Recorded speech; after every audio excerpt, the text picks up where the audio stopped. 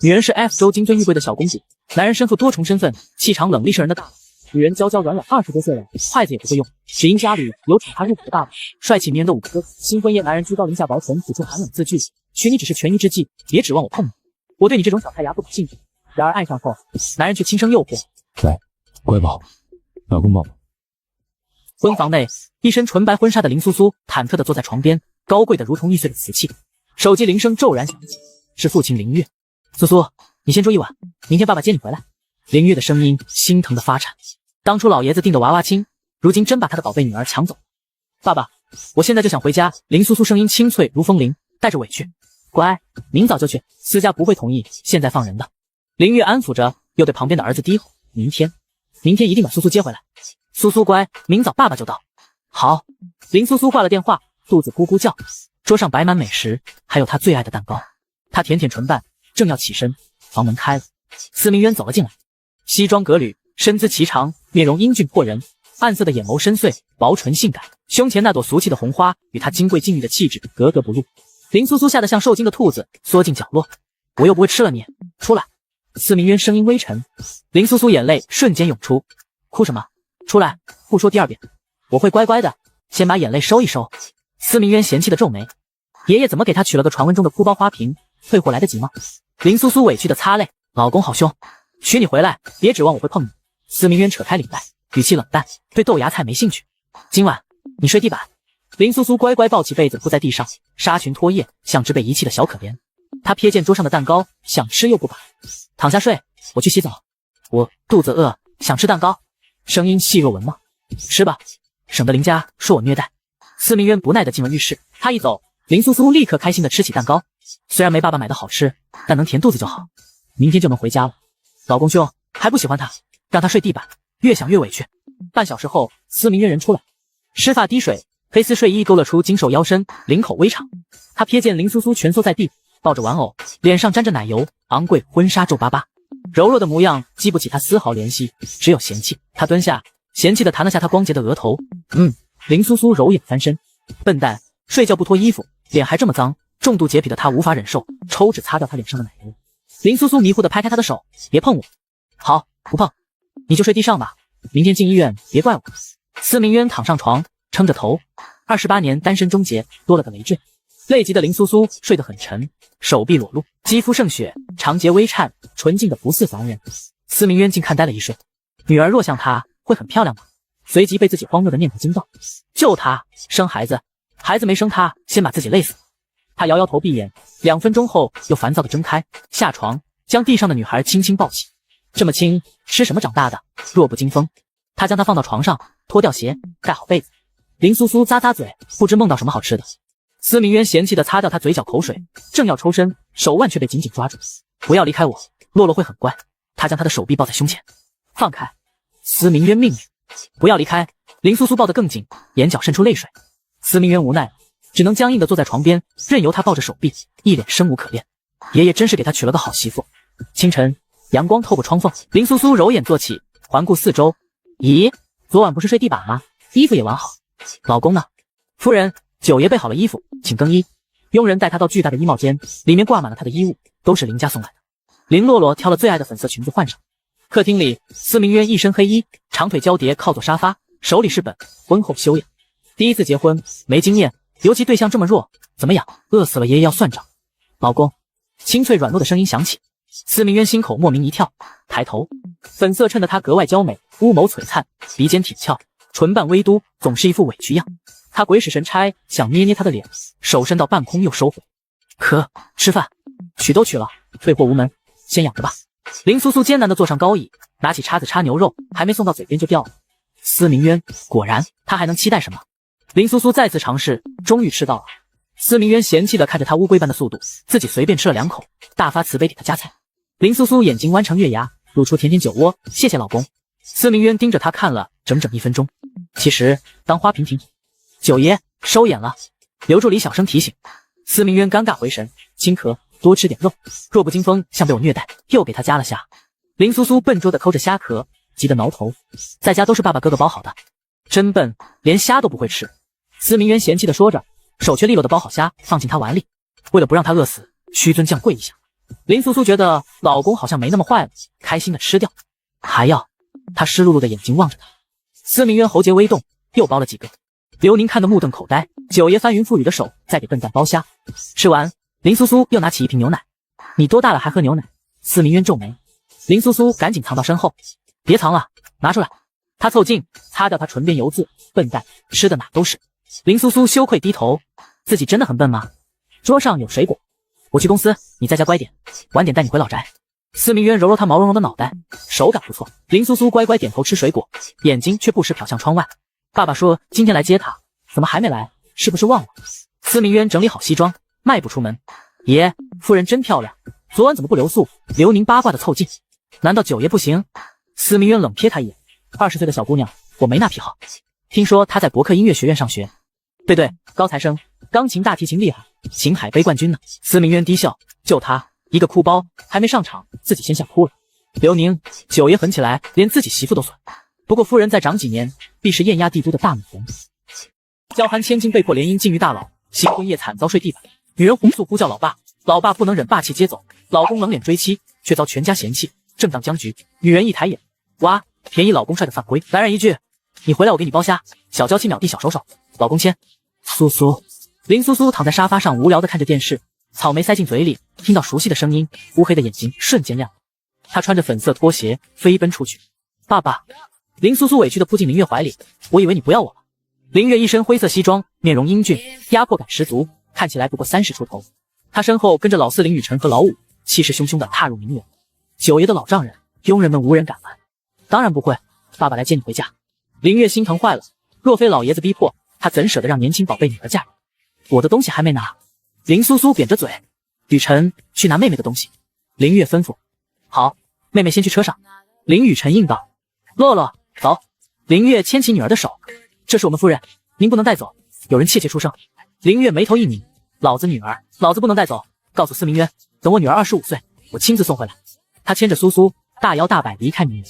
林苏苏毫无留恋，昨晚那个便宜老公让她睡地板，还是爸爸和哥哥好。黑色轿车扬长而去。司家老宅，司老爷子得知孙媳妇被带走，气急败坏的打电话给司明渊。司明渊正闭目养神，手机响起。爷爷，苏苏呢？在家。司明渊冷漠道，人我娶了，还想我怎样？天天陪她，我没空。在家，她被林家带走了。你昨晚干了什么？我睡书房。司明渊挑眉，被带走，正好退货。你睡书房？新婚夜你睡书房？怪不得他走，快去接人。他想回，我能怎样？那么笨，娶了个废物。司明渊话音未落，电话那头传来老爷子急促的喘息和杂乱的惊呼。爷爷。司明渊握紧手机，唯一在乎的亲人出事。刘宁回老宅，车子疾驰掉头。林家。三哥。林苏苏衣服微乱，林宇浩揉揉她的头，苏苏回来了，三哥给你买了兔子抱枕。谢谢三哥。林苏苏开心的抱着大兔子回房放好。客厅里，林宇浩担忧，爸，新婚第一天就把人带回来，我女儿25岁再给她。林月怒气未消，万一他们虐待苏苏怎么办？他越想越气，5个儿子未婚，宝贝女儿倒先嫁了。林苏苏回到客厅，苏苏，司明渊昨晚对你做了什么？林月严肃问。林苏苏呆萌地点点头。什么？林月拍案而起，抄起水果刀，我要宰了他。爸，冷静，他让我睡地板，没打没骂。林苏苏赶紧解释。林月放下刀，怒火更炽，睡地板，离婚，必须离。地板那么凉，冻病了怎么办？对，离婚。林苏苏附和，她才不想去便宜老公家。好，爸爸马上去跟你爷爷商量离婚。林月决然道。林苏苏毫无留恋的点头。司明渊赶到老宅，老爷子躺在床上，脸色不佳。爷爷，苏苏呢？还没接。司明渊皱眉，您怎么不去医院？别管我，去接苏苏。老爷子用拐杖敲他。爷爷，何必强求大哥娶那无用的女人？司雪梨，三叔之女。插话。老夫人也附和。是呀，娶妻娶贤。你们懂什么？老爷子怒斥老夫人，转向司明渊，接不回苏苏，你也别回来。好，我去。司明渊安抚爷爷，转身脸色阴沉如水。竟敢跑！刘宁，去林家抓人。刘宁背脊发凉，夫人要遭殃了。林家客厅，苏苏，再吃个橘子，爸爸包的。林月递上橘子，不吃了爸爸，打游戏呢，哥哥嫌我菜。林苏苏专注操作，他敢，罚他闭门思过。再吃一个。林月宠溺。林雨辰确认是捡来的。林苏苏咬掉半个橘子，继续送人头。林总，酒也来了。吓人极爆。林苏苏吓得跳起，拖鞋都顾不上穿好，一溜烟跑回房间锁门。林月，女儿这么怕他，肯定被欺负了。司明渊西装革履，气场强大的步入客厅。林总，你来做什么？林月冷脸起身。苏苏呢？你让她睡地板，还有脸来离婚？必须离！林月劈头盖脸。司明渊，她睡的是床，少骗人！你敢说没让她睡地板？林月怒视。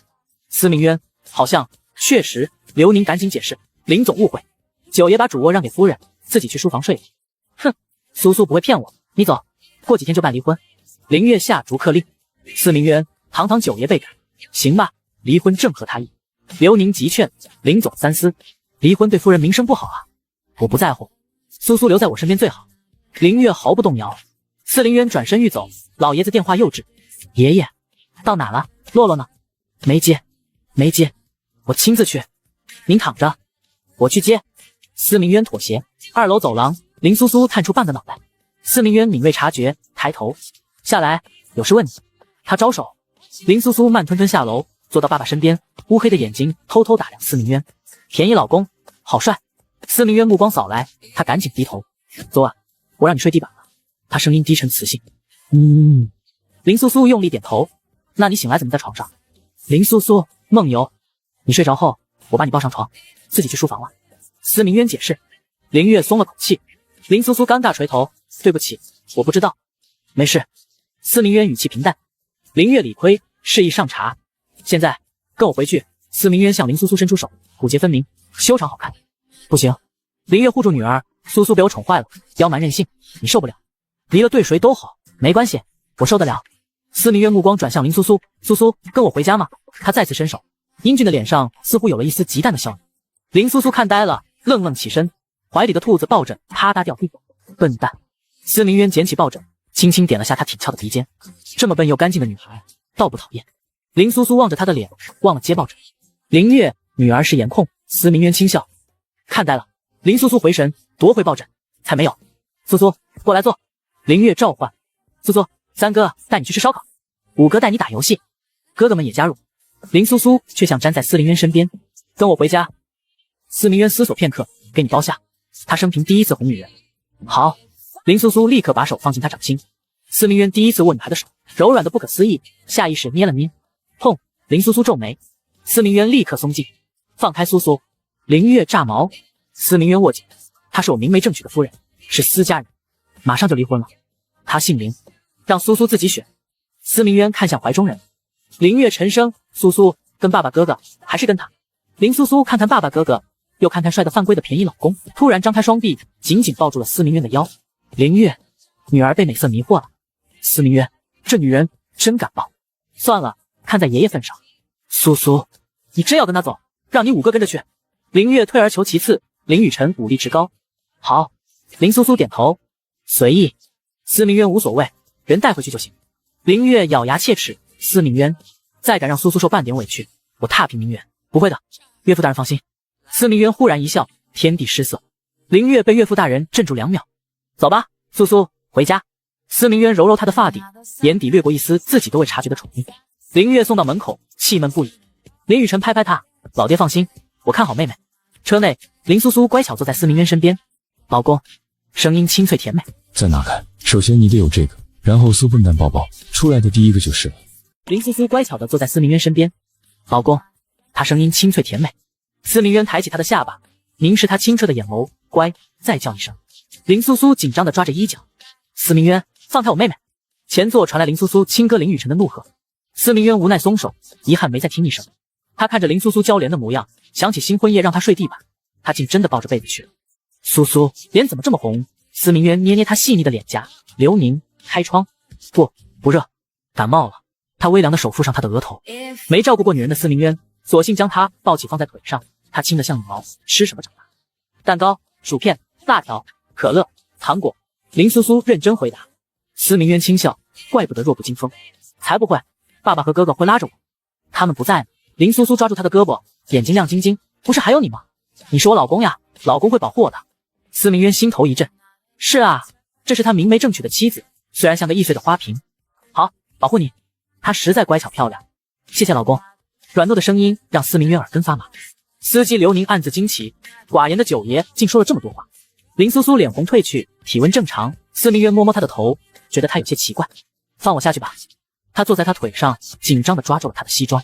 司明渊这才察觉，忙将他放回座位，归咎于他太轻。刘宁欣慰点头，九爷开窍了，原来偏好娇弱型。车子抵达司家老宅，笨蛋，进去叫爷爷。我叫林苏苏。他气鼓鼓跺脚，毫无气势。好，苏苏。司明渊心情愉悦地牵着他进门。江岩身着白色礼裙，身姿曼妙，看到司明渊，柔声唤道：九爷。林苏苏看看对方姣好的身材，又看看自己，默默抓紧司明渊的手，贴近他。司明渊视若无睹，径直走过。江岩脸色一僵，大哥，是江岩姐。司雪姨迎上来，嫌弃地看着林苏苏，你怎么带她来了？林苏苏吓得躲到司明渊身后。司雪姨，这是我夫人，你该叫什么？司明渊脸色阴沉，将林苏苏拉出来，可她比我还小2岁。司明渊周身寒意弥漫。嫂子。司雪姨不情不愿地低头。司明渊这才带林苏苏进去。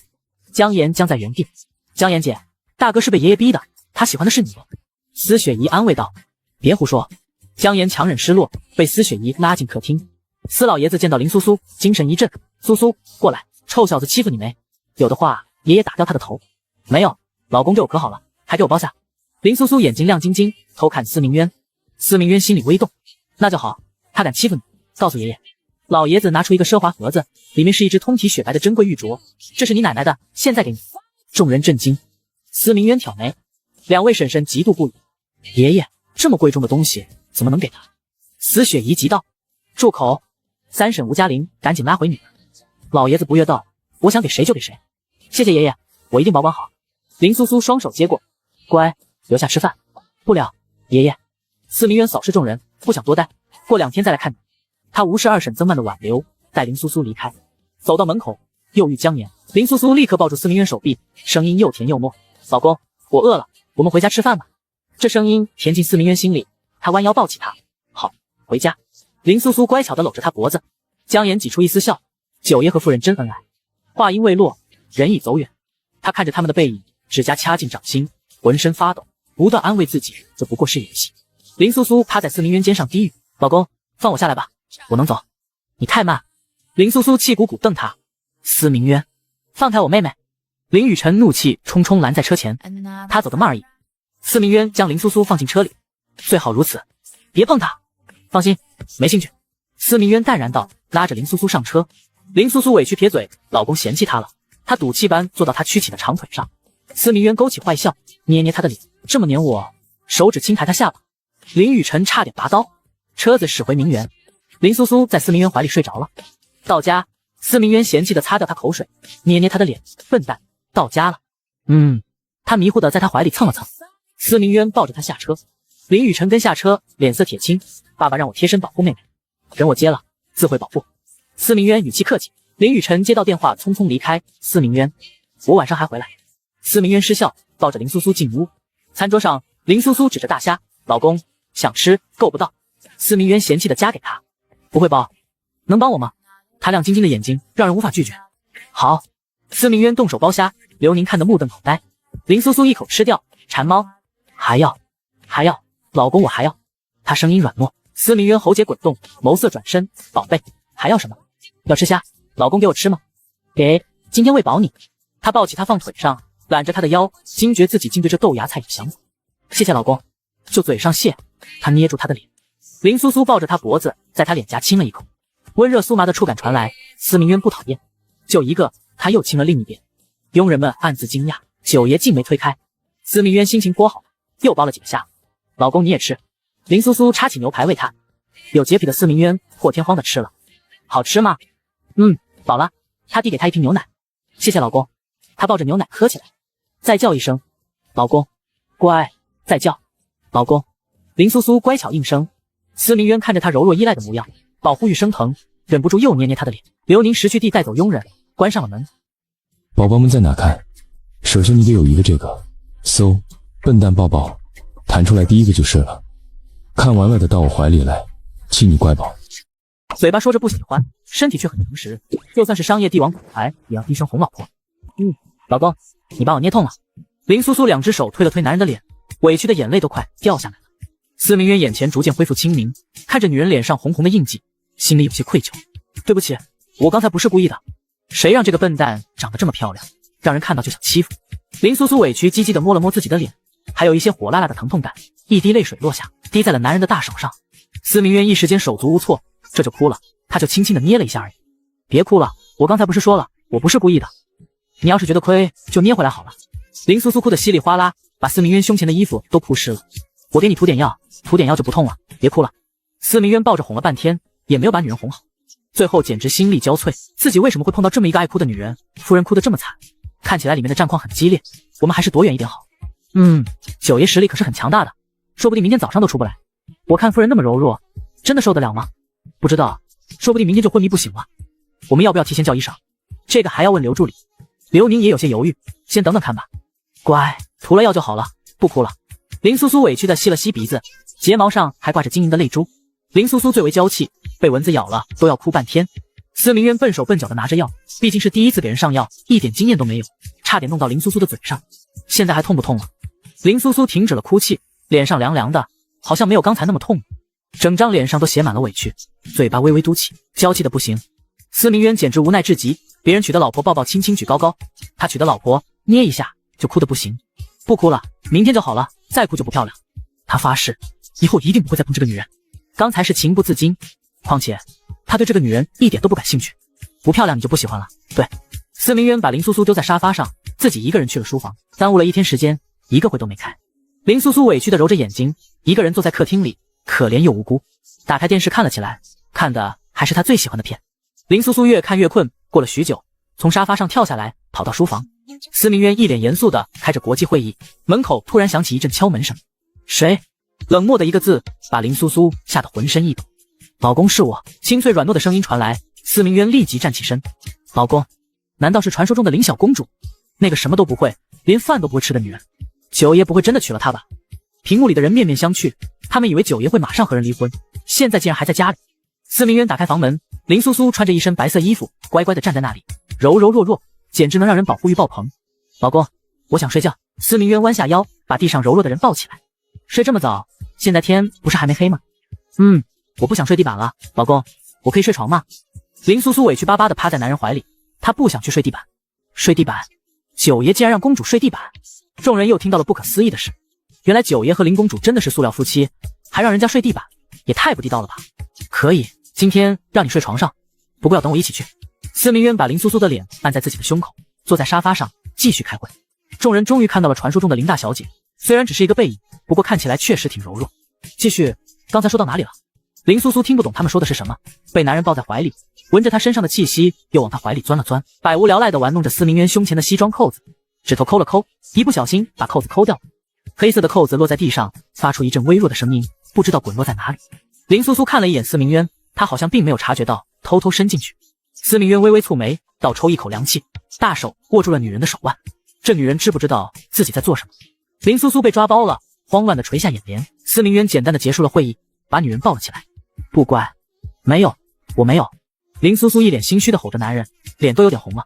那我衣服上面的扣子呢？被谁弄掉的？不是你，还是谁？司明渊把人拎到房间，放在床上。不知道，我不知道。林苏苏身体缩到被子里，把脸都蒙了起来。她只是轻轻地碰了碰，是扣子太不结实了，不能怪她。不知道，你就这么喜欢我？不过我对你这种女人不感兴趣，也不会碰你。今天晚上你就在这里睡，我去隔壁房间。林苏苏再次掀开被子，司明渊已经走出了房门。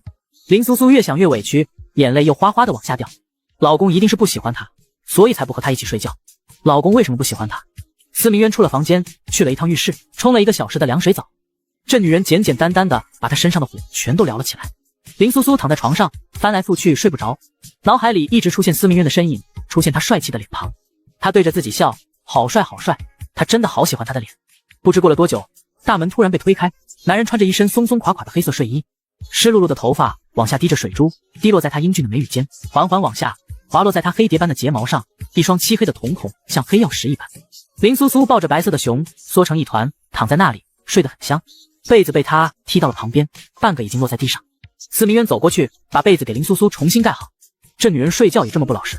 林苏苏察觉到熟悉的气息，2个手又把男人的胳膊抱住。司明渊抬起手，轻轻点了点女孩白皙的额头。不要走，不要离开我。女孩眼角滑落出一滴晶莹的泪水，抱着男人的手臂放在胸前。司明渊擦掉女人眼角的泪水，果然是个哭包，就算是睡觉也在哭。不过笨蛋好像真的没有妈妈，林夫人似乎是突然失踪，当时帝都闹得很大，他也略有耳闻。司明渊立即收回手，他可是比小不点大了整整9岁。算了，养2年，给林家送回去吧。他可不能做这种事。司明渊在心里默默提醒着自己，他还没有饥不择食到这种地步。林苏苏抱着男人的手臂，不哭也不闹了，乖乖睡觉。司明渊被女孩抱着手臂，只能半靠在床头。林苏苏察觉到温暖，又爬了过去，蹭到男人的怀里，把他的衣服都拱开了。别乱动，再乱动，我就把你丢下去睡地板。林苏苏似乎听到了男人的声音，乖乖地趴在他的怀里不动了。司明渊第一次抱着娇妻睡觉，手感还是挺不错的。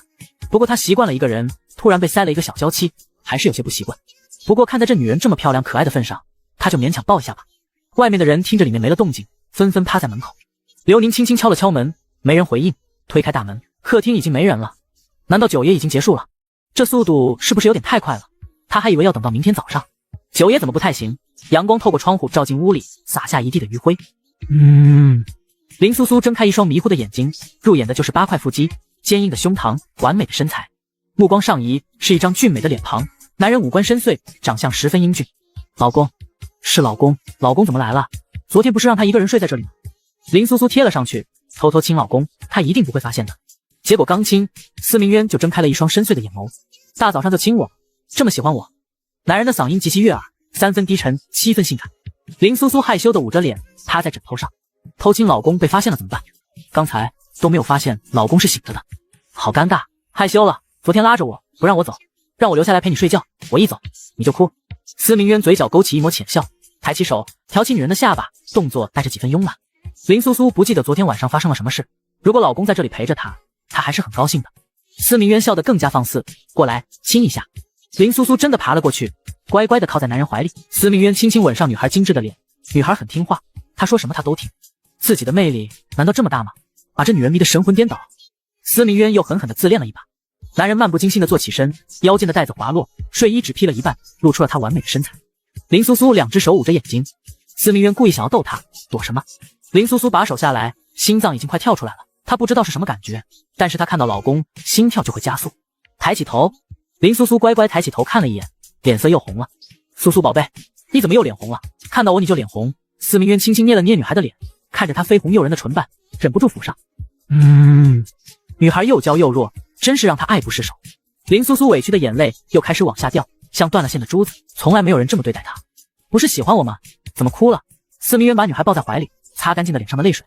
好了，不哭了，我是你老公，亲你是很正常的。况且你不是喜欢我，被我亲难道不开心？林苏苏揉了揉眼睛，就是很委屈。可是她真的很喜欢老公的脸。林苏苏委屈唧唧的撇着嘴，还是很委屈。乖，先把袜子穿上，我带你去换衣服。司明渊把女孩的袜子拿了出来，这种袜子能穿吗？还是他理解不了？是他太老了吗？可能是他太老了吧，已经跟不上潮流了。林苏苏穿了许久，还把袜子穿反了。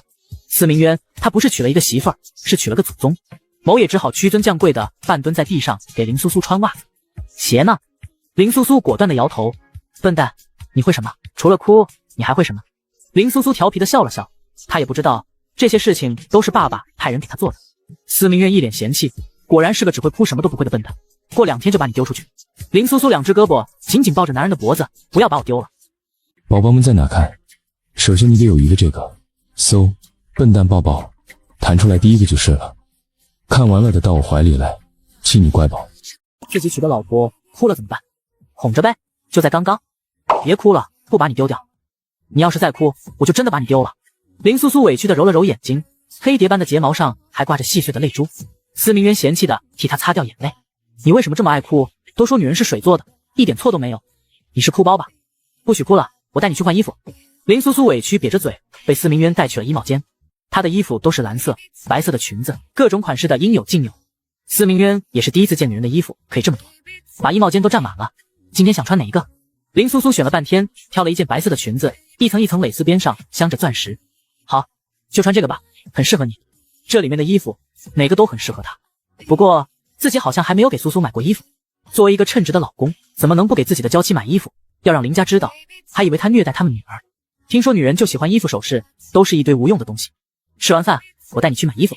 林苏苏抬起头，开心的笑了一下，眼睛弯成了月牙，两个酒窝格外漂亮。谢谢老公，可是我的衣服已经很多了，再多一点也无妨。这些都是你从家里带的，和我给你买的不一样。司明渊霸道惯了，虽然不喜欢这个女人，不过既然嫁给了她，自然不会让她受委屈，该有的东西还是要有的。林苏苏被司明渊带了出来，换上一身白色的裙子，纯洁又干净，一双乌黑的眼睛不染尘埃，面容精致，像是从天上下来的仙女。这个小废物长这么漂亮一张脸，怪不得九爷不舍得和她离婚，那是自然的，光她这张脸，男人玩一辈子都不会烦。说的也对，哎，也不知道我什么时候才有这么好的福气。周围打扫卫生的女佣窃窃私语，羡慕的不行，家世又好，长得漂亮，而且还嫁了这么帅气多金的老公，简直是他们梦想中的完美人生。刘宁，去热一瓶牛奶。刘宁刚把饭菜摆好，又去厨房吩咐人热牛奶。他们爷真是越来越关心夫人了，说不定过不了多久，他们就会有小主子了。司明渊眼里带着一丝宠溺，揉了揉女孩的头，喝点牛奶，我们再出去。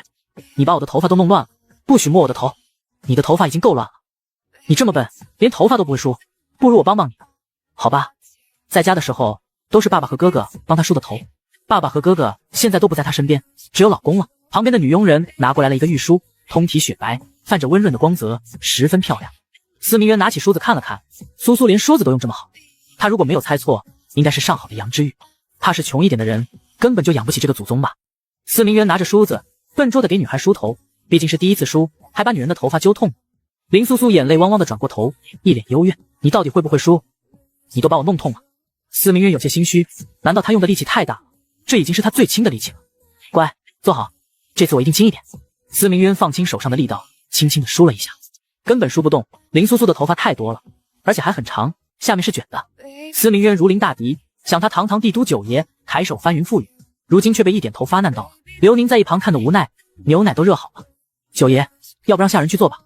司明渊把刘宁手里的牛奶拿过来，放在林苏苏手上，你先喝点牛奶，我给你慢慢梳。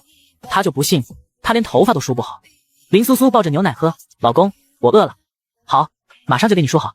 旁边的佣人都在努力的憋笑，第一次看九爷伺候别人，没想到他们九爷什么都会，竟然不会给夫人梳头发。司明渊简单的梳理了2下，好了，梳好了。林苏苏跑到镜子前看了看，和刚才一模一样，没有什么不同。老公给她梳了什么？骗子，明明和刚才一模一样，你根本就没有给我梳头。林苏苏凶巴巴的瞪着男人，2只手扒拉了扒拉头发，比他梳的还要整齐。司明渊，乖，我们去吃饭了。他已经不想再提这个话题，连头发都不会梳，你是笨蛋。司明渊一把捏住了女人精致白皙的脸庞，再说一遍，真是胆肥了，竟然敢说他是笨蛋，这世上还从来没有人敢这么和他说话。刘宁吓得缩起了脖子，这个祖宗真是无法无天，九爷都敢骂，厉害。我不说了，你把我捏痛了。林苏苏柔柔弱弱，轻轻捏一下，脸上就会有一个红痕。司明渊松开手，刚才他一点力气都没有用，女人身娇体弱，他轻轻一碰就散架了。林苏苏一双水汪汪的眼睛看着司明渊，委屈极了。他只是说了一句实话而已，老公就要欺负他，老公最坏，他要回家。林苏苏松开男人的手，自己一个人坐在餐桌前，看着满目琳琅的饭菜，又不舍得走，他要把这些饭都吃完再走。手里拿起叉子，把他最喜欢吃的饭菜全都夹过来，一个都不给老公留，让他饿肚子，不让他吃饭。没到一会儿，林苏苏碗里已经装满了吃的。司明渊坐在林苏苏旁边，心情很好的勾起唇角，笨蛋，你今天吃这么多。林苏苏气鼓鼓的吃饭，不理他，他的脸现在还很痛。司明渊修长的手指轻轻敲击着桌面，难道这女人生气了？叫声老公，我给你包下。林苏苏凶巴巴的看了他一眼，咬着一块牛肉，像是在咬司明渊。司明渊，他好像又把这祖宗给得罪了。司明渊优雅的吃着饭菜，包了一个虾塞进自己嘴里，爱吃不吃，能让他包虾，不知道是这笨蛋几辈子修来的福气，他竟然不要。林苏苏看他吃虾吃得津津有味，也有些嘴馋，拿了一个抠了半天也没有抠开，气得把虾摔到了地上。司明渊，这女人的脾气真是太坏了，也不知道是谁惯出来的。旁边的女佣们赶紧去捡，又把地重新拖了一遍。九爷也太纵着她了，大小姐脾气最坏了，谁受得了？是啊，换作是我，直接就把她赶出家门了。她这种女人脾气这么坏，迟早有一天会被九爷扫地出门，大家都等着瞧吧。一旁的女佣人都有些看不下去了，这个女人简直太大小姐脾气，竟然给九爷甩脸色。林苏苏气鼓鼓的吃着牛排，等回家了，爸爸会给她包，才不要吃便宜老公呢。可是闻着真的好香，她也好想吃，手里的牛排都不香了。林苏苏偷偷看了一眼司明渊，他又包了好几个虾，都放在了白色的盘子里。喂，想吃吗？司明渊拿起一个虾，放在女人脸上晃了一圈，又塞到自己嘴里。这种幼稚的行为，他也不知道自己怎么做得出来，不过看到这个女人生气，他就是想要斗一斗。刘宁，这种幼稚的行为真的是他们九爷做出来的吗？他不是被换了一个内心？不想，一点都不想吃。林苏苏拿着叉子继续吃着牛排，司明渊低笑一声，又拿起了一个放在女人嘴边，叫声老公，给你吃一个。他是不会为了一个虾就屈服的。林苏苏气鼓鼓，司明渊忍不住伸出手，轻轻的捏了一下。他生气太难哄了，别碰我！林苏苏一口咬在司明渊的手上，一个牙印落在上面。你这女人还会咬人！林苏苏知道自己做错事了，可怜兮兮的垂下头。她是不是太过分了？万一把老公咬伤了，老公就没办法给她剥虾吃了。司明渊把一盘剥好的虾都放在林苏苏脸前，吃吧，都是给你剥的。你不怪我把你的手咬了吗？林苏苏抬起头，乌黑的眼睛里闪动着泪光。司明渊眉头紧锁，又哭，把自己咬了，他还哭。那你给我吹吹吧，吹吹就不痛了。林苏苏真的握住男人的手，踏上去，轻轻的吹了吹。你还痛不痛了？司明渊，不痛了，就他那点力气，咬起人也没什么痛的，就一个浅浅的牙印。看把这女人紧张的，就这么在乎他。没办法，自己的魅力就是太大。吃吧，都是给你的，多吃点。谢谢老公。司明渊听着老公两个字，耳朵都要怀孕了。天天听他叫老公，其实也挺好的。我只是看你太弱了，没有别的意思。吃吧。林苏苏把司明渊剥的虾全都吃完了。司明渊艰难的吃完了早餐，这绝对是他这辈子吃过最慢的一次，全用来陪这个笨女人。老公，我吃饱了。司明渊看着女人吃的一脸脏乱，嫌弃的拿起餐巾纸给她擦了擦脸。真是个笨蛋，吃饭也能把脸上吃的到处都是。过来。林苏苏走到了司明渊怀里，乖乖的坐在他的腿上，还是那么轻，他轻松的就能抱起来。今天我带你去买衣服好不好？好。帝都商城，人来人往，络绎不绝，异常繁华。司明渊带着林苏苏下了车，这里是帝都最大的商城，各种各样的店铺应有尽有。司明渊走在前面，林苏苏跟在后面。林苏苏看到这么多人，眼睛充满恐惧，站在原地不敢动。跟紧点，别走丢了。林苏苏缓缓挪动脚步，跟了上去。两个人一出场，瞬间吸引了许多人的目光。那两个人怎么这么眼熟？好像在哪里见过。不知道，我也觉得有点眼熟。是九爷和林家大小姐，他们两个人竟然来逛街了。不知道谁认出来了，周围人拿起手机开始拍照。司明渊婚礼公开，整个帝都的人都知道他娶了林家大小姐。我们都等着这对塑料夫妻赶快离婚，只要九爷离婚了，他们还有机会。江岩，那是九爷，你不说他们两个快离婚了，他怎么还带这个女人来逛街？是啊，九爷不是从来不来这种无聊的地方，他怎么可能会陪着这个女人来逛街？楼上几道身影停了下来，是江岩和她的闺蜜们，一个个打扮得光鲜亮丽，也算是豪门千金。正事不干，天天来逛街。江岩看着一楼的两个人，脸色一阵青一阵白。真的是司爷，我哥他怎么会来这种地方？他说过，逛街的人都是浪费时间，只有白痴才会那么做。司雪一看向一楼，男人西装革履，身形高大，走到哪里都是最耀眼的存在。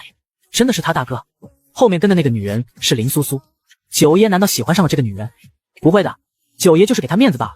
你看，连他的手都没牵，被甩在后面了吧？几个人在二楼静静观察着一楼的动静。宝宝们在哪看？首先你得有一个这个，搜，笨蛋抱抱，弹出来第一个就是了。看完了的到我怀里来，亲你乖宝。论男人双标的重要性，别人逛街纯属浪费时间。小公司逛街，人家最不缺的就是时间。林苏苏换上一身漂亮的半身裙，皮肤白得发光，抬起头，一双乌黑的眼睛看着司明渊。老公，我穿这件衣服好看吗？司明渊低咳两声，心里承认确实好看。这女人虽然有点笨笨的，不过长得真漂亮。还行。林苏苏对着镜子看了看，有些失落。老公要是不喜欢就不要了，她想穿得漂漂亮亮的，让他喜欢。谁告诉你我不喜欢？司明渊语气霸道，就买这个，把旁边几个同款式的都打包了。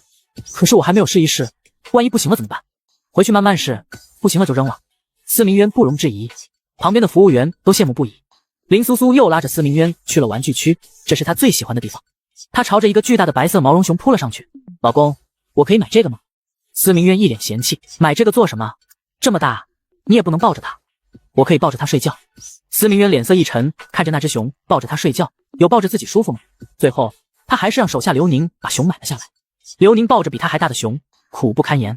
逛了半天，林苏苏累了，腿也酸了。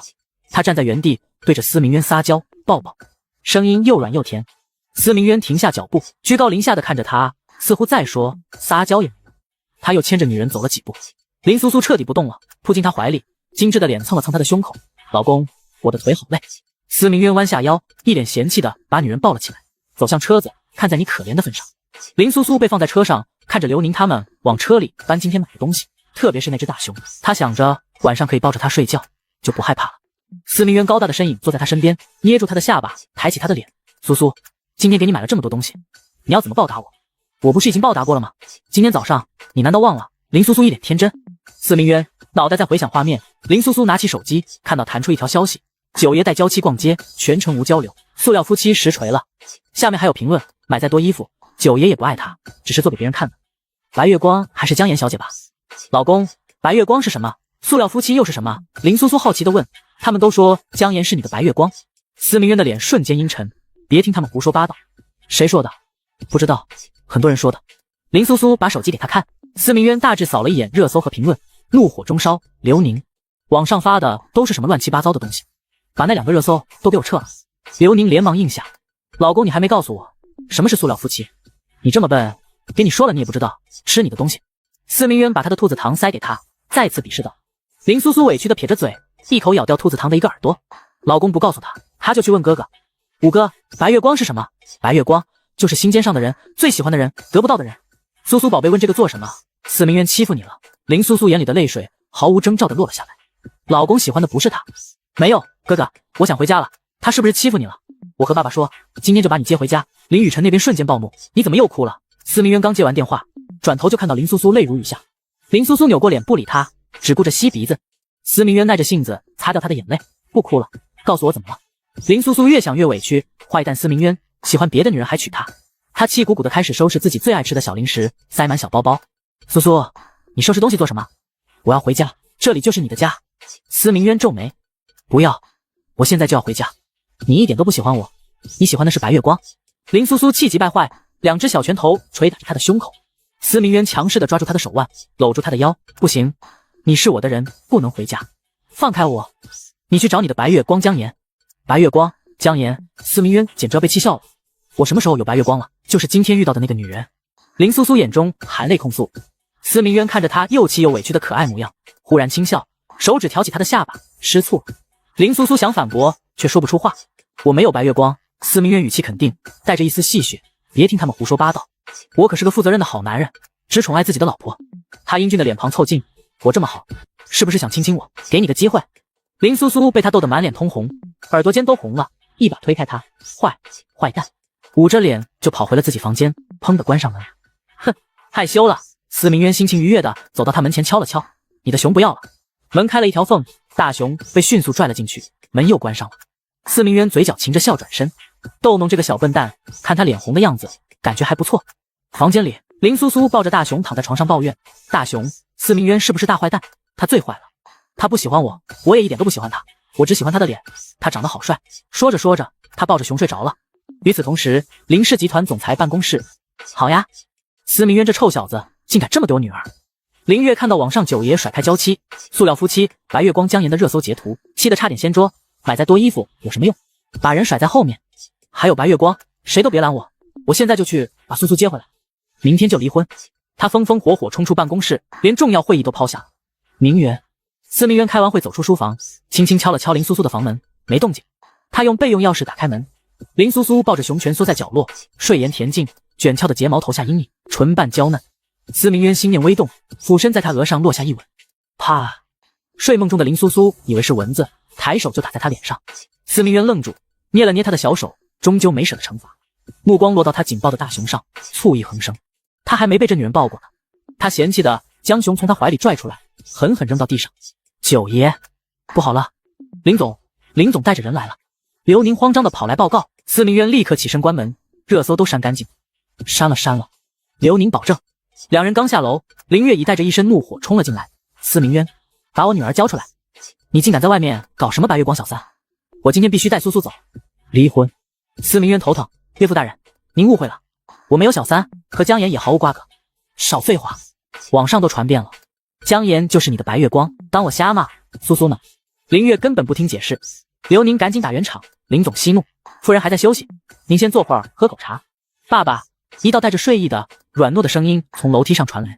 林月猛地回头，只见林苏苏穿着一身白色睡裙，揉着惺忪的睡眼，迷迷糊糊地站在楼梯上。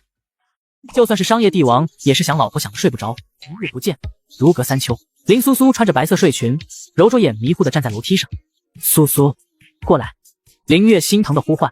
下楼时，林苏苏脚下一滑，猛地向前栽倒。苏苏，林月肝胆俱裂，一道身影比他更快。司明渊如离弦之箭冲上前，稳稳接住他，心脏狂跳，他竟如此紧张。林苏苏吓得大哭，眼泪蹭在司明渊昂贵的西装上。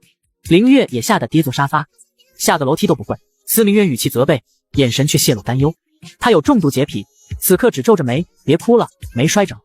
那一瞬，他心跳骤停。确认安全，林苏苏啜泣，谢谢老公，下次看着点。司明渊放下他，他腿一软，他立刻扶他坐下。真是个娇气包，爸爸，宝贝，快让爸爸看看。林月后怕不已，再看司明渊，勉强加10分，反应够快。爸爸来接我回家吗？林苏苏眼睛一亮，这就带你走。林月点头，好。林苏苏精神一振，跑上楼脱下小包，又试图抱起巨大的白熊。慢点。司明渊几步跨上，替他拿过熊，声音低沉，真要走，连这个都带，不回来了，心头莫名发闷。林苏苏抬头认真道，爸爸说要离婚，你不喜欢我，你喜欢白月光。司明渊捏捏他下巴，无奈又带一丝宠溺，老公没有白月光，只有一个天天要伺候的小祖宗。才没有，那是谁？天天给你准备饭菜、剥虾、穿鞋穿袜子。司明渊捏捏他脸颊，感觉养了只小白眼狼。算了，离就离吧。林苏苏被问住，老公对她确实很好，离了婚就没有了。可是她不喜欢他。苏苏，跟爸爸回家住几天。林月招呼。司明渊，不是要离婚。司明渊，林月审视他，看在你就苏苏份上，给你机会，解释清楚和那个女人的关系，苏苏就还你。整个帝都似乎只有他勉强配得上女儿。解释，司明渊坦道，我和江岩没有任何关系，以前没有，现在没有，未来也不会有。林月见他坚定，有些动摇，难道误会了？好，网上说你们塑料夫妻，现在就把你们亲密照片发出去公开澄清，证明你们恩爱，我就把苏苏留下。林月要求，不需要旁人评判，我问心无愧。司明渊断然拒绝，他厌恶被逼迫，从不社交，更不破坏原则。林月气急，连这点要求都不答应，可见心里根本没苏苏。苏苏，我们走，过几天办手续。林苏苏看一眼沉默的司明渊，失落的垂下头，被爸爸牵着走向大门。他一步3回头，眼里藏着最后一丝期待。九爷真不去追，发个微博而已。林总只是不想女儿被非议，留您小声劝。司明渊闭目不语，他讨厌胁迫。林苏苏走到门口，最后回望，司明渊纹丝不动，他眼里的光彻底熄灭。他果然一点都不喜欢他。他默默打开包，把里面司明渊买的糖果、零食一股脑全丢出车窗外。苏苏，怎么把糖丢了？你不是最喜欢吗？不喜欢了，是老公买的，都不喜欢了。声音带着哭腔。好，爸爸买新的，更多，不要他的。林月心疼搂住女儿，黑色轿车绝尘而去。许久，司明渊踱出别墅大门，望着消失的方向沉默。九爷，起风了，回吧。刘宁低声道。司明渊正要转身，目光定在不远处地面，一颗被丢弃的糖果，那是只缺了2个耳朵的兔子糖，很大一颗，是他今早买给他的，耳朵是被他气鼓鼓咬掉的。林苏苏叫他老公的娇软声音，生气鼓脸的模样，抱熊睡觉的样子瞬间清晰浮现。他冷峻眉宇间掠过一丝难以捕捉的柔软，弯下腰，修长手指轻轻拾起了那颗沾尘的兔子糖。抱，林总接女回家。2大豪门婚恋，四爷脱离苦海，江岩珠宝设计大赛，几条热搜引爆网络。最震惊的无疑是2大豪门婚姻碎裂。据那场震惊全球、耗资10几亿的顶级婚礼，仅过去3天，可惜了那场婚礼完结撒花，以为能多顶2天呢。啊，四爷单身了，我又可以了，普天同庆。四爷脱离苦海，江岩姐，那女人终于走了，全网欢呼。司雪怡刷着手机兴奋道：九爷还没官宣离婚，我哥才不会官宣，结婚都没官宣，离婚肯定悄悄办完，扫地出门。江岩停下动作，眼里窃喜一闪而过。是吗？当然，江岩姐，在我眼里就你一个嫂子，这次珠宝设计大赛你是首席，肯定冠军，让我哥看看你的优秀，比那只会哭的女人好1000倍。江岩想起司明渊，重燃动力。小姨别这么说，厉害的设计师很多，江岩姐你可是帝都首席，以前都是你冠军，我哥不也让你设计过？那是江岩唯一与司明渊的合作。我会加油。九爷离婚了，他会全力追逐，你这么好，我哥总会看到的。阿 T。林家饭桌上，林苏苏摸摸鼻子，苏苏感冒了。林宇浩摸摸他额头，三哥没感冒，是有人说我坏话。谁？司明渊，一定是他。不是，老公不会说我坏话。林苏苏穿着睡衣迷糊吃饭。苏苏，四哥给你包的虾。林宇凡推过满满一盘虾，谢谢四哥。林苏苏拿起虾，却想起老公剥虾的样子。苏苏，牛奶。林雨晨递过热牛奶，林苏苏抱着牛奶发呆。老公早上也会给她热牛奶，她心不在焉，没吃几口。五哥，我吃饱了。转身上楼，妹妹怎么了？出去几天饭都不吃了。都怪司明渊，欺负妹妹，我们去打他一顿。楼下商量着报仇。楼上，林苏苏躺在床上，司明渊低沉带挑逗的声音仿佛在耳边：笨蛋，想我了吗？想我了就亲我一下。她摇头赶走身影，脸色发红。老公最坏了，不在身边也坏。她拿起手机，上面有她存好的号码，说遇到困难就打。她无意按了下去。司明渊在公司接通未看来电，谁？熟悉嗓音。林苏苏紧张的挂了。司明渊以为打错，没理会。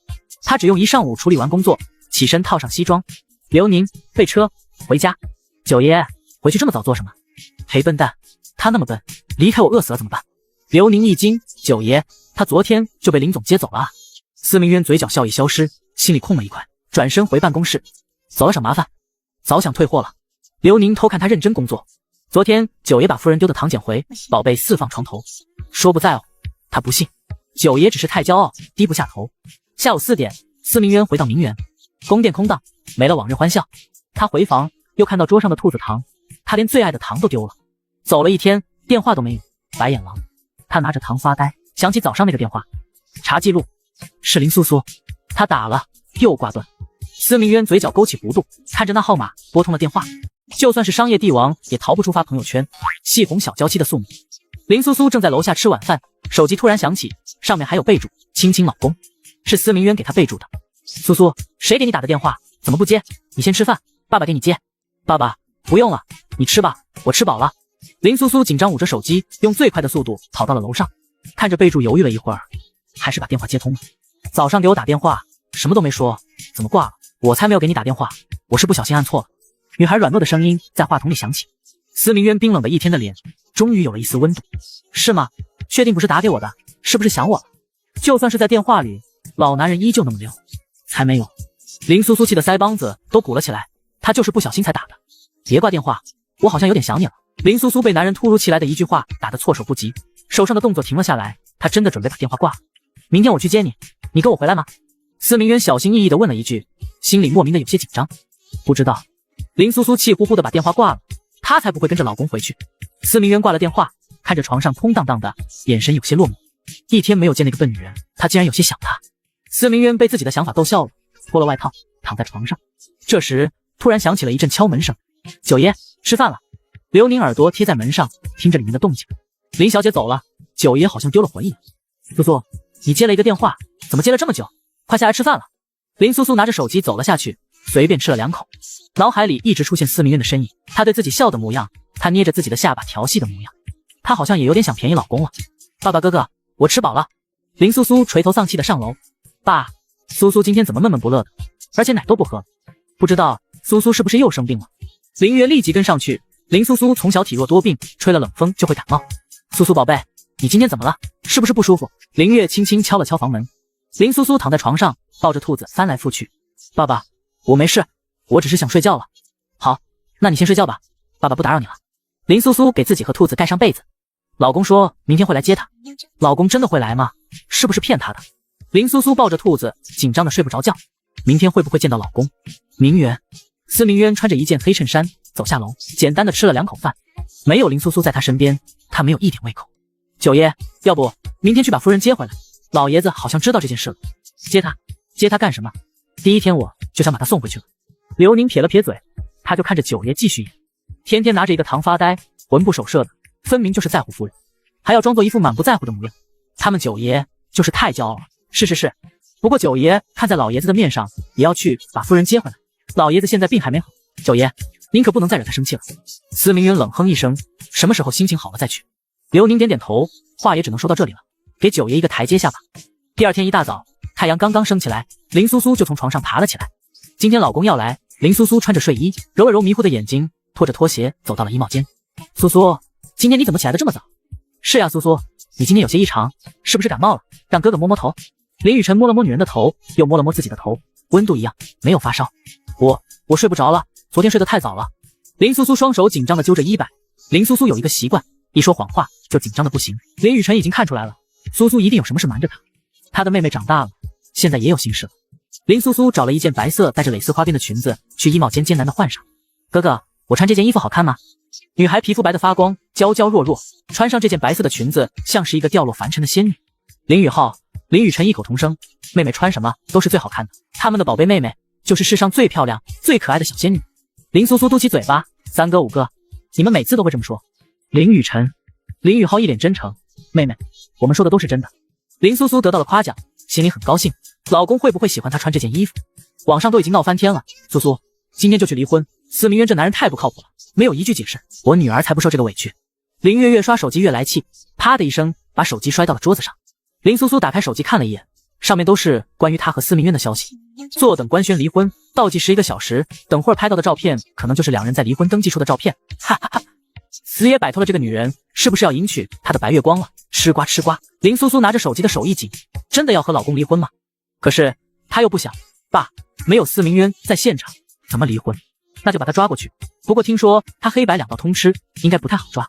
林月正想着怎么抓司明渊，这人就自己送上门了。司明渊思考了一晚上，一大早就驱车来了林家。佣人匆忙来报，林总来了，姑爷来了，就在门口。司明渊来了，他来做什么？林月把旁边的林苏苏护在身后，难道也是来提离婚的事？男人西装革履，漆黑的瞳孔犹如黑曜石，气势清贵，迈着修长的双腿缓缓走来。林苏苏一眼就看到了自己的老公，呆呆地望着他的脸。老公好帅。林月挡在林苏苏面前，司明渊，你来的正好，我正要去找你，和苏苏办离婚证。离婚？我并没有说要和他离婚。司明渊一头雾水，他什么时候说过这样的话？林月，你没看到网上的人都盼你和苏苏离婚，给你的白月光让位。刘宁，林总，九爷怎么舍得和夫人离婚？他一大早来这里是为了把夫人接回家。林月被气笑了，当初连个解释都不愿意，现在还想把我女儿带回家，想都别想。司明渊知道自己有错在先，认错的态度十分诚恳。岳父大人，你想让我怎么解释？现在想解释，晚了，跟苏苏去领离婚证，领完离婚证，你们2个人桥归桥，路归路，你想娶谁就娶谁。对，苏苏是我们家的小公主，你不想要就把她还给我们。林苏苏的2个哥哥也挡在她的身前。司明渊越过几人，看到了坐在沙发上的林苏苏，冲着她勾了勾手指。过来。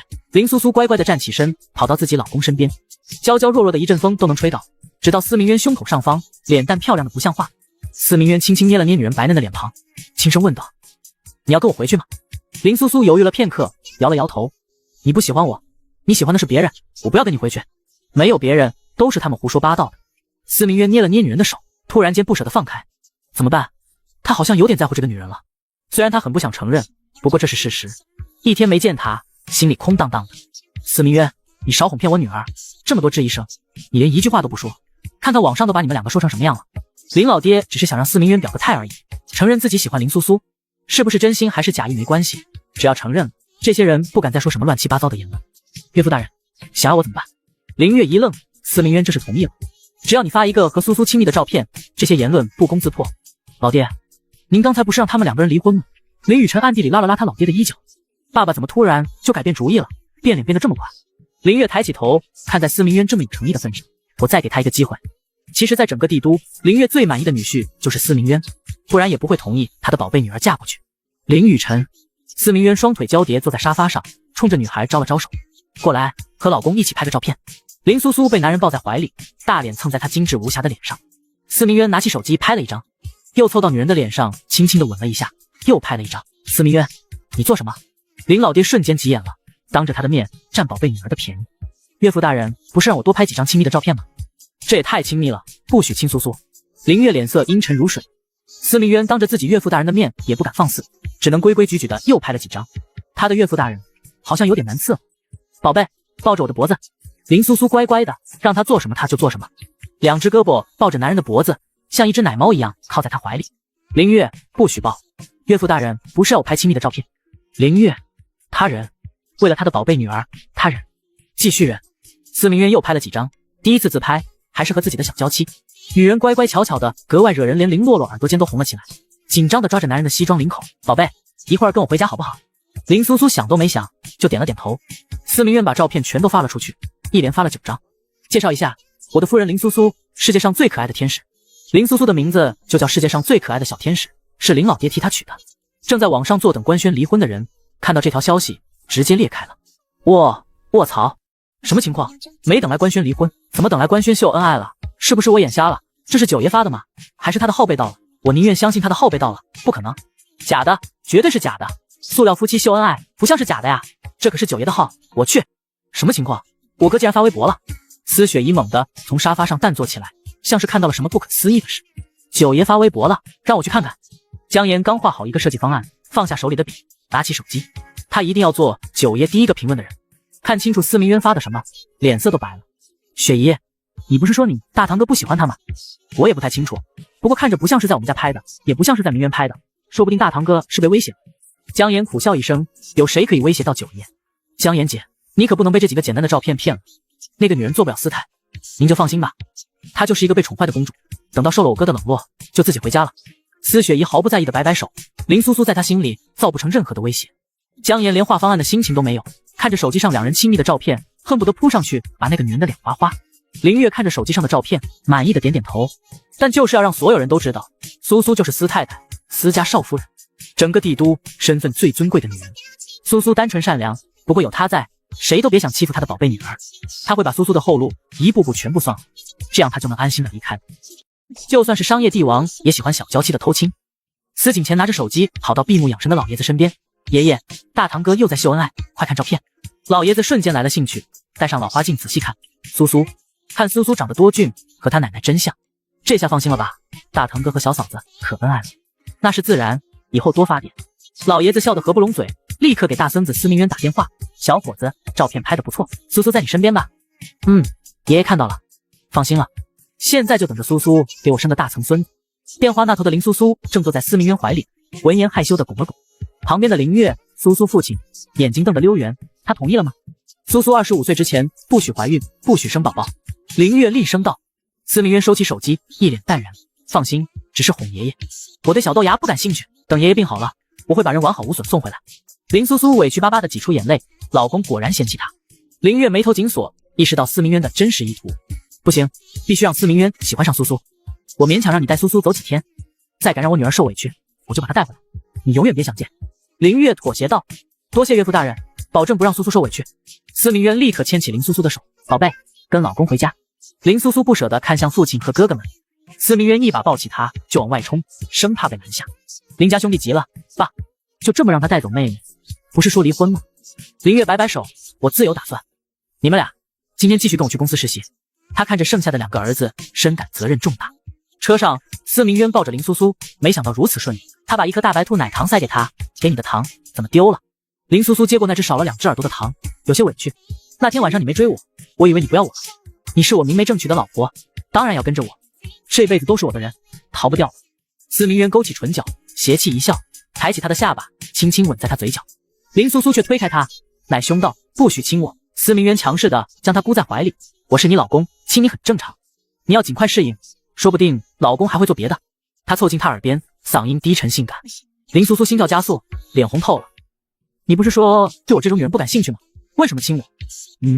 你这女人也有长大的时候，到时候老公说不定就感兴趣了。司明渊毫不掩饰的逗他，要不要给你个宝宝？努力努力，说不定1个月就有了。不许说了。林苏苏慌忙捂住他的嘴，为什么不让说？我说的都是真的，要不今晚让你见识一下。司明渊坏笑，不要。林苏苏扒着窗户想逃，跑什么？你以为逃得掉？他又落回他怀里，司明渊吻得他眼泪掉下来，他无力的捶打他胸口，真不乖，怎么能打老公？他握住他手腕，吻落在他手背上，快2天没见，得把欠的都补回来。苏苏太香了，他怎么也亲不过。司明渊高调接回林苏苏的消息，瞬间引爆网络。司总接娇妻回家，力破分手传闻，磕到了。我就说他们是真的，为什么接那个笨女人回家？我不同意，她那么笨，生的儿子肯定也笨。九爷的白月光是江大小姐，林苏苏是小三。姜妍满意的看着自己发的评论，却不解司明渊为何屈尊接人。林苏苏气鼓鼓的看着评论，老公，有人欺负我，你会保护我的吧？他指着那条说他笨，生儿子也笨的评论。司明渊脸色一沉，刘宁，把网上那些乱七八糟的言论都给我封了。他的女人轮不到别人说3道4。他揉揉他的头，老公给你报仇了，有什么奖励？林苏苏歪头，一脸无辜，你不是我老公吗？做这些不是理所当然。司明渊好像也是，他又喂他吃橘子。林苏苏被酸得眼泪汪汪。司明渊强忍笑意，今天好好在家，我去公司。司明渊起身，林苏苏立刻抱住他胳膊，老公，带我去好不好？我不想一个人在家。司明渊无奈，舍不得拒绝。好，帝国集团大厦高耸入云。林苏苏惊叹：“你的公司好大，好厉害，有这么厉害的老公，高兴吗？”司明渊抬起她下巴，满眼宠溺。林苏苏点头，抓着他的手：“老公好厉害。”司明渊无比受用，牵着她走进大楼，引来一片惊愕目光和窃窃私语。总裁戴夫人来了，不是塑料夫妻吗？夫人真美。听说 BOSS 的白月光是江小姐，还送了海洋之星定情信物呢。总裁办公室宽敞气派。司明渊让人给林苏苏备好水果，乖乖坐好，老公工作。好。林苏苏乖乖坐在沙发上，边吃水果边看老公。司明渊解开2颗西装扣，扯松领带，露出精致锁骨，修长手指敲击键盘，专注而充满魅力。林苏苏看得入迷，情不自禁起身走过去。司明渊停下，怎么了？林苏苏飞快地在他脸颊亲了一下，然后红着脸缩回沙发角落。现在胆子大了，过来。司明渊命令道。林苏苏慢慢走过去，司明渊一把将她抱进怀里，捏住她的脸。这么喜欢我？他英俊的脸庞带着坏笑凑近。林苏苏推开他的脸，老公你要工作了，不然没钱给我买衣服。刚才不是你主动，现在让我工作。司明渊直接摆烂，娇妻在怀，无心工作。他凑近他耳边，不工作也行，再亲一下。为了让老公工作，林苏苏只能答应。司明渊满意的抱着怀里的娇妻，心满意足的开始处理文件。偌大的办公室里只剩下键盘的敲击声和依偎的身影。在哪看？首先你得有这个，然后搜笨蛋抱抱，出来的第一个就是了。就算是商业帝王也喜欢小娇妻的偷亲。司景前拿着手机跑到闭目养神的老爷子身边，爷爷，大堂哥又在秀恩爱，快看照片。老爷子瞬间来了兴趣，戴上老花镜仔细看，苏苏，看苏苏长得多俊，和他奶奶真像。这下放心了吧，大堂哥和小嫂子可恩爱了。那是自然，以后多发点。老爷子笑得合不拢嘴，立刻给大孙子司明渊打电话，小伙子，照片拍得不错，苏苏在你身边吧？爷爷看到了，放心了，现在就等着苏苏给我生个大层孙子。电话那头的林苏苏正坐在司明渊怀里，闻言害羞的拱了拱。旁边的林月，苏苏父亲，眼睛瞪得溜圆，他同意了吗？苏苏25岁之前不许怀孕，不许生宝宝。林月厉声道。司明渊收起手机，一脸淡然，放心，只是哄爷爷，我对小豆芽不感兴趣，等爷爷病好了，我会把人完好无损送回来。林苏苏委屈巴巴的挤出眼泪，老公果然嫌弃她。林月眉头紧锁，意识到司明渊的真实意图，不行，必须让司明渊喜欢上苏苏。我勉强让你带苏苏走几天，再敢让我女儿受委屈，我就把她带回来，你永远别想见。林月妥协道。多谢岳父大人，保证不让苏苏受委屈。司明渊立刻牵起林苏苏的手，宝贝，跟老公回家。林苏苏不舍得看向父亲和哥哥们，司明渊一把抱起她就往外冲，生怕被拦下。林家兄弟急了，爸，就这么让他带走妹妹，不是说离婚吗？林月摆摆手，我自有打算。你们俩今天继续跟我去公司实习。他看着剩下的2个儿子，深感责任重大。车上，司明渊抱着林苏苏，没想到如此顺利。他把一颗大白兔奶糖塞给她，给你的糖怎么丢了？林苏苏接过那只少了2只耳朵的糖，有些委屈。那天晚上你没追我，我以为你不要我了。你是我明媒正娶的老婆，当然要跟着我，这辈子都是我的人，逃不掉。司明渊勾起唇角，邪气一笑，抬起她的下巴，轻轻吻在她嘴角。林苏苏却推开他，奶凶道：不许亲我！司明渊强势的将她箍在怀里，我是你老公，亲你很正常，你要尽快适应，说不定老公还会做别的。他凑近她耳边，嗓音低沉性感。林苏苏心跳加速，脸红透了。你不是说对我这种女人不感兴趣吗？为什么亲我？你这女人也有长大的时候，到时候老公说不定就感兴趣了。司明渊毫不掩饰的逗她，要不要给你个宝宝？努力努力，说不定1个月就有了。不许说了。林苏苏慌忙捂住他的嘴，为什么不让说？我说的都是真的，要不今晚让你见识一下。司明渊坏笑，不要。林苏苏扒着窗户想逃，跑什么？你以为逃得掉？他又落回他怀里。司明渊吻得他眼泪掉下来，他无力的捶打他胸口，真不乖，怎么能打老公？他握住他手腕，吻落在他手背上，快2天没见，得把欠的都补回来。苏苏太香了，他怎么也亲不动。司明渊高调接回林苏苏的消息，瞬间引爆网络。司总接娇妻回家，力破分手传闻。磕到了，我就说他们是真的，为什么接那个笨女人回家？我不同意，她那么笨，生的儿子肯定也笨。九爷的白月光是江大小姐，林苏苏是小三。江岩满意的看着自己发的评论，却不解司明渊为何屈尊接人。林苏苏气鼓鼓的看着评论，老公，有人欺负我，你会保护我的吧？他指着那条说他笨，生儿子也笨的评论。司明渊脸色一沉，刘宁，把网上那些乱七八糟的言论都给我封了。他的女人轮不到别人说3道4。他揉揉他的头，老公给你报仇了，有什么奖励？林苏苏歪头，一脸无辜，你不是我老公吗？做这些不是理所当然。司明渊，好像也是。他又喂他吃橘子，林苏苏被酸得眼泪汪汪。司明渊强忍笑意，今天好好在家，我去公司。司明渊起身，林苏苏立刻抱住他胳膊，老公，带我去好不好？我不想一个人在家。司明渊无奈，舍不得拒绝。好。帝国集团大厦高耸入云，林苏苏惊叹，你的公司好大，好厉害，有这么厉害的老公，高兴吗？司明渊抬起他下巴，满眼宠溺。林苏苏点头，抓着他的手，老公好厉害。司明渊无比受用，牵着他走进大楼，引来一片惊愕目光和窃窃私语。总裁戴夫人来了，不是塑料夫妻吗？夫人真美。听说 boss 的白月光是江小姐，还送了海洋之心定情信物呢。总裁办公室宽敞气派。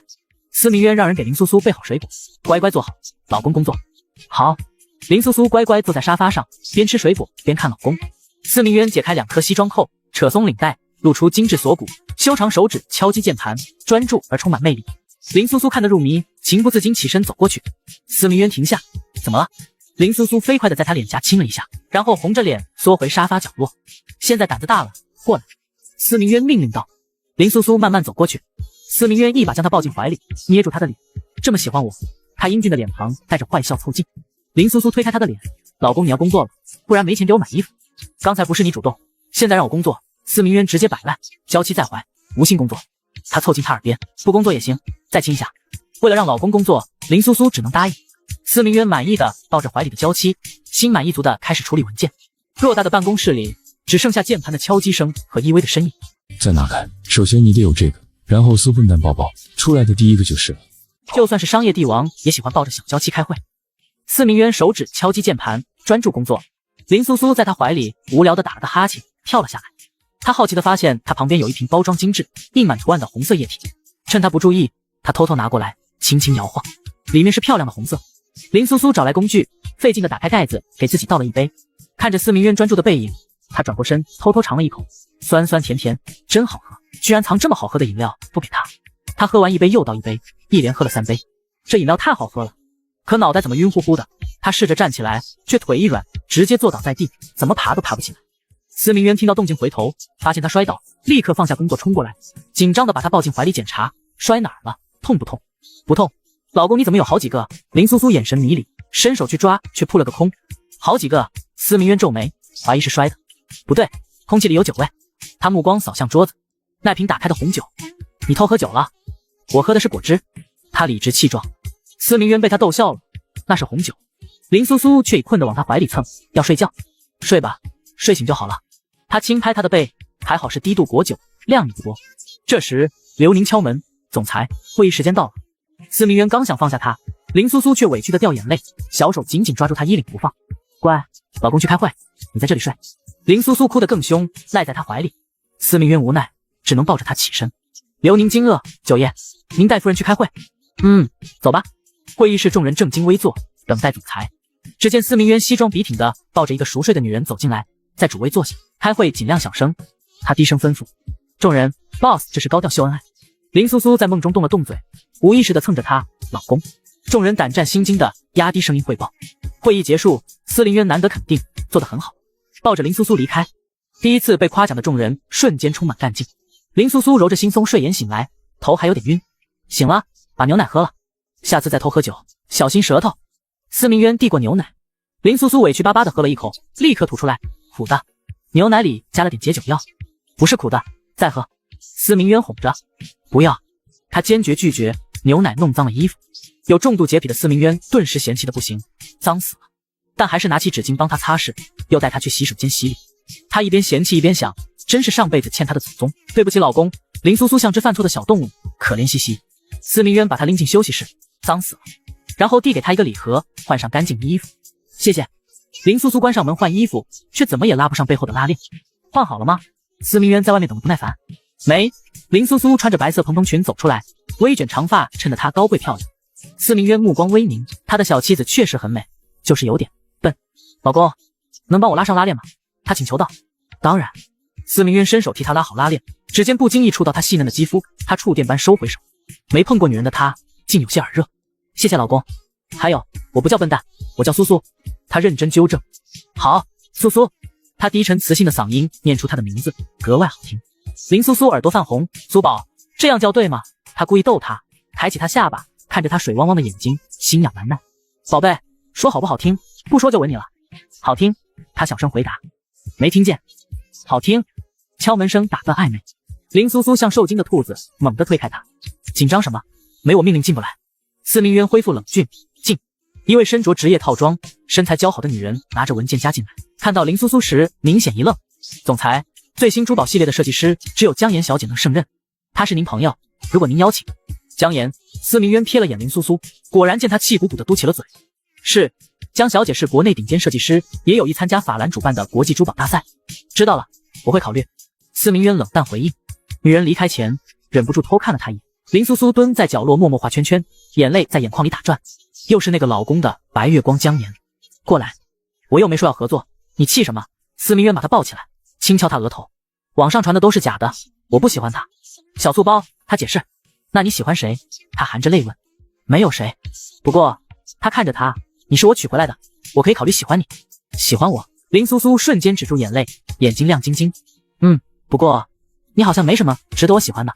他故意皱眉打量。林苏苏，放我下去，我要回家。好了，不闹了，你乖乖的，我就喜欢你。他哄道。好。林苏苏立刻点头。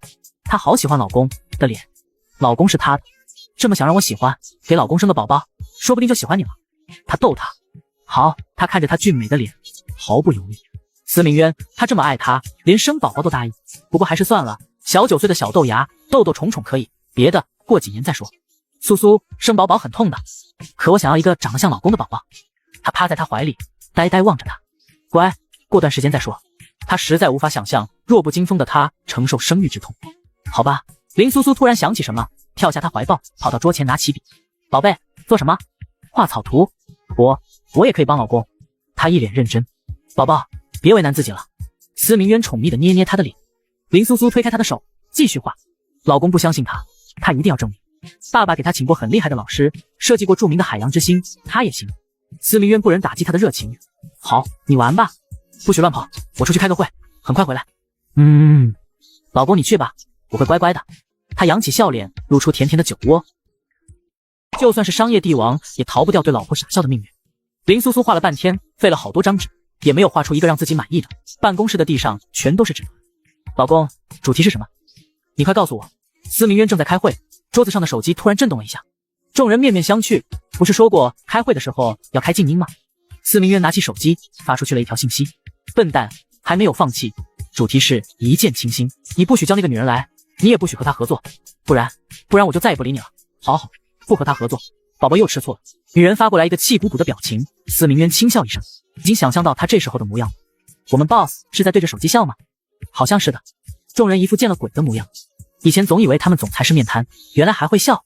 林苏苏画着画着，画得太累了，揉了揉眼睛，打了一个哈欠，趴在桌子上睡着了。司明渊开完会，打开办公室的门，里面乱糟糟的，地上全是纸团。女人趴在桌子上睡着了，睡得很香，还流着口水，不知道梦到了什么好吃的。宝贝，不是说要好好画，怎么睡着了？林苏苏感觉到有人在碰她的脸，皱起眉头，一口咬了上去。司明渊的手背上多出了一个牙印，他毫不在意的把女人抱起来，放在休息室，又给女人脱了鞋，盖好被子，还努力工作，一会儿就睡着了，和传闻中的一样，是个小废物。司明渊刚出来，抬头看到桌子上的一张设计纸，一个极其简单的图案，设计的恰到好处，唯一不足的就是上面流了点口水。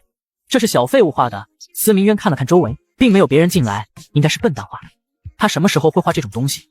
他怎么不知道？不是说他只会弹琴？司明渊拿着设计图纸看了许久，还是不太相信这是林苏苏画的。他的苏苏是个废物哭包，怎么可能画得出来这么精巧的图案？司明渊百思不得其解，实在想不明白苏苏和谁学的。刘宁快步走进办公室，九爷，再有1个月就要发布会了，要不要江小姐谈一下合作的事？2年前就是请她来设计的图案。不用了，已经有了。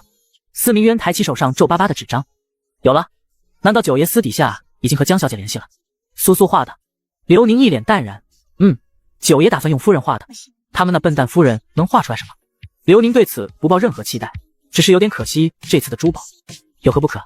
你看一下。刘宁象征性的看了一眼，上面的图案很简单，却又很贴合主题，让人眼前一亮。这是夫人画出来的，怎么样？是不是很好？司明渊傲娇的抬起头，谁都没想到，整个帝都最废的女人，竟然是个设计天才。好，太好了！刘宁差点竖起一个大拇指，把负责人还有发布会的人都叫到办公室，刘宁只用了3分钟的时间就把人叫上来了。司明渊直接把纸往桌子上一摊，面容极其得意。看看，总负责人趴上去看了一遍又一遍，简直赞不绝口。寥寥几笔，简单大方，雍容华贵，妙，实在是太妙了。我怎么就没有想到这种方案？用最短的线条画出来的设计，简单又不单调。总裁，这是出自哪位名家之手？有空了也让他们去膜拜膜拜。几个人简直把这张图纸夸上了天。司明渊清了清嗓子，我夫人画的。夫人？他们 boss 娶的夫人不是传说中最废物的邻家大小姐吗？难不成 boss 在做梦？我夫人画的。司明渊虽然很嫌弃那女人，不过看在她这么聪明的份上，勉强承认一下。老公，软软糯糯的声音响起，林苏苏从休息室里走了出来，穿着一身白色的纱裙，拖着毛茸茸的拖鞋，迷迷糊糊的揉了揉眼睛。林苏苏刚走出来，看到这么多人，隐隐有些退缩。过来。司明渊冲着女人伸出了一只手。林苏苏慢慢的走过去，被男人抱在怀里。醒了。司明渊擦掉女孩眼角的泪水。睡着了都在哭。你不是在画设计图纸，怎么睡着了？司明渊捏了捏女人的脸，迷迷糊糊的笨蛋更可爱。我突然有点困了，就睡着了。不过我已经画出来了，老公你看了没有？林苏苏趴在男人怀里，低声在他耳边轻声细语。看了，画得很好，宝宝很棒。低沉的声音落在女孩耳边，林苏苏的耳朵又红了起来。是啊，夫人画的简直精妙绝伦，依我看，以夫人的实力，绝对能去参加法兰珠宝设计大赛。是啊，那才是所有顶级设计师梦想得到的顶级荣誉。听说国内知名首席设计师姜妍，好像就是上次冠军得主。姜小姐设计的东西简直是千金难求。林苏苏一脸茫然，看了看自己的老公，不知道他们说的是什么。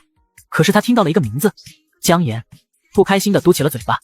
那种比赛劳心费力，不去参加赢了。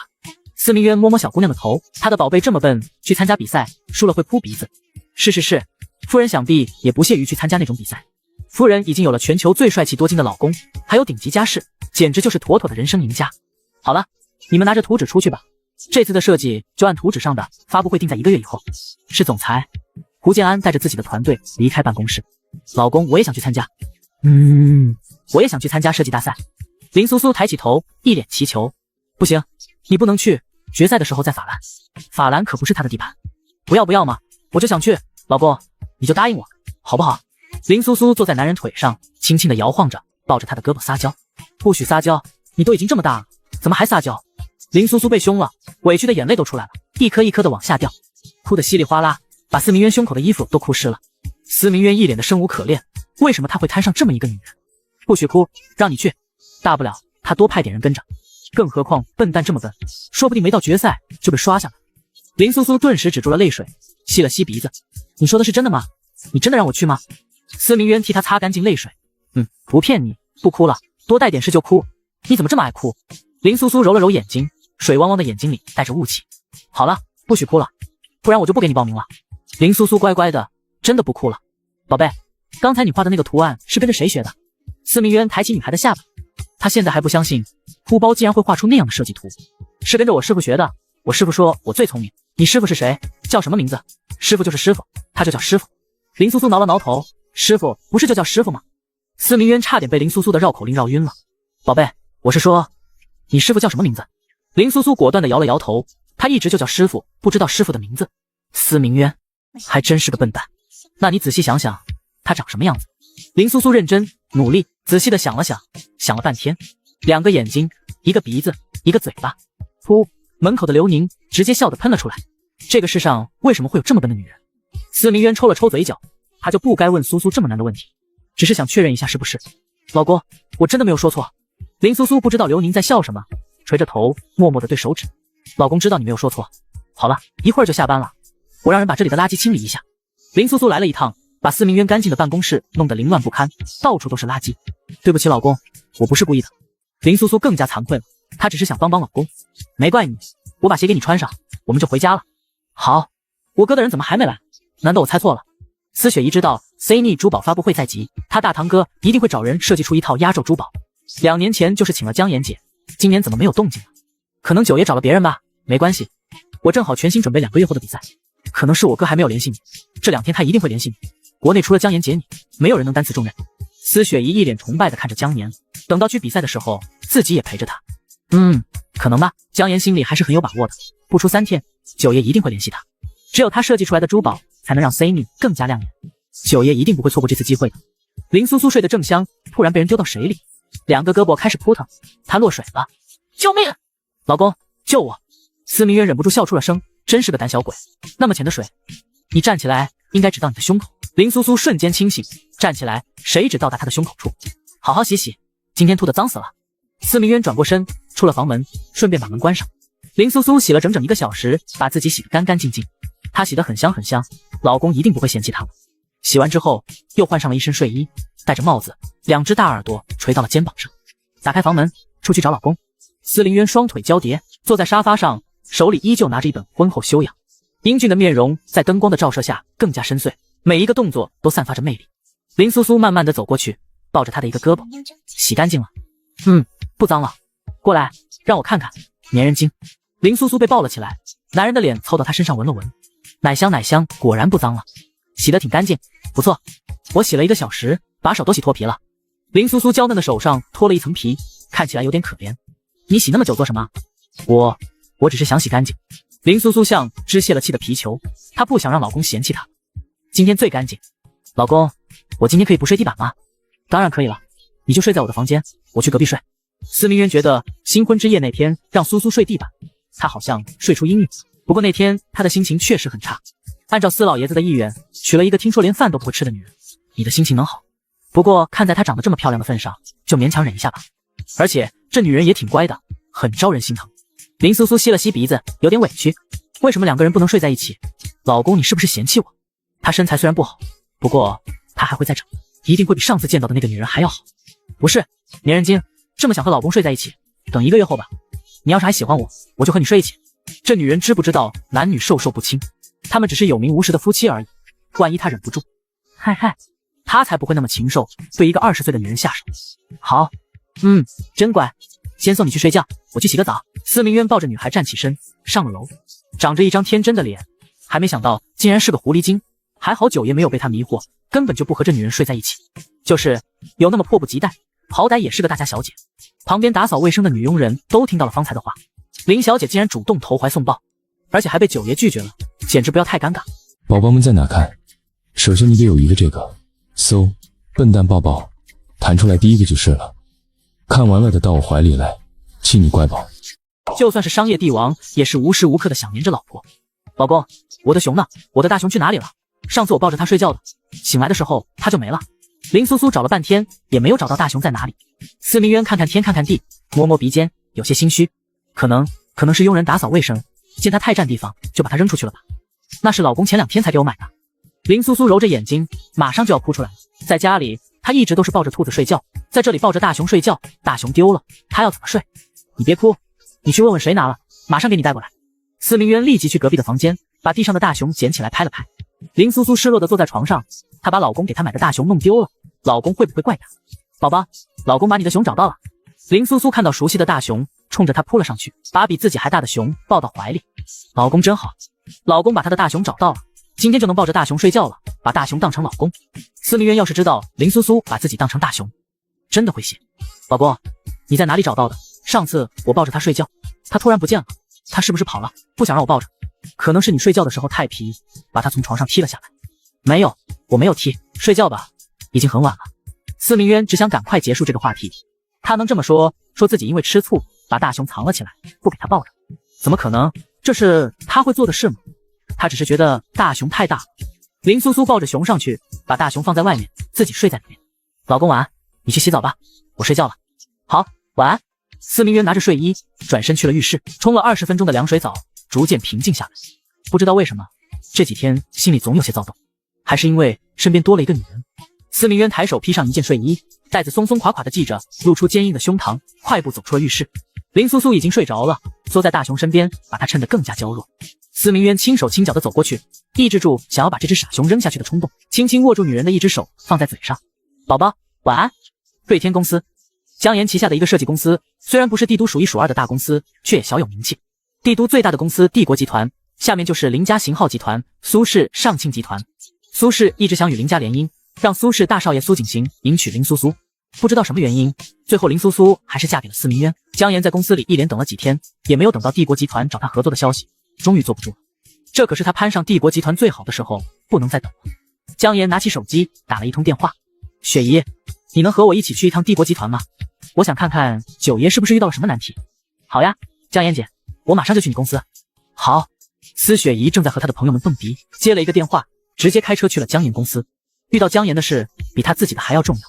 帝国集团，司雪姨带着江岩光明正大的从正门进来，有司雪姨在，没有人拦着。大小姐，你怎么来了？李组长十分客气的招呼。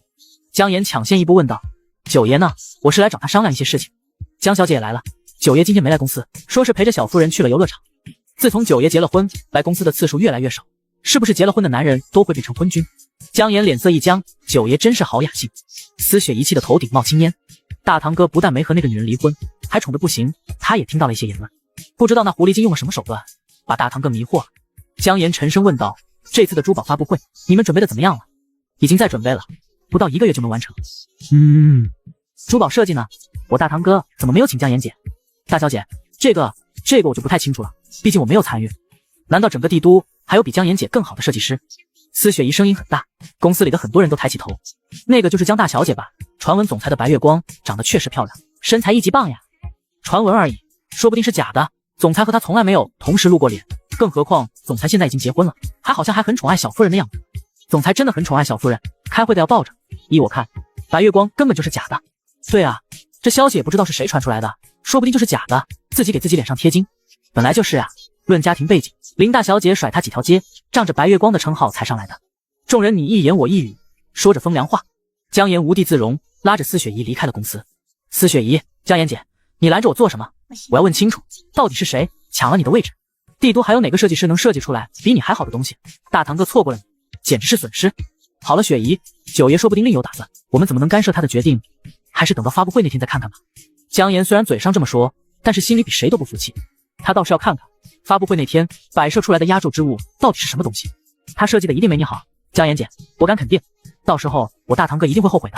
司雪姨心疼江岩，这么好的人，为什么大堂哥看不到？江岩宠溺地揉了揉司雪姨的头，雪姨，天底下比我有设计天赋的人多了去了，我只是一个再平常不过的人罢了。我们走吧。司雪姨被江岩拉着胳膊，依旧满脸怨气。在我眼里，江妍姐永远都是最棒的。好，最棒的。江岩压下眼底的狰狞，笑得一脸无害。夜晚，帝都禁区华晨拍卖会 ，Z 国最大的拍卖会在首都帝都举行。偌大的会场聚集了所有帝都商业大佬 ，VIP 包厢。林苏苏坐在柔软的沙发上，透过外面的阳台可以看到下面的情况。老公，你带我来这里做什么？当然是给你买东西，你的结婚戒指呢？司令月摸着女人柔软的玉手，上面什么都没带，皮肤白得发光。我戴上不舒服，所以就把它取下来了。林苏苏不好意思的摸了摸后脑勺，她不喜欢戴这些东西。爸爸以前也给她买过很多的，都不知道被她丢到哪里去了。老公这次给你买一个更好的，你可要好好戴着，不能再取下来了。林苏苏乖乖的点点头，真乖。司明渊越来越喜欢他的媳妇，乖乖巧巧，说什么话都听。老公，我这么乖，可以吃蛋糕吗？林苏苏一双眼睛带着祈求，偷偷看了一眼桌子上的蛋糕底。可以，奖励你一块糕点。司明渊为了女人一块蛋糕，这个女人最好哄，一块蛋糕就能哄好。还要，老公，我还要。林苏苏乌黑的双眼含着水光，看到男人喉咙一紧，就再吃一口，最后一口。林苏苏又吃到了蛋糕，满脸幸福。没有什么是比吃蛋糕更让她幸福的。今天晚上的牛奶喝了。林苏苏乖乖地抱着牛奶喝了起来，坐在司明渊怀里，看着旁边的几个陌生人。九爷，你确定是娶了一个媳妇儿？你确定不退货？萧哲然看着林苏苏，脸色有些一言难尽。他也是第一次看到这位帝都传说中的废物，什么都不会，吃饭还要喂，确实是挺废的。九爷的暴脾气，怎么没退货？退不出去了，他已经赖上我了。司明渊宠溺地捏了捏女孩的脸，其实有个女人在身边也不错，是吗？依我看九爷是不想退吧，乐在其中。宋乾低笑一声，向来不近女色，不婚主义者司明渊也有沦陷的一天。九爷已经是已婚人士，打算什么时候要个孩子，30岁之也没有那种心思，先放在身边宠着。爷，你这是要替别人养？萧哲然坐起身，满脸震惊。虽然这女人确实长得漂亮可爱，不过九爷怎么像是个冤大头？有何不可？司明渊一脸无所谓。行，当然行。周围的几个兄弟都替他担心，万一把媳妇跑了怎么办？毕竟九爷的年纪摆在那里，也老大不小了，过了30岁，苏苏就嫌弃他。老公，剥不开。林苏苏软软的声音响起，手里拿着奶糖递给了司明渊。司明渊轻车熟路的包好，放在女人手里。众人，这是九爷该干的事儿，帮自己老婆包奶糖吃。刘宁默默地站在一边，这种事情他已经见的人多了，明显没有那么惊讶。谢谢老公。林苏苏抱着男人的脸，在他的半边脸上亲了一口。嗅到了，没想到有一天竟然能被九爷嗅到。说好的一辈子单身呢，说好的几个都不结婚呢，结果他自己倒好，先抱着小娇妻来这里秀恩爱。没办法，我家宝贝太喜欢我，天天都要亲，你们见谅啊。司明渊一脸淡然地说出来这么欠揍的话，差点惹众怒。兄弟几个还都是单身呢，要是换做别人早就被群殴了，不过没人敢动司明渊。好了，不亲了，回去再亲。司明渊揉了揉女人的头，一脸宠溺。整个房间里都是满满狗粮的味道。下面的拍卖已经开始了，前几件都是普普通通，价格也没有那么贵。等到第6件的时候，一个戒指吸引了众人的目光。银色的戒指上面雕刻着花纹，中间镶嵌了一颗粉色宝石，听说是出自法兰著名设计师 Brot 之手，取名真爱之星和海洋之星是一套系列。来了，九爷，你给苏苏拍的就是这个吧？还说对人家没有那种心思，为什么买代表真爱的钻石戒指？司明渊，只有这种戒指才配得上他的宝宝。林苏苏哪里管什么戒指，趁着男人偷偷不注意，又偷吃了一块，把嘴上吃的到处都是。爸，这个戒指真漂亮，妹妹戴上一定很好看。林月满意的点点头，还行。今天说什么也要把这个戒指拍下来，给苏苏戴上，她就能幸福了。对，妹妹戴上了一定幸福。司明渊那个渣男，听说他还有一个白月光，不知道是不是真的。要是真的，我们就把苏苏接回来。林雨辰气得火冒三丈，他的妹妹才不去受那种委屈。冷静，小陈，现在你妹妹才是私家少夫人，那些小三蹦跶不起来。林月自然知道那些传闻，他现在已经把江岩的公司打压得站不起来了，凭那种货色也配和他的女儿相提并论，一些小丑不足为惧。下面我们拍卖的这个戒指真爱之星，想必大家都知道它的来历，我也不必多做解释。起拍价1个亿，一个戒指这么贵，是我孤陋寡闻了吗？这可是出自法兰知名设计师之手，传闻戴上它就能获得真爱，有这么神奇吗？我还是有些不相信，这可是只有贵族公主才能戴得起的戒指，跟我们没有关系。众人纷纷摇头，不敢加价，一个戒指直接掏空家底，2个亿。林月第一个迫不及待的加价，说什么也要把这个戒指给他的宝贝女儿拿过来。司明渊那厮靠不住，还不如一个戒指。林苏苏正在偷吃小蛋糕，突然听到了一道熟悉的声音，是爸爸，爸爸也来了。老公是爸爸的声音，爸爸来了。司明渊简直头大，他怎么也来了，还要抢戒指？宝宝们在哪看？首先你得有一个这个，搜，笨蛋抱抱，弹出来第一个就是了。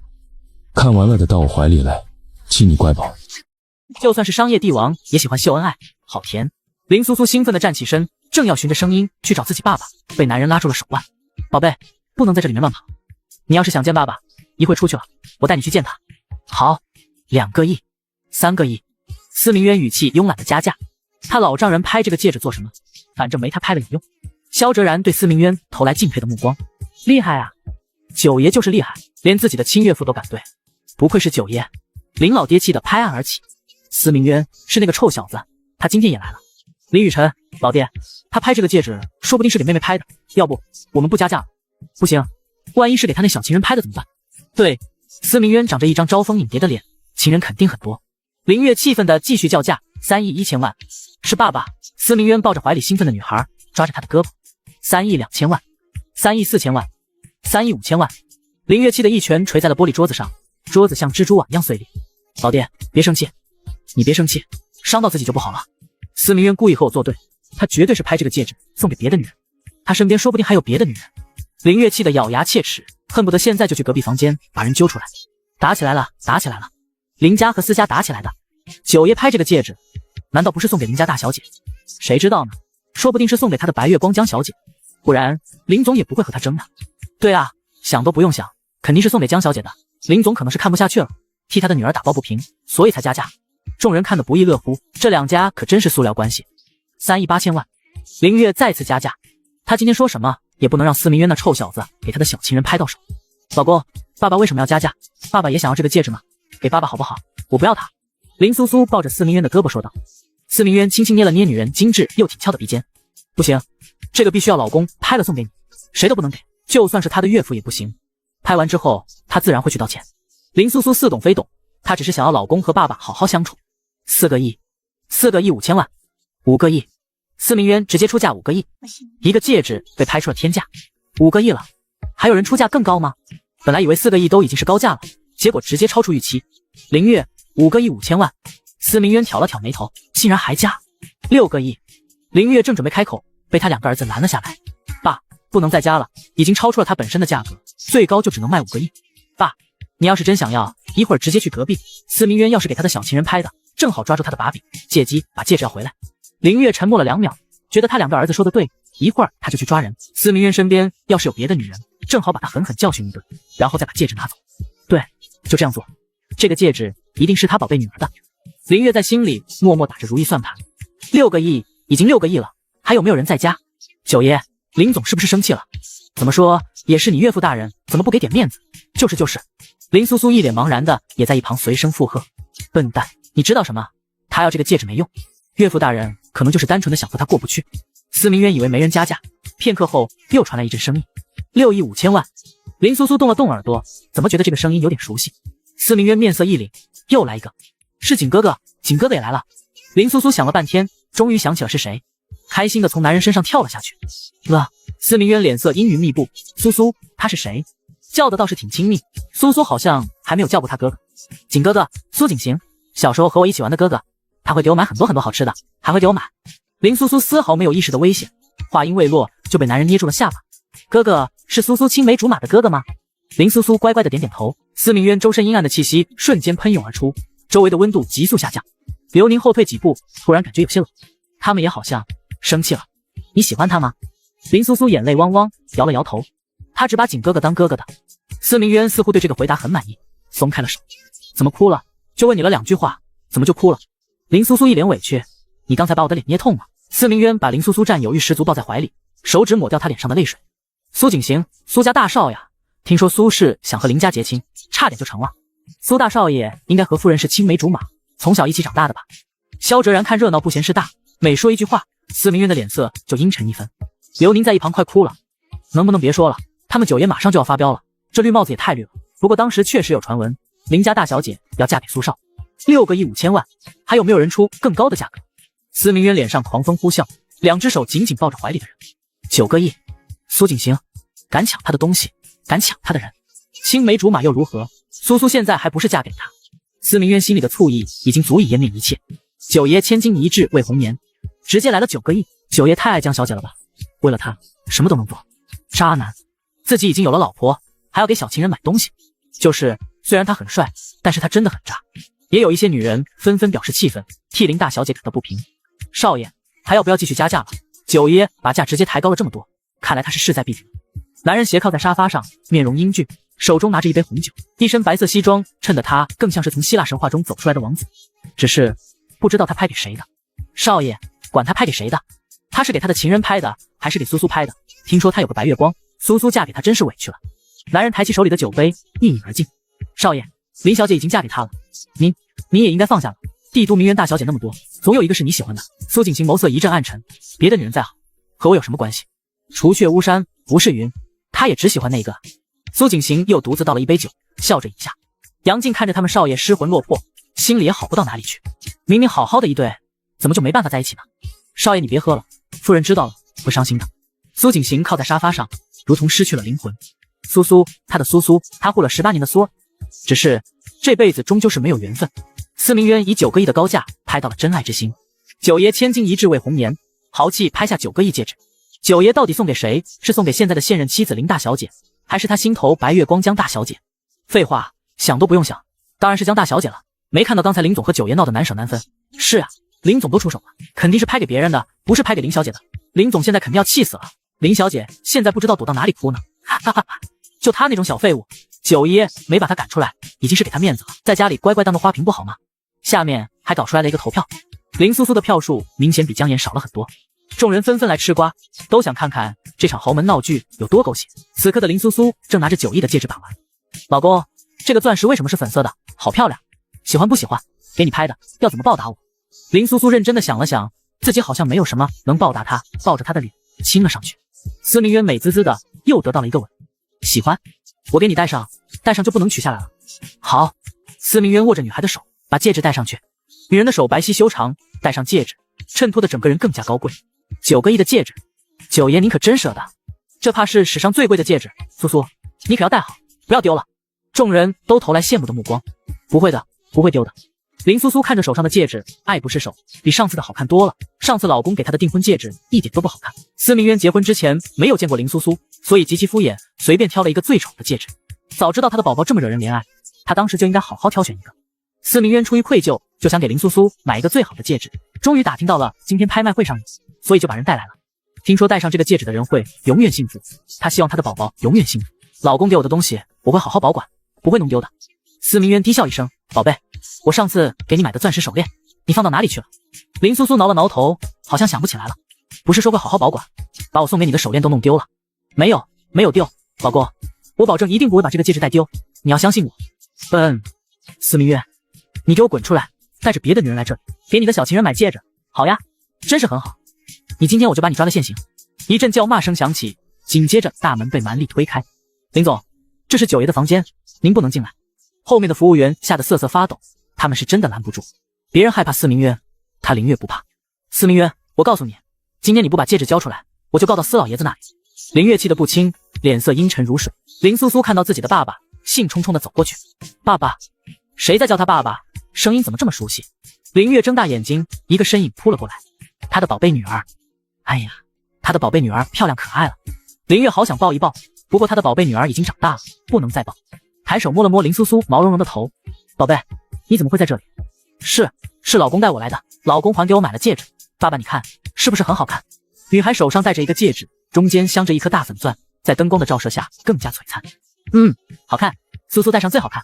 林月略有些尴尬的点头，原来这臭小子是给他的女儿拍的，还以为是给他的哪个小情人拍的。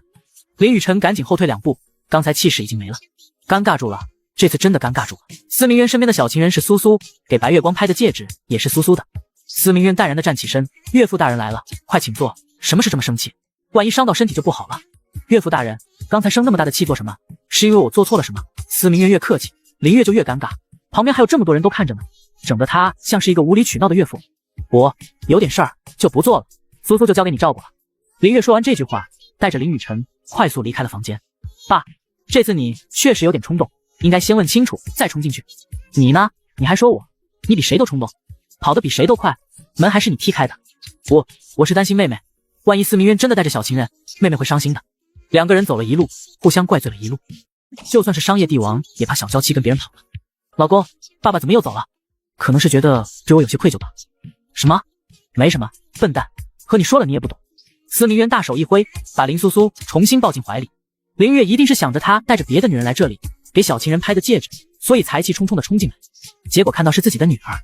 司明渊光是想想都觉得好了。九爷，你的岳父看起来不好惹的样子，没少在他手上受罪吧？宋乾惊魂未定的拍了拍胸口，刚才冲进来的模样把我都吓到了，我以为是怎么了？爸爸很好的。很好。司明渊握住女孩的一只手，轻声开口。林月确实是一个很好的爸爸，把他的女儿保护得很好。他以后要是有了女儿，谁敢把他的宝贝女儿抢走，他一定会比林月更加生气。爸爸是最好的爸爸，可是我没有妈妈。林苏苏像个泄了气的皮球，垂头丧气。他很小的时候好像就没有妈妈了，不是还有我。司明渊抱着女孩，贴着她柔软精致的脸。苏苏还是幸运的，她从小到大都没有父母。司明渊眼里的落寞一闪而过，他的父母在他很小的时候就没了。那老公的爸爸妈妈去哪里了？女孩话音未落，刘宁背后一阵发凉，那可是九爷的禁忌，不能提的。司明渊脸色异常平淡，他们在我很小的时候出车祸去世了。林苏苏脸色一阵苍白，眼里含着泪水，猛地抱住了司明渊。以后有你陪着老公。她的老公好可怜，小时候就没有爸爸妈妈，他还有爸爸和5个哥哥。司明渊心里一阵暖流涌过，把他团团包围。我都没哭，你哭什么？我小时候都没哭，一滴眼泪都没有掉。司明渊擦掉女孩脸上的泪水，在她额头上落下了一个吻。萧哲然打趣一声，九爷你也太不地道了，我们大老远来这里，你就一直让我们吃狗粮？对，没有什么好招待你们的，就先将就着吃吧。司明渊抬起女人的下巴，又在她精致白皙的脸上亲了一下。最后一件压轴宝贝是来自 F 州皇宫的一面镜子，传说公主用过的，是一位漂流者在海上捡到的。公主用过的，你们少骗人了， F 州根本就进不去，也没有人知道它的具体位置，就是你们随便捡了一面镜子就说是 F 州的。F 州不属于任何一个国家，只是听过它的传说，没有人真正进去过。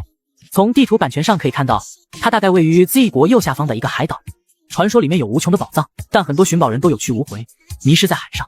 起拍价1亿5千万，切，就这一面破镜子这么贵，依我看是坑傻子吧。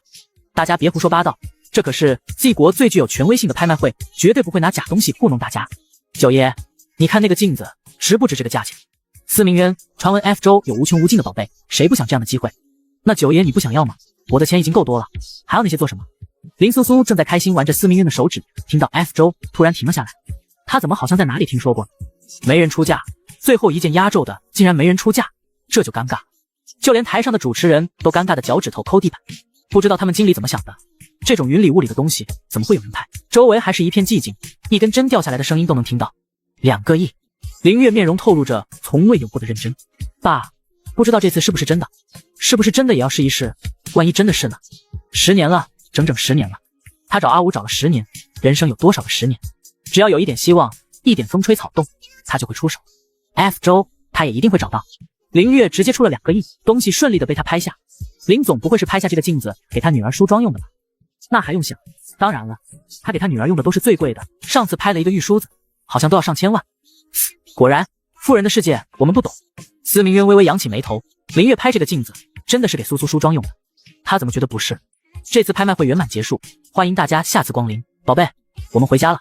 好。司明渊牵着女人的手走了出来，迎面撞上了一位高大的男人。林苏苏眼前一亮，松开司明渊的手走过去，抬起头，笑得一脸阳光。景哥哥。苏景行冷若冰霜的脸上终于露出一抹笑容。苏儿，你也在这里？你跟着谁来的？你爸爸呢？司明渊脸色阴云密布，狂风呼啸，随时能下雨。原来这就是苏苏口里的景哥哥，青梅竹马两小无猜，差点结婚。我跟着老公来的，景哥哥，这是我的老公。林苏苏拉着司明渊的手，靠在他怀里，娇娇弱弱。苏景行苦笑一声，笑得比哭还难看。九爷。司明渊淡淡的点头，握住女人的手。宝宝，我们回家吧。苏儿，好不容易遇见了，不如我们去喝杯奶茶。林苏苏一双乌黑的眼睛亮了起来，头点得像小鸡啄米。苏儿还是和以前一样爱喝奶茶，记得小时候我们一起上学，每次下课我都会给你买奶茶。景哥哥最好了。林苏苏依旧和以前一样。苏景行抬手想摸摸她漂亮的脸蛋，还没碰到女孩的头发，突然被一只手拦了下来，力道很大，似乎想把她的手腕扭断。司明渊暴力的气息疯狂肆虐，继续加重手上的力道。这是他的女人，除了他谁都不能碰，就算一根头发也不行。苏景行眉头紧皱，九爷这是做什么？司明渊漆黑的瞳孔犹如寒潭般散发着无尽的危险，一只手霸道的把女人抱在怀里。她是我的。老公，你快松开景哥哥，你们不要打架，受伤了怎么办？林苏苏2只手抓着男人的胳膊，想要阻止他，可是他的力气太大，自己根本就撼动不了。司明渊勾起唇角，苏苏看到他连我这个正牌老公都抛到脑后了。不是的。司明渊不等女孩解释，直接吻上绯红诱人的唇瓣。失去了理智的男人又有什么理智可言？嫉妒已经把司明渊完全吞噬。林苏苏瞳孔一紧，2只手抵在男人的胸口。好痛。林苏苏眼睛里含着水光，委屈的不行。苏景行一只手被男人强行握住，另一只手正想阻止，手伸到半空，突然停了下来。他以什么身份阻止？苏苏是司明渊光明正大娶回家的妻子，是他的女人。苏景行自嘲的轻笑一声，看着2个人如此亲密，心如刀绞，呼吸都痛。自己保护了这么多年的女孩，终于是嫁给了别人，怪不了别人，只能怪他自己。过了许久，司明渊才意犹未尽的松开林苏苏，满意的勾起唇角。苏大少要是想继续看，我不介意你继续留在这里。怀里的林苏苏已经哭成了泪人。苏苏的初吻就这样被司明渊强行夺走，还是以这种方式。苏景行双拳紧握，心里的怒气一瞬间上升到了极点，胸口一阵气血翻涌，到了嘴里的血腥被他压了下去。司明渊，苏苏不懂事，你何苦这样逼迫他？你没看到他哭了？司明渊看到女人脸上的泪水，终于恢复了一点理智。不哭了，宝贝被我亲了，就这么委屈？林苏苏哭得稀里哗啦，把司明渊胸口的衣服哭得湿透。刘宁静静地站在一边，静静地看着他们九爷做。要是让林总看到了九爷欺负林苏苏，绝对完完。苏景行虽然心疼，可是也没办法像以前一样拿着玩意儿哄他。苏苏，不哭了，你最喜欢吃的奶糖。苏景行打开手掌，里面躺着2个大白兔奶糖。林苏苏伸出手就要去拿，被司明渊强行握住。宝宝要是想吃，老公给你买，何必要拿别人的东西？林苏苏皱起好看的眉头，是景哥哥给我的，你凭什么不让我吃？司明渊深深地看了一眼苏景行，把林苏苏带到车上。放开我，你放开我，我要回家。林苏苏边哭边捶打男人的胸口，他这点力气还不够给司明渊挠痒痒，还哭呢，他都已经走了，听不到你哭了。宝贝想吃什么，我马上就让人买。司明渊眼底带着病态的暗芒，把林苏苏禁锢在怀里。坏蛋，我不要你给我买的，我要去找景哥哥。林苏苏委屈地揉着眼睛，景哥哥才不会这样对他。找他？宝宝你找他做什么？他是你的什么人？你是我的，只能找我。司明渊眸子里一片漆黑，强行捏住女人的脸，再次吻了上去。林苏苏哭得梨花带雨，取下手里的戒指扔到了窗外。戒指，宝贝怎么把戒指丢了？我会生气的。男人低沉的话语在林苏苏耳边响起，带着阵阵寒芒。林苏苏吓得发抖，睫毛上闪动着泪光，漂亮的脸上都哭脏了。司明渊亲自下车，把地上的戒指捡起来，水晶钻石在阳光的照射下更加闪耀。戴上。不要，我最讨厌你，我要回家找爸爸。林苏苏眼泪汪汪的把两只手背在身后，他才不要戴，听话戴上，不听话可是要受到惩罚的。司明渊墨瞳微眯，把林苏苏的手强行拉了出来，戴上戒指，宝宝戴上真漂亮，不许再取下来，不然老公会生气。林苏苏一双乌黑的眼睛有些胆怯，被吓得躲在了角落，偷偷拿出手机发了一条消息：爸爸，老公欺负我。林苏苏消息还没发完，手机被司明渊夺了回去。宝贝已经这么大了，怎么还找爸爸？司明渊把林苏苏的手机放在口袋里，一只手抱着林苏苏放在自己的腿上，以后除了我，不许对着别的男人笑。他是景哥哥，不是别人。放开我，我要回家，我最讨厌你了。林苏苏像是一个泼妇，在男人的怀里不停地挣扎，气愤地抓着司明渊的手，一口咬了上去。司明渊眉头都没有皱一下，任由他咬着自己的手背。两个人都冷静了片刻，车里的空气十分安静，呼吸声都能听到。司明渊幽暗的眼底逐渐恢复了清明。解气了，不生气了。林苏苏顿时消停了不少，瞥了一眼男人手上的牙印，虽然没有流血，但是看着也很严重。林苏苏心虚地低下头，她不是故意的，刚才用的力气太大了，她好像把老公的手咬伤了。苏苏越来越不乖了，现在都会咬人了。对不起，我不是故意的。不是故意的，那就是有意的。林苏苏吸了吸鼻子，知道自己做错事了，马上就要哭出来了。不是的，我不是故意的，我真的不是故意要咬你的。司明渊见女人又要哭了，简直头大，一只大手摸了摸她的头。好了，也没有多疼，你给我吹吹，吹吹就不疼了。林苏苏抱着男人的手趴上去轻轻吹了一下，红色的痕迹在她截骨分明的手上格外显眼。不哭了，你咬我都没哭，你哭什么？回去包扎一下，明天就好了。司明渊毫不在意自己的伤口，他从小到大受过的伤哪个不比这个重？那些人派那么多人杀他，一样没能要了他的命。林苏苏擦掉眼里的泪水，她要亲自帮老公上药，下次他一定不用这么大的力气了。就算是商业帝王，现在哄老婆也是有经验了。老公你疼不疼？你要是疼了就和我说，我轻一点。林苏苏笨手笨脚的拿着棉签给司明渊上药。不疼，一点都不疼。真的吗？林苏苏伸出手指轻轻戳了戳。司明渊的眉头瞬间皱了起来，心里暗想，这女人是想把他疼死，好去找他的青梅竹马吧。涂好了吗？涂好了，我再给你缠一圈绷带就好了。林苏苏拿起绷带缠绕了好几圈，把司明渊的手裹成了木乃伊。苏苏，是不是已经够了？应该够了吧。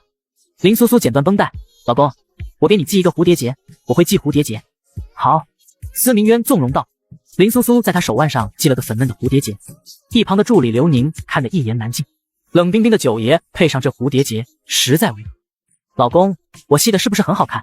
好看，跟谁学的？司明渊问。林苏苏亮晶晶的眼睛瞬间暗淡下来，小时候跟着我妈妈学的。她对妈妈的记忆很模糊，只记得那是个温柔的女人，会抱着她叫小松。妈妈不知道去哪里了，爸爸说她去了一个很孤独的地方。司明渊心疼的把地上的女人抱起来。好了，不想这件事了，不是要吃东西。刘宁会意。很快，几个人提着大袋小袋的零食堆满了桌子。这么多东西都是买给我一个人的吗？林苏苏惊喜的从男人怀里跳下去，抱住零食。这些是他从小到大最喜欢的。司明渊看着他高兴，自己也开心。今天是他不对，脾气又失控了。林苏苏把脸埋在零食堆里，幸福无比。还是我更好，他就给了你2个，我给你买了1车。司明渊傲娇的抬起头，手上的绷带丝毫不影响他的气势。你最好了。林苏苏跑回他身边，爬上沙发，甜甜的气息包围了司明渊。司明渊觉得自己找到了窍门。景哥哥也好，林苏苏小声嘀咕。司明渊脸色瞬间阴沉，又在他面前提别的男人。我一直都把他当成亲哥哥，他说我是他妹妹。林苏苏的自言自语清晰地传入司明渊耳中，他火气消了大半。原来苏苏只当苏景行是哥哥，不过那家伙看苏苏的眼神可骗不了人，他的老婆轮不到别人觊觎。你也吃。林苏苏趁他不注意塞了个东西到他嘴里。刘宁脸色微变，夫人，九爷不吃这些，九爷最讨厌甜腻的东西。司明渊却没吐出来，嚼了2下。你给的东西我都吃，更何况这个很甜。灼热的气息落在林苏苏耳边，他本能后退。躲什么？这么害怕我？你的手还没好，放我下来。放心，就你这点重量，累不着。司明渊抱起他上楼。这么早就睡觉？陪着我躺一会儿。他抱着他。可是这里是我的房间，你的房间在隔壁。林苏苏记得清清楚楚，他当初说我对你这个女人不感兴趣，我不会和你睡在一起。他站起来想赶人，司明渊低咳一声，装傻充愣，这是我说的话吗？我怎么有点不记得了？林苏苏歪头，一脸坚定，就是你说的，我亲耳听到的。是吗？可能是我忘了，年纪大了，记忆不好也正常。司明渊开始卖惨，记忆不好是不是得老年痴呆了？林苏苏扑到他胸口，司明渊，你这个女人就不会想点我好？什么老年痴呆，我还没老到那种程度，他才不到30。林苏苏被凶得委屈巴巴，是你先说你记忆不好，我听说老年痴呆的人记忆都不好。我虽然比你大一点，但没那么老。司明渊看他笨笨的样子，不忍心再责备，过来躺好，陪我睡一会儿。林苏苏乖乖躺下，被司明渊抱住，却气鼓鼓地转过身抱着枕头。你不是说了不和我在一起？老公的话他可一句没忘。司明渊撑着头看着他的后脑勺，努力回想自己当初到底说了多少混账话，似乎还说过对他这种女人不感兴趣。司明渊眯了一会儿，睁开眼，发现林苏苏坐着看手机，边看边哭。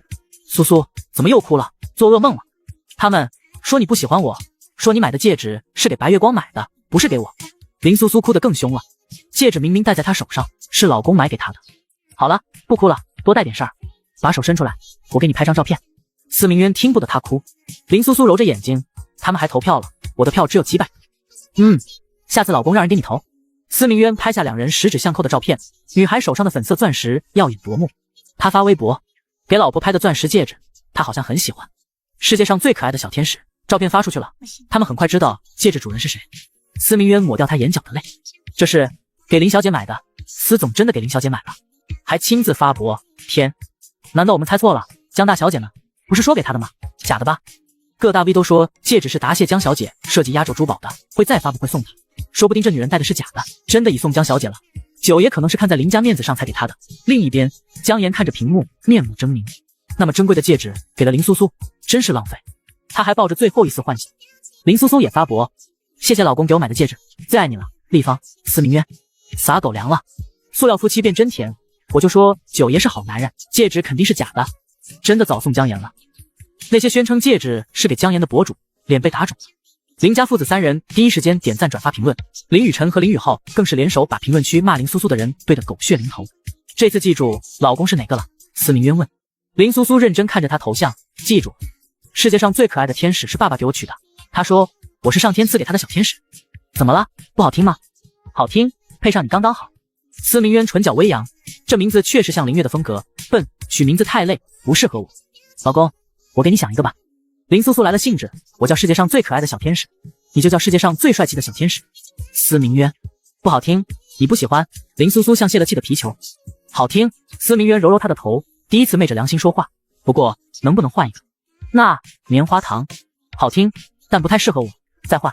林苏苏又想了几个，司明渊都不满意，算了，还是原名吧。林家客厅，林月看着女儿带着粉色鸽子蛋的照片，越看越满意。茶几上放着她拍回来的铜镜，林雨晨打开看了看，爸，这镜子有点脏，我让人洗洗。不行，谁都不能碰。林月紧张地护住镜子，这是唯一的线索了。可单凭一个镜子能找到地方吗？只要有一点线索就能找到，一定能。林月喃喃自语，仔细端详镜子。林雨晨无奈走开。每次提到妈妈，父亲就格外偏执。这么多年了，真的还能找到吗？就算是商业帝王小娇妻，也只给拉拉手。时间一晃，已经过去了1个月了。明媛，再吃一口你最喜欢的黑牛排。司明渊看着林苏苏，林苏苏乌黑的眼睛清澈明亮，吃了2块牛排，摇了摇头，不吃了。他抱着玻璃杯喝水，忽然想起什么，老公，你也吃牛排。司明渊受宠若惊，一口咬掉他手上的牛排。九爷，您给夫人定制的衣服到了。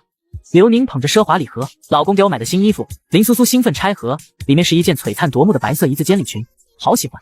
一群人簇拥她去衣帽间更换。司明渊坐在沙发上等待。10几分钟后，林苏苏穿着礼裙，踩着10厘米高跟鞋，一瘸一拐走出来。未施粉黛的她，肌肤如玉，微卷长发垂落，清澈眼眸如寒星空，气质纯净，又带着一丝不自知的性感，太漂亮了。众人惊叹，连刘宁都看呆了2秒。司明渊眼神骤然冷冽，扫向刘宁，后者慌忙低头。再换一件。他声音轻了，不容置疑。他的女人凭什么给别人看？老公别生气。林苏苏有些无措。不是生你的气。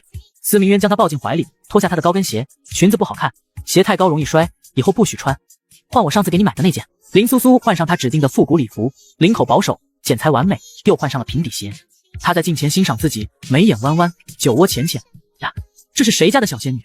司明渊被逗笑，轻点她鼻尖，自卖自夸。难道不漂亮吗？漂亮，当然漂亮。司明渊俯身欲吻，林苏苏双手挡住他的唇，不许亲。我化了淡妆的。司明渊仔细打量，哪里化妆了？我看不出。林苏苏指着眉毛、唇瓣和眼睛解释了一番。司明渊摇头，确实看不出。我今天格外漂亮。他开心地转了个圈。司明渊眼神微暗，驱散杂念，漂亮。不过脸上没涂东西，那也不行。你说了，你对我不感兴趣，别指望碰我。林苏苏理直气壮。司明渊哑然，这话他确实说过。他无奈地牵起他的手，感觉自己是世界上最憋屈的男人。夜幕降临，帝都9星级酒店，媒体云集，等待帝国集团总裁司明渊及其夫人的亮相。大堂哥怎么还没到？司雪怡不耐烦地问身边的姜岩。姜岩身着高定礼服，光彩照人。别急，可能有事耽误。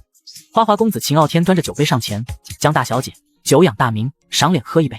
司雪怡立刻护住姜岩，秦傲天，这里不欢迎你，我可是司总请来的。秦傲天目光灼灼地看着姜岩，碍于家族关系，姜岩勉强喝了一杯，秦傲天却不依不饶，又递上一杯。司总的车到了，人群骚动，黑色跑车停下。林苏苏看到外面人山人海，紧张地缩在司明渊怀里，老公，人好多，我不下去了好不好？胆小鬼。司明渊揉揉他的头，有老公在，怕什么？这次压轴的项链是你设计的，你是大功臣，必须去。他强行抬起他的脸，没有可是。车门打开，司明渊西装革履，气场冷冽强大。他绕到另一边，牵出林苏苏，复古礼服衬得他身姿玲珑，肌肤胜雪，清澈眼眸带着一丝怯生生的柔弱，美得惊心动魄。是司夫人，太美了，像不食人间烟火的仙女。林苏苏紧张地抓着司明渊胳膊，躲在他身后，只露出半个脑袋。司明渊护着他，在众人让出的道路中步入会场。经过姜岩时，司明渊目不斜视，径直走过。姜岩脸色一白，手中的酒杯差点掉落。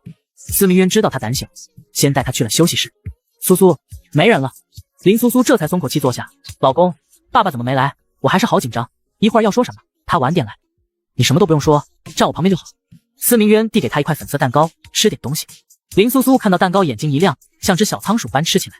司明渊含笑看着他，慢点，别人以为我虐待你，不给饭吃，你就是不给我饭吃，蛋糕和奶糖都不给。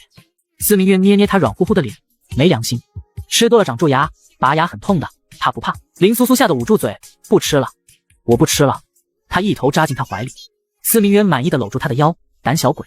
发布会开始，司明渊致辞，林苏苏紧张的抓着他的胳膊，藏在他身后。胆小鬼，藏什么？司明渊将他拉出来，抱着我胳膊，今天允许你抱着。他弯腰宠溺地刮了下他的鼻尖。台下响起一片艳羡的低呼。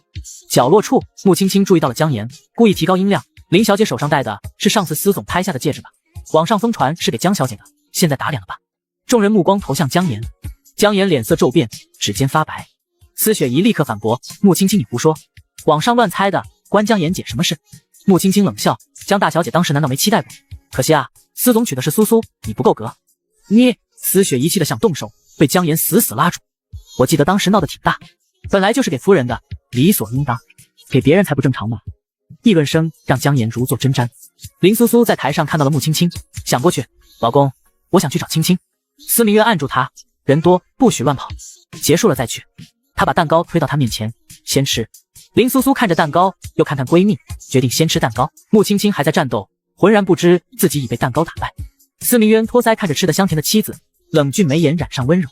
灯光下，他依偎在他身旁，复古礼服与平底鞋是他圈定的安全区，也是独属于他的风景。就算是商业帝王，也是对小娇妻崇拜的不行。下面就是这次的重头戏 ，Cindy 的珠宝款式，这次一共设计了7款，都是由一个人设计的。身着紧身裙的女人端着托盘款款上前，林苏苏却连头都没抬，专心致志地对付着眼前的蛋糕。是不是姜大小姐设计的？太期待了！上次帝国集团就是和她合作的。姜大小姐设计的东西美观大方，低调奢华。周围的议论声让姜岩脸色铁青，他本以为能借机崭露头角，谁知司明渊竟找了别人设计。他强压怒火，勉强维持着笑容。穆青青被安排在远离司雪怡的位置，抬头正对上苏景行深邃的目光，他立刻低下头喝了口茶。景行哥也在这里啊？苏景行淡淡点头，他们是和林苏苏一起长大的好友。穆青青压低声音：景行哥，告诉你个秘密，这次珠宝都是苏苏设计的。苏景行冷清的嘴角微扬，并无多少意外。苏儿做什么，我都不意外。穆青青无奈耸肩，这对青梅竹马没能走到一起，确实可惜。他看向林苏苏，两人相视一笑。林苏苏刚想挥手，就被身边的司明渊拽住衣摆拎了回来。不许去，还没结束。司明渊语气不容置疑，我就去说一句话。不行，乖乖坐着。林苏苏被按回椅子，苏景行察觉到动静，目光扫了过来。司明渊敏锐地捕捉到他的视线，故意将林苏苏揽进怀里，夹起一个软糯的糕点，乖，是个糯米球。林苏苏一口咬下半个，脸颊沾上米粒。司明渊宠溺地为她擦拭，吃东西都不会，咬到我手了。对不起。林苏苏小声道歉。话音未落，司明渊已握住她的手，在众目睽睽之下轻轻吻了上去。没关系。林苏苏瞬间脸红，想抽手却被牢牢握住。看到这刺眼一幕，苏景行黯然垂眸，饮尽杯中红酒。周围响起压抑的惊呼。我瞎了，九爷抱着林小姐喂饭，我好像还看到他亲她的手，都瞎得不轻。苏景行心中苦笑，确实都瞎了，竟以为司明渊不喜欢苏苏。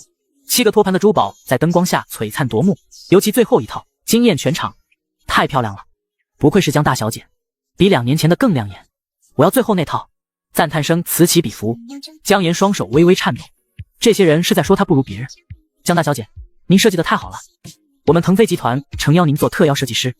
一位女士恭敬递上名片，紧接着更多公司代表围拢过来递名片，发出邀请。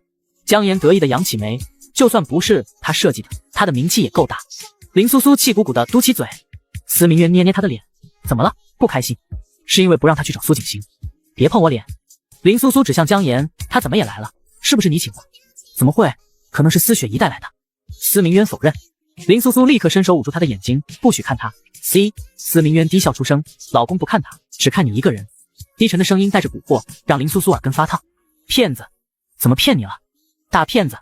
他委屈地趴进他怀里，你喜欢他才请他来的，对不对？宝贝，你见过老公和他说话吗？抱过他吗？亲过他吗？林苏苏摇头，没有，老公只亲你，只抱你。你说我喜欢谁？司明渊抬起他的下巴。林苏苏捂着眼睛摇头，不知道。司明渊眸色转身，嘴角勾起危险的弧度，在他耳边低语，回去就让你知道老公喜欢的到底是谁。灼热的气息让他心间发颤，他默默算着日子，到今天正好1个月，终于可以名正言顺地睡回主卧了。有请产品总设计人林苏苏小姐上台讲话。全场哗然。搞错了吧？不是江大小姐吗？林小姐，她怎么可能？那种笨蛋会设计珠宝，别贴金了。就是连吃饭都不会吧？哄笑声四起。林苏苏眼圈一红，委屈巴巴地抹眼泪。老公，他们为什么都不相信我？宝贝不哭，这是你的功劳，谁也别想抢。司明渊擦掉他的泪，牵起他的手走上台。林苏苏害怕地躲在他身后，紧紧抓着他的衣摆。总经理赶紧澄清，江小姐并未参与本次合作，总负责人是林小姐。司明渊接过话筒，声音沉稳有力，负责人是我的夫人。现场瞬间炸锅，不是江岩，是林小姐。天啊，我把名片都给出去了。江大小姐，抱歉我们弄错了。刚才还拼命递名片的人纷纷变脸，迅速收回承诺并远离江岩。江岩脸色青白交加，皮笑肉不笑地将名片退回，以后有机会再合作吧。他感受到周围投来的怀疑和鄙夷目光，帝都首席设计师的名号怕不是个笑话。这时林月风风火火地赶到。林苏苏看到父亲，眼睛一亮，苏苏说2句。司明渊低声提醒，说什么啊？林苏苏茫然。司明渊宠溺地点点他额头，说点言。台下又是一阵低呼，九爷当众撒狗粮。林苏苏懵懂地拿起话筒，我只是画着玩的。凡尔赛啊，随便画能画这么好，还以为江大小姐设计的呢，结果人家是随便画的。果然笨人有笨福，最后一个女人的嘀咕被林月厉声打断。你说谁笨？女人吓得一哆嗦，连忙陪笑。林总，我说我自己呢。林月冷哼一声，目光转向台上的女儿，满是骄傲。林苏苏把话筒塞回司明渊手里，依赖地抱着他的胳膊。我夫人有点害羞。司明渊自然地揉揉她的头发。灯光下，西装革履的她俊朗如神奇，白纱裙的她纯净如仙子，般配的耀眼。苏景行瞥见这一幕，心脏传来细微的刺痛。磕到了。谁说九爷不喜欢林小姐？这眼神骗不了人。装给林总看的吧。议论纷纷中，最令人震惊的是，惊艳全场的珠宝竟是林小姐随手画的。司明渊牵着手足无措的林苏苏走下台。老公，我是不是很胆小？你说呢？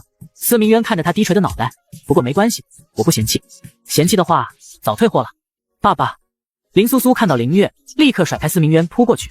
乖乖，跟爸爸回家，买了你最喜欢的甜品。林月习惯性的想把女儿接走。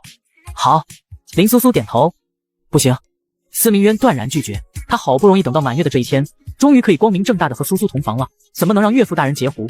每每想起当初那个1个月后再同房的狠话，他就悔不当初。今晚他必须把名分做实。就算是商业帝王，为了跟老婆睡觉也是拼了。司明渊断然拒绝林月带林苏苏回家的提议，不行，现在已经很晚了，明天再去也不迟。林月看着女婿略显急切的脸色，觉得有道理。那行，明天。现在你陪我喝2杯。敢这么命令司明渊的，帝都唯此一人。当然可以。司明渊压下心中的急切，他可是算着日子等今晚。无奈应下，岳父来的真是时候。林苏苏欢快地坐到闺蜜穆青青身边，青青，专门来看我的吗？不然呢？穆青青笑着抱住她，在她软乎乎的脸上吧唧亲了一口。司明渊，他的苏苏太招人，男女通吃，手里的刀快按不住了。穆青青亲够了才放开，凑近林苏苏耳边低语：苏苏宝贝，嫁给九爷没受委屈吧？不远处，苏景行握着酒杯的手一紧，他也迫切想知道答案。林苏苏摇摇头，想起司明渊每天的细致照料，穿衣、喂饭、剥虾、热牛奶，认真道：老公对我很好的，不过在他心里，爸爸和哥哥还是排第一。那就好。不过苏苏，穆青青压低声音，你可不能这么早生宝宝。说好的不早婚，结果最小的苏苏先嫁了。林苏苏小脸一红，没，我和老公不睡一起的。什么？穆青青惊呼出声。苏景行闻言，紧绷的心弦莫名一松。老公说我是笨蛋，嫌弃我。林苏苏委屈的揉揉眼睛，他还说过对他不感兴趣呢。嫌弃你？他敢？穆青青瞬间炸了。苏苏宝贝，现在就离。苏苏又美又聪明，司明渊凭什么嫌弃一个快30的老男人？司明渊后背一凉，感觉有人在骂他。林月指着满桌的酒杯，不喝完这20杯，别想带走苏苏。旁边还坐着2个虎视眈眈的小舅子。司明渊为了娇妻，一杯接一杯的灌。助理刘宁默默擦汗，娶个老婆太难了。林苏苏听到离婚，偷偷望向司明渊，他仰头饮酒，喉结滚动，侧脸英俊的让他心跳加速。可是我不想离开他。他小声对穆青青说，你喜欢上他了，才1个月。穆青青恨铁不成钢，伯克音乐学院的校花，多少追求者都看不上啊。林苏苏害羞低头，我不知道。苏景行手中的酒杯咔的一声轻响，杯壁出现蛛网般的裂痕。苏景行状似随意的问，传闻他有个白月光，是姜妍？不是的。林苏苏立刻摇头，老公说了，他一点都不喜欢姜妍。男人的话能信？穆青青拉着他的手，千万别喜欢他，知道吗？林苏苏点点头，目光又不自觉飘向司明渊。他已喝掉大半的酒。司明渊似有所感，转头精准捕捉到他的视线，唇角勾起，挑眉一笑，笨蛋，吃饭也要看老公。林苏苏瞬间脸红到耳尖，手足无措，偷看被抓包了。林月不满地敲桌子，看什么看？快喝！司明渊只好继续灌酒，眼神却愈发幽深。今晚得好好惩罚这个不乖的女人。与此同时，林苏苏成了人群焦点。林小姐，腾飞集团诚邀您做特邀设计师，我们世界100强，您出方案就行，考虑一下我们吧。珠宝的成功让她被争相邀请。不用了，林苏苏礼貌拒绝，我是帮我老公画的，他生来就是金枝玉叶，从未想过工作。太遗憾了，有空一定联系我们。名片雪片般飞来，很快堆了一小摞。姜妍在不远处看着，气得脸色扭曲，有什么了不起？捧得越高，摔得越惨。苏苏，以后我抱你大腿。穆青青抱着他的胳膊，看着他绝美的脸，突然想到什么，凑近他耳边，苏苏，他有没有碰你？林苏苏茫然，老公嫌我身材不好，肯定是他不行。穆青青斩钉截铁，这么个大美人都不动心，中看不中用。苏苏，你以后幸福怎么办？离了吧。林苏苏似懂非懂，回去问问老公，问问他为什么不行。司明渊终于喝光了酒，头有些沉，但总算过关。好，算你过了。林月站起身，自己反而踉跄了一下。儿子林雨辰赶紧扶住亲爹，本想灌醉女婿，结果自己先倒了。爸爸喝醉了。林苏苏担心的过来，乖女儿，爸爸听你的话，回家睡觉。林月摸着女儿的头，感慨万千。岳父慢走。司明渊松了口气，最难缠的走了。三哥再见。林苏苏挥手告别。林家人一走，司明渊立刻把林苏苏圈进怀里。宝贝，刚才聊什么那么开心？特别是看到他对苏景行笑，那股嫉妒就压不住。说过几天去滑雪，老公你会陪我去吗？当然。司明渊捏捏他的小脸，宝贝去了，老公都陪。穆青青皱眉，宠是宠，可他不行啊。拉钩。林苏苏伸出小指，笑容灿烂。好，不骗你。司明渊拉钩，顺势将他搂得更紧。老公最好了。林苏苏开心的踮脚，想亲他的脸，却够不着。司明渊含笑弯腰，柔软的唇瓣落在他脸颊，带来一阵酥麻。苏景行看着这刺眼的一幕，手臂青筋暴起。老公，回家吧，我困了。林苏苏撒娇，睡觉2字瞬间点燃司明渊的神经。1个月之期就是今晚。好，马上回家。他刚迈步，却被苏景行拦住。司明渊，你敢欺负苏苏一点，我绝不放过你。苏景行眼神如冰，不劳苏少费心，若苏苏我自会照顾好。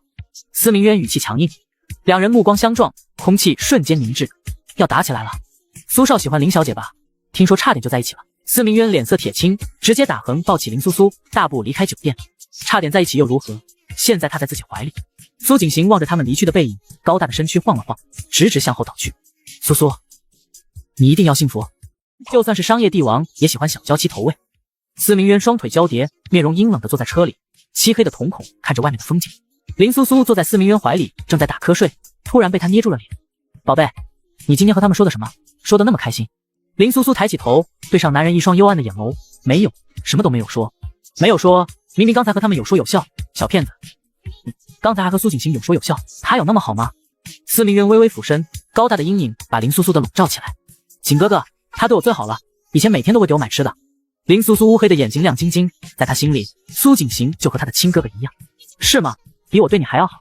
男人低沉的嗓音带着一丝威胁。啊！林苏苏挠了挠头，景哥哥和老公对她都很好，但是她更喜欢老公。怎么回答不上来了？是不是更喜欢他？司明渊性感的薄唇微微上扬，笑得冰冷刺骨。车厢里的温度一瞬间降到了冰点，刘宁在前面吓得瑟瑟发抖。夫人，您可别说错了。怎么回答不上来了？司明渊心里黑暗的情绪瞬间爆发而出，一只手揽着女人的腰身，强大的气息把林苏苏包围起来。刘宁头上的冷汗都冒出来了，这个女人可能马上就要死了。还是说你心里更喜欢那个男人？一个大手马上就要扼住林苏苏脖颈，他突然笑了笑，露出两个酒窝，猛地抱住司明渊。我更喜欢老公，老公贴贴。司明渊看着怀里的女孩动人的脸庞，眉宇间的戾气瞬间消失得无影无踪。他的苏苏更喜欢他。什么苏景行，统统靠边站，在苏苏心里一定是自己最重要。司明渊抱着女孩，轻轻吻上了她精致白皙的脸。女人娇娇弱弱，长得漂亮可人，散发着清香的味道，让人爱不释手。司明渊借着醉意，抱着怀里的人又亲了许久，沙哑的声音带着一丝蛊惑。我也最喜欢苏苏。刘宁终于松了一口气，还好这个小祖宗没说错话。林苏苏趴在男人身上闻了闻，全身都是酒气，嫌弃的捂着自己的鼻子。老公，你是不是喝醉了？司明渊喝了几十杯酒，都是林月灌的。没有，我怎么会喝醉？就喝一点。骗人，你明明就喝了很多，我都看到了，而且全身都是酒味，我不要你抱着，快点放开我。林苏苏凶巴巴的看着男人，两只手扒拉着他的胳膊。你个笨蛋，还敢嫌弃我？司明渊把人抱得更紧了，这是他的人，谁都不能抢走。老公，你把我抱得太紧了，我喘不过来气了。林苏苏两只胳膊推了推男人的胸口。我的，抱着。算了，看在你喝醉酒的份上，我就不和你一般计较了。司明渊其实没有喝醉，不过既然苏苏认定他喝醉了，那他做什么都合情合理。景行哥，你怎么样了？马上就到医院了，你再坚持一下。苏景行靠在后面，缓缓睁开眼睛，似乎看到了一个朦胧的身影。苏儿，苏儿，穆青青失落的垂下眼帘。景行哥，我不是苏苏，我是青青，她已经跟着她的老公回去了。苏景行黑蝶般的睫毛缓缓颤抖。青青，谢谢你。景行哥，你到底怎么了？怎么会突然晕倒？刚才我都吓死了。穆青青眼角的泪水现在还没有擦干净。苏景行眼唇低咳几声，没事就好。景行哥，你去医院这件事要不要告诉苏苏？不用了，我并无大碍，不用去医院了。谢谢你青青，天色已经不早了，我送你先回去吧。可是你的身体真的不用去医院看看吗？穆青青一脸担忧，总苏景行觉得在瞒着他什么。不用了，李叔，去穆家别墅。车子在马路上掉头，快速往回折返。名园灯火通明，把偌大的宫殿照耀的比白天还要璀璨。老公，你听话好不好？把醒酒汤喝了吧。林苏苏手里端着一碗黑乎乎的汤药，站在男人身边，哄了半天，他一口也不喝。老公也太难哄了吧，比他还难哄。司明渊把脸扭到另一边，现在他可能是喝醉酒的状态，可以为所欲为。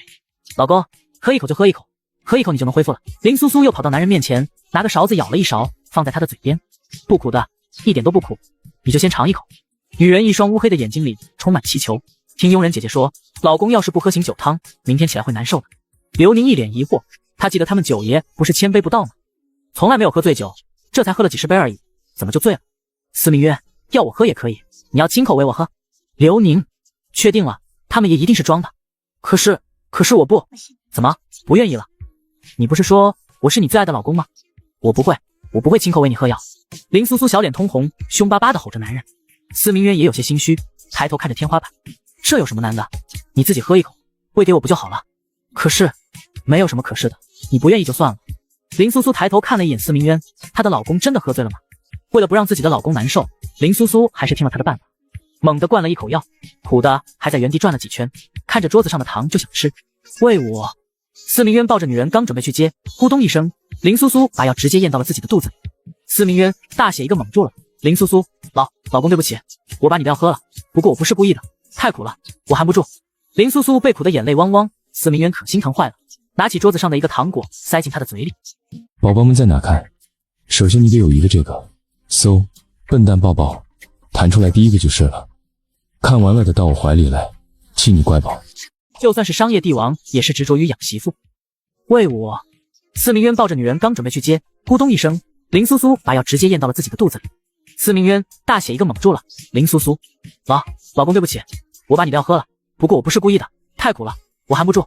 林苏苏被苦的眼泪汪汪，司明渊可心疼坏了，拿起桌子上的一个糖果塞进她的嘴里。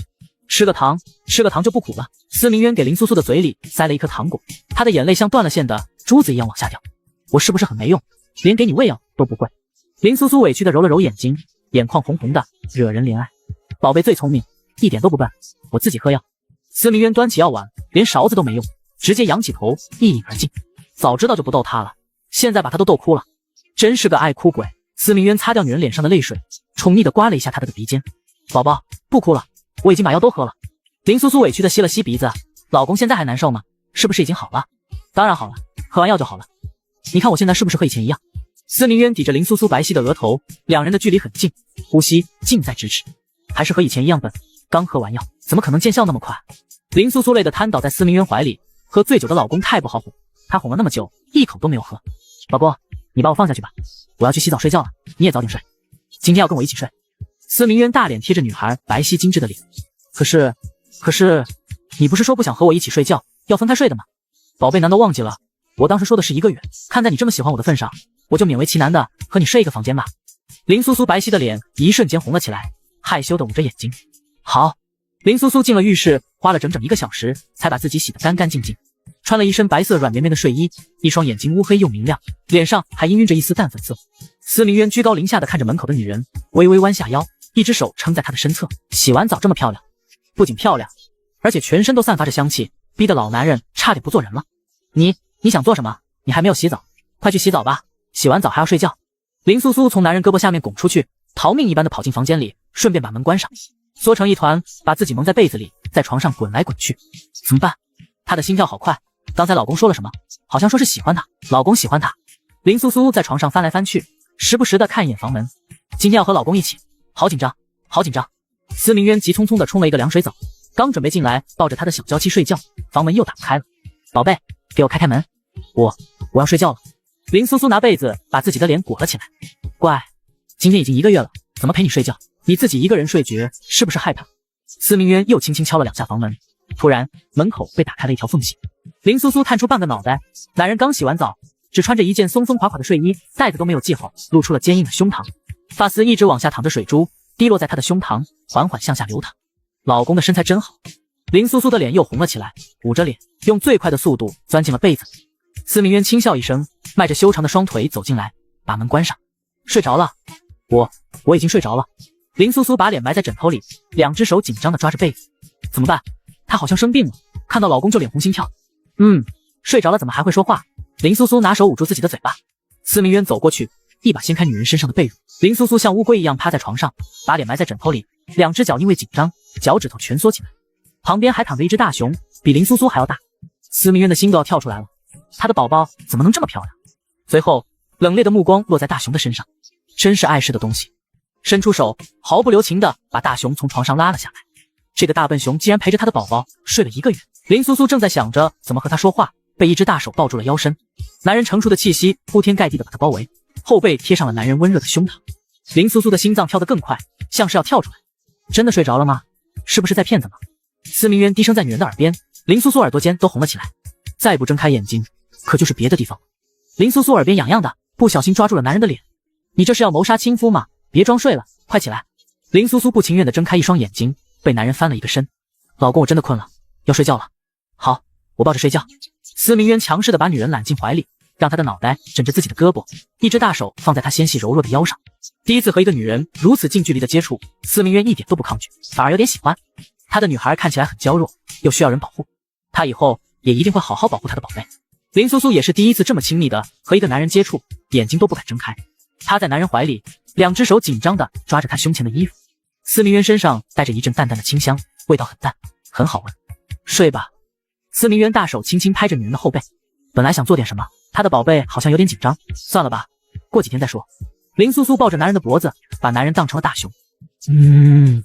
林苏苏揉了揉朦胧的眼睛，腰间放着一只大手，整个人都被男人护在怀里。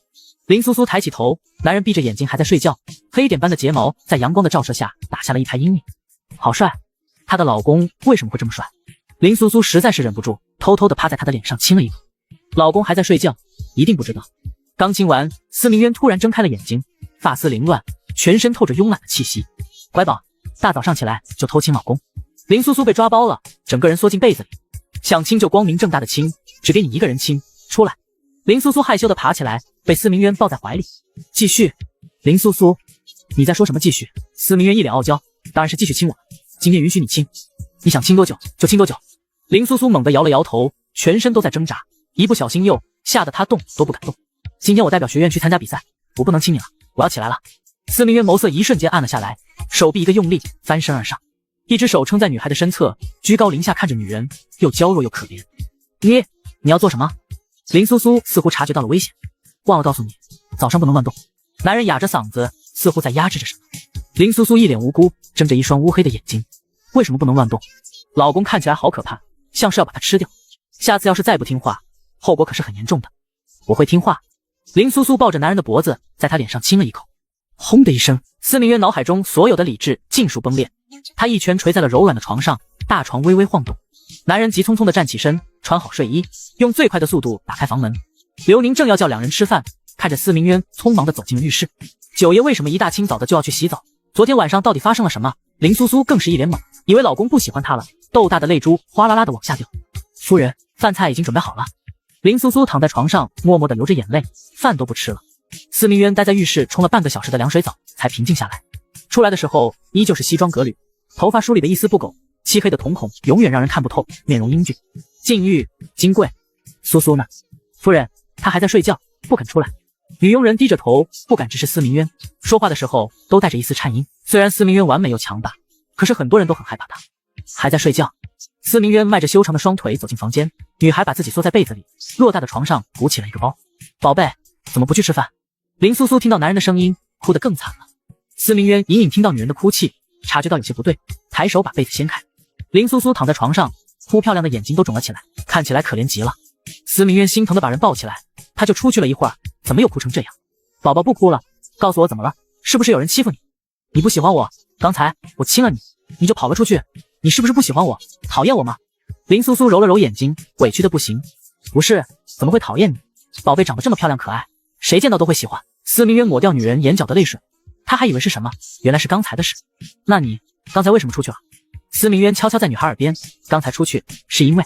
林苏苏瞬间停止了哭泣，脸色都红了起来，两只拳头捶了他的胸口。坏蛋，司明渊，不是你让我说的，现在我说了你又打我。司明渊轻松地握住女人的两个拳头。乖，穿好衣服，一会儿要去吃饭了。你不是还要去参加比赛？老公今天不去上班，陪你一起去好不好？好。司明渊给林苏苏换上了一身碧色的裙子，整个人显得青春活泼又可爱。穿上了一只同色系的袜子，套上鞋子，整个人被司明渊打扮得漂漂亮亮。老公，我是不是很漂亮？你是不是喜欢我？司明渊低咳两声，傲娇地点了点头。喜欢，可能有点喜欢吧。抱抱。司明渊看着女人这么软糯，弯下腰把人抱了起来。看在她这么可爱的份上，勉强抱一抱。林苏苏抱着男人的脖子，又亲在了他的脸上。司明渊激动得差点同手同脚，把人放在餐桌前给林苏苏剥虾，什么事情他都亲力亲为。林苏苏已经被养成的废物，只会抱着瓶子喝牛奶。老公，还要吃虾。司明渊又加快了速度，剥好虾塞进女孩嘴里。林苏苏被喂得饱饱的，全身的皮肤白得发光，被司明渊养得很好。养了1个月的媳妇，司明渊现在也算是得心应手，就算是商业帝王，也是吃上了小娇妻的软饭。帝都音乐馆今日星光璀璨，国内各大音乐学院的初赛再次举行。馆外名车云集，贵妇名媛，商业巨擘，顶流明星济济一堂，只为感受音乐的魅力。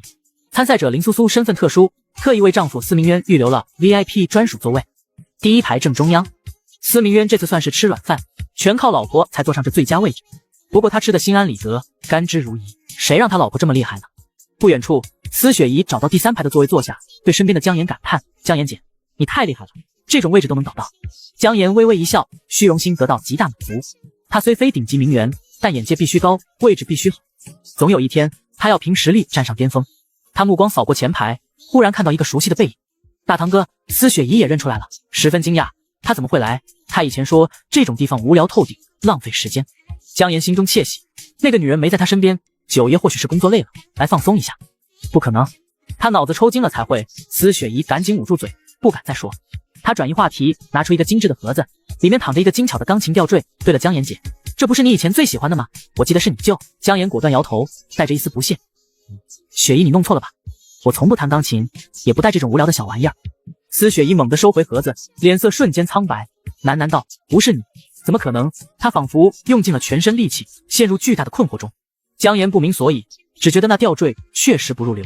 后台准备间，林苏苏对着镜子深呼吸，给自己打气：“苏苏加油，你是最棒的。”老公在下面看着呢，这次绝对不能发抖，不能哭。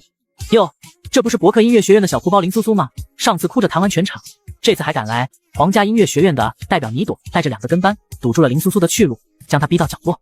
林苏苏看起来弱小无助，被3人包围，就是吓得直哭，真给伯克丢人。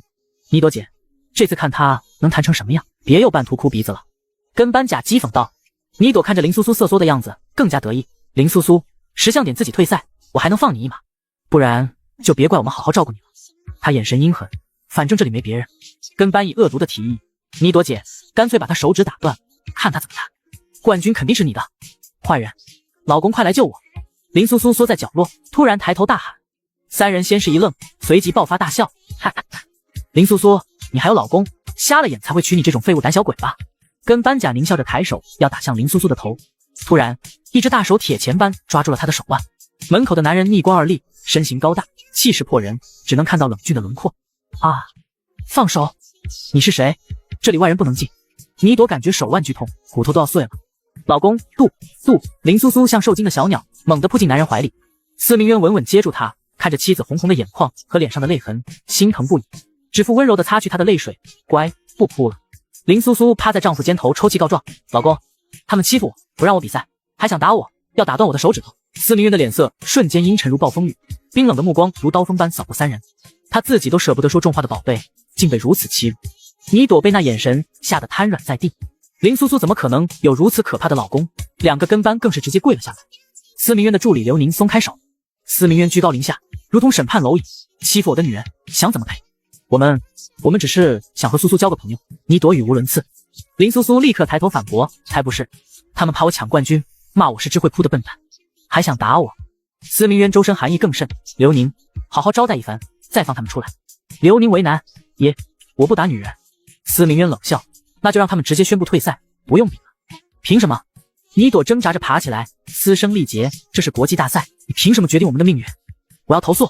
司明渊仿佛听到了天大的笑话，唇角勾起冰冷的弧度。凭什么？就凭我在帝都只手遮天，不让你比赛，一句话的事。欺负我的人还想全身而退？不，我要比赛，我要拿冠军！倪朵发疯般想冲出去，却被刘宁轻易制住。司明渊抱起林苏苏，眼神毫无温度：你这种货色不配参加。刘宁，看好了。是。刘宁认命地接下任务。林苏苏趴在丈夫肩头，悄悄对气急败坏的倪朵3人做了个得意的鬼脸，那眼神仿佛在说：我有老公撑腰，你们有吗？林苏苏，倪朵目眦欲裂，心中发狠，下次去外城比赛，那是他的地盘，他一定要划花那张脸，掰断那双手。司明渊抱着林苏苏在外厅沙发坐下，心疼地握着她的手亲吻：宝贝，他们是不是怕你太厉害才欺负你？林苏苏点头：他们是皇家音乐学院的，上次输给我了，这次就想使坏。有老公在，没人能欺负你。司明渊沉默，他正考虑是否该让刘宁真打断那几个女人的手。大厅传来广播：18号，伯克音乐学院代表林苏苏。林苏苏眼睛一亮，清澈乌黑：老公到我了，你要在下面看着我。好，老公就在第一排看着你。司明渊宠溺地揉揉她的头发。观众席上，司雪怡难以置信地抓住姜妍的胳膊：姜妍姐，我是不是听错了？林苏苏，那个笨女人，她怎么可能参加这种比赛？姜妍看着台上光芒四射的身影，嫉妒的几乎咬碎银牙，语气却极力保持平静。她可是伯克的高材生，音乐天赋极高，参赛很正常，你不知道吗？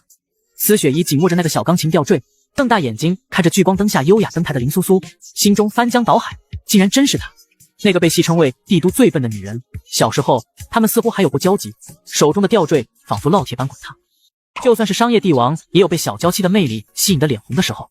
帝都音乐馆，闪耀与暗流，林苏苏身着华美长裙，宛如落入凡尘的公主，站在聚光灯下。面对满场观众，她仍有些胆怯，声音清亮，却带着一丝紧张。大家好，我叫林苏苏。她下意识地抓紧了衣摆。第一排正中的司明渊目光专注地锁在妻子身上，给予无声的鼓励。林苏苏看到丈夫，心定了许多，羞涩地朝他笑了笑。司明渊用口型传递着爱意：宝贝加油，你是最棒的，老公一直陪着你。林苏苏深吸一口气，坐到钢琴前，当指尖触及琴键，怯懦瞬间褪去，自信的光芒笼罩着她。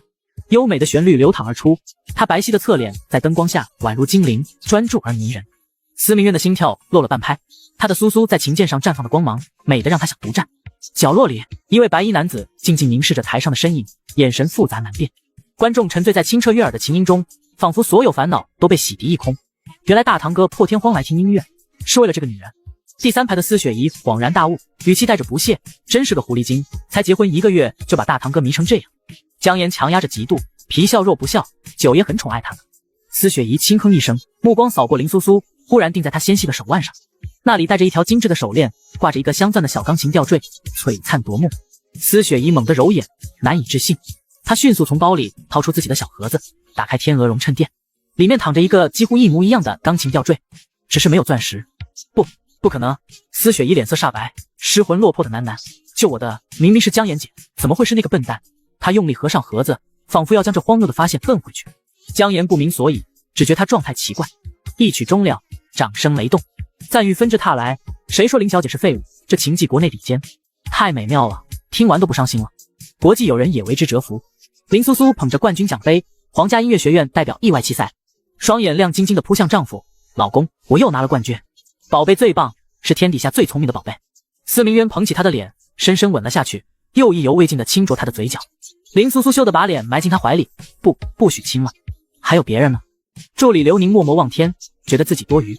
司明渊笑着变出一颗草莓奶糖，拨开喂进他嘴里。林苏苏满足地眯起眼，甜意直达心底。司家老宅，甜蜜的战场。司家老宅客厅，司老爷子正和林老爷子对弈，棋盘上杀得难分难解，嘴上也不饶人。林老头，你看我宝贝孙女又拿冠军，你家臭小子根本配不上。司老头，我家大孙子一表人才，帝都首富，苏苏嫁他哪吃亏？哼，敢让苏苏受委屈，我把他头敲碎。放心，苏苏聪明可爱，我也当亲孙女疼。爷爷，林苏苏清甜的声音传来，两个老爷子瞬间停战，争相看向门口。看什么看？苏苏是叫我。林老爷子得意，分明是叫我。苏苏是来看我的。司老爷子不甘示弱，我才是亲爷爷。林苏苏被这阵仗唬住，停在门口不敢动。司明渊紧随其后，踏入这双倍修罗场。苏苏，快让爷爷看看。林老爷子瞬间换上慈祥笑容，林苏苏立刻扑进亲爷爷怀里。司老爷子看着亲密的祖孙俩，眼底掠过一丝羡慕嫉妒。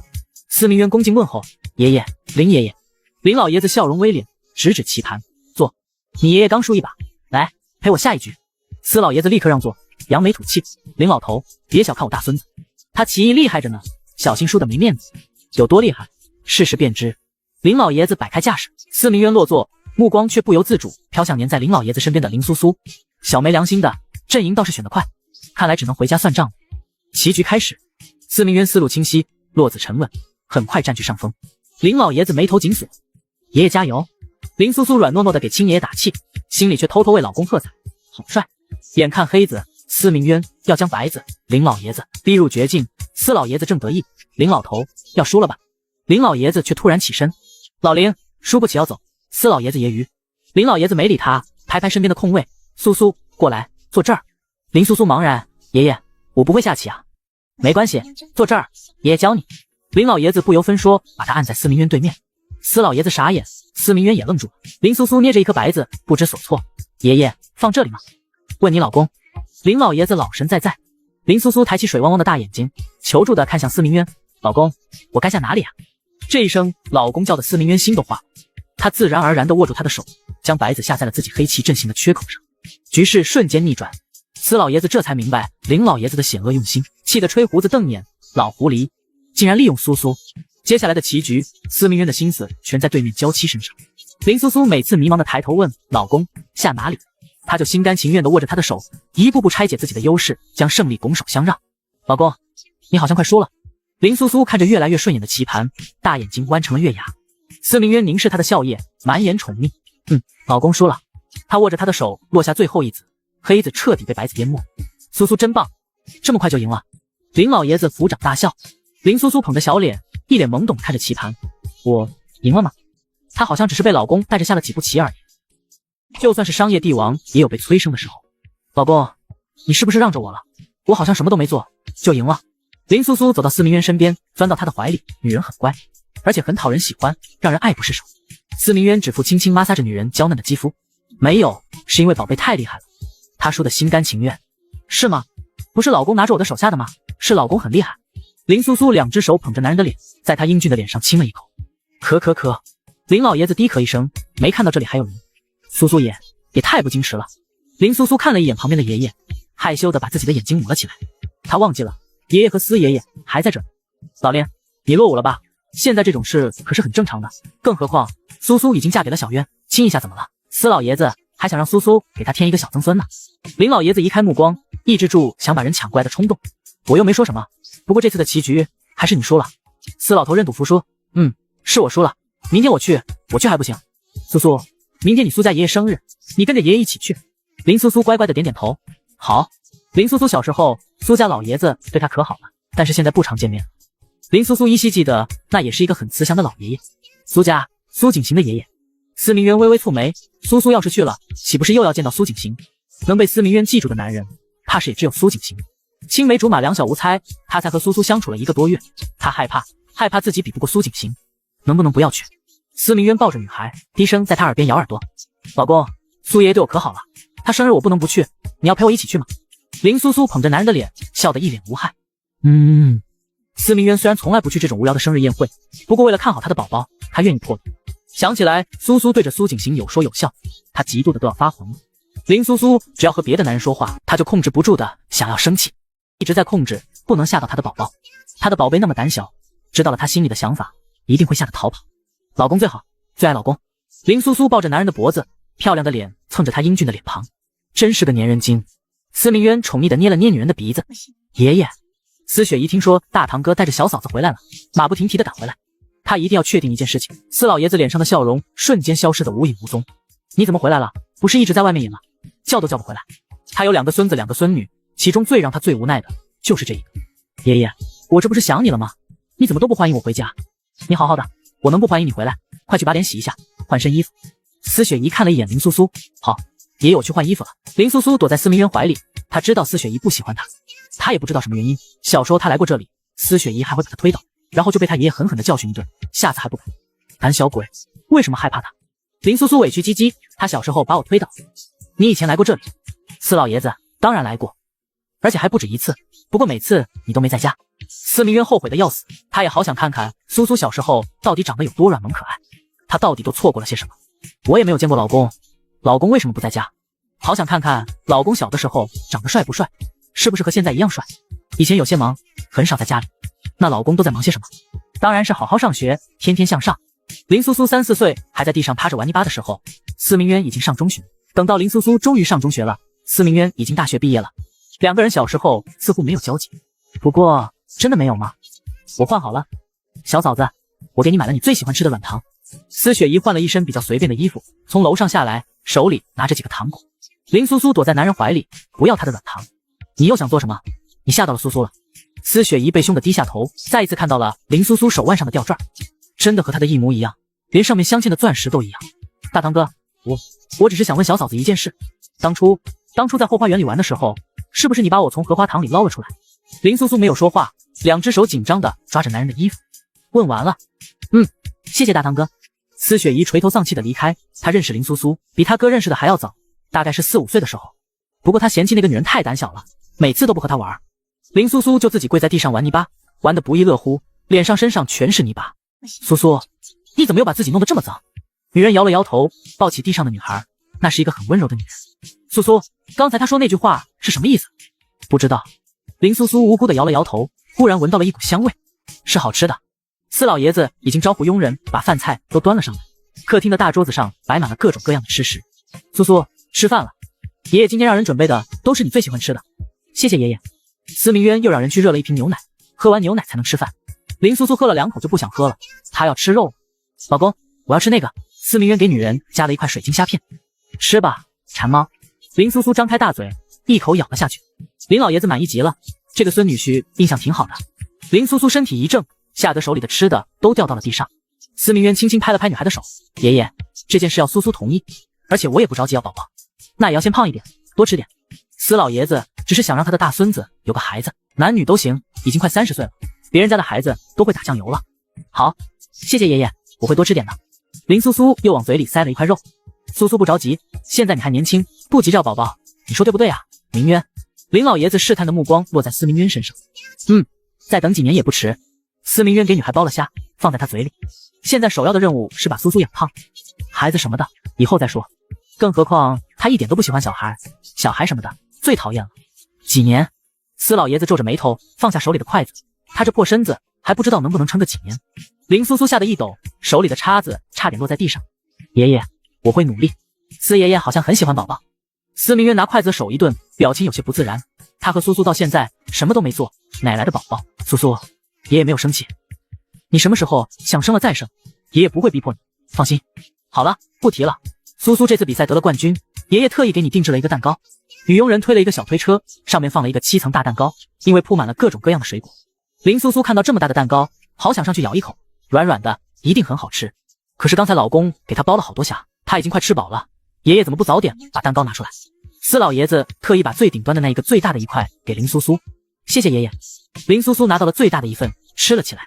雪姨，你的，谢谢爷爷。司雪姨显得很安静，坐在一旁默默地吃着蛋糕，时不时地看一眼林苏苏。她为什么不承认？当初到底发生了什么事？为什么她醒来的时候看到的是江妍姐？她以为自己手里的吊坠也是江妍姐的。老公，你怎么不吃蛋糕？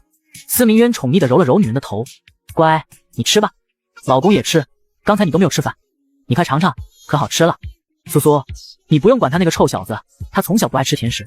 司老爷子话音未落，林苏苏手里的奶油全部被男人吃到了嘴里，是不是很好吃？很甜，很甜。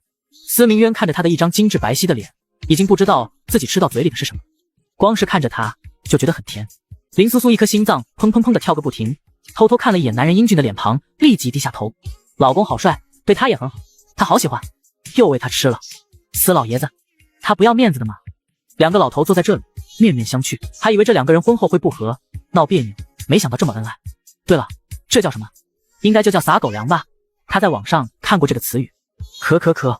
林苏苏听到咳嗽声，才想起来旁边还有2个爷爷，一个姐姐，还有很多女佣人都在看着她。林苏苏的脸一瞬间红了起来，猛地扑到男人怀里。没脸见人了，她已经没脸见人了。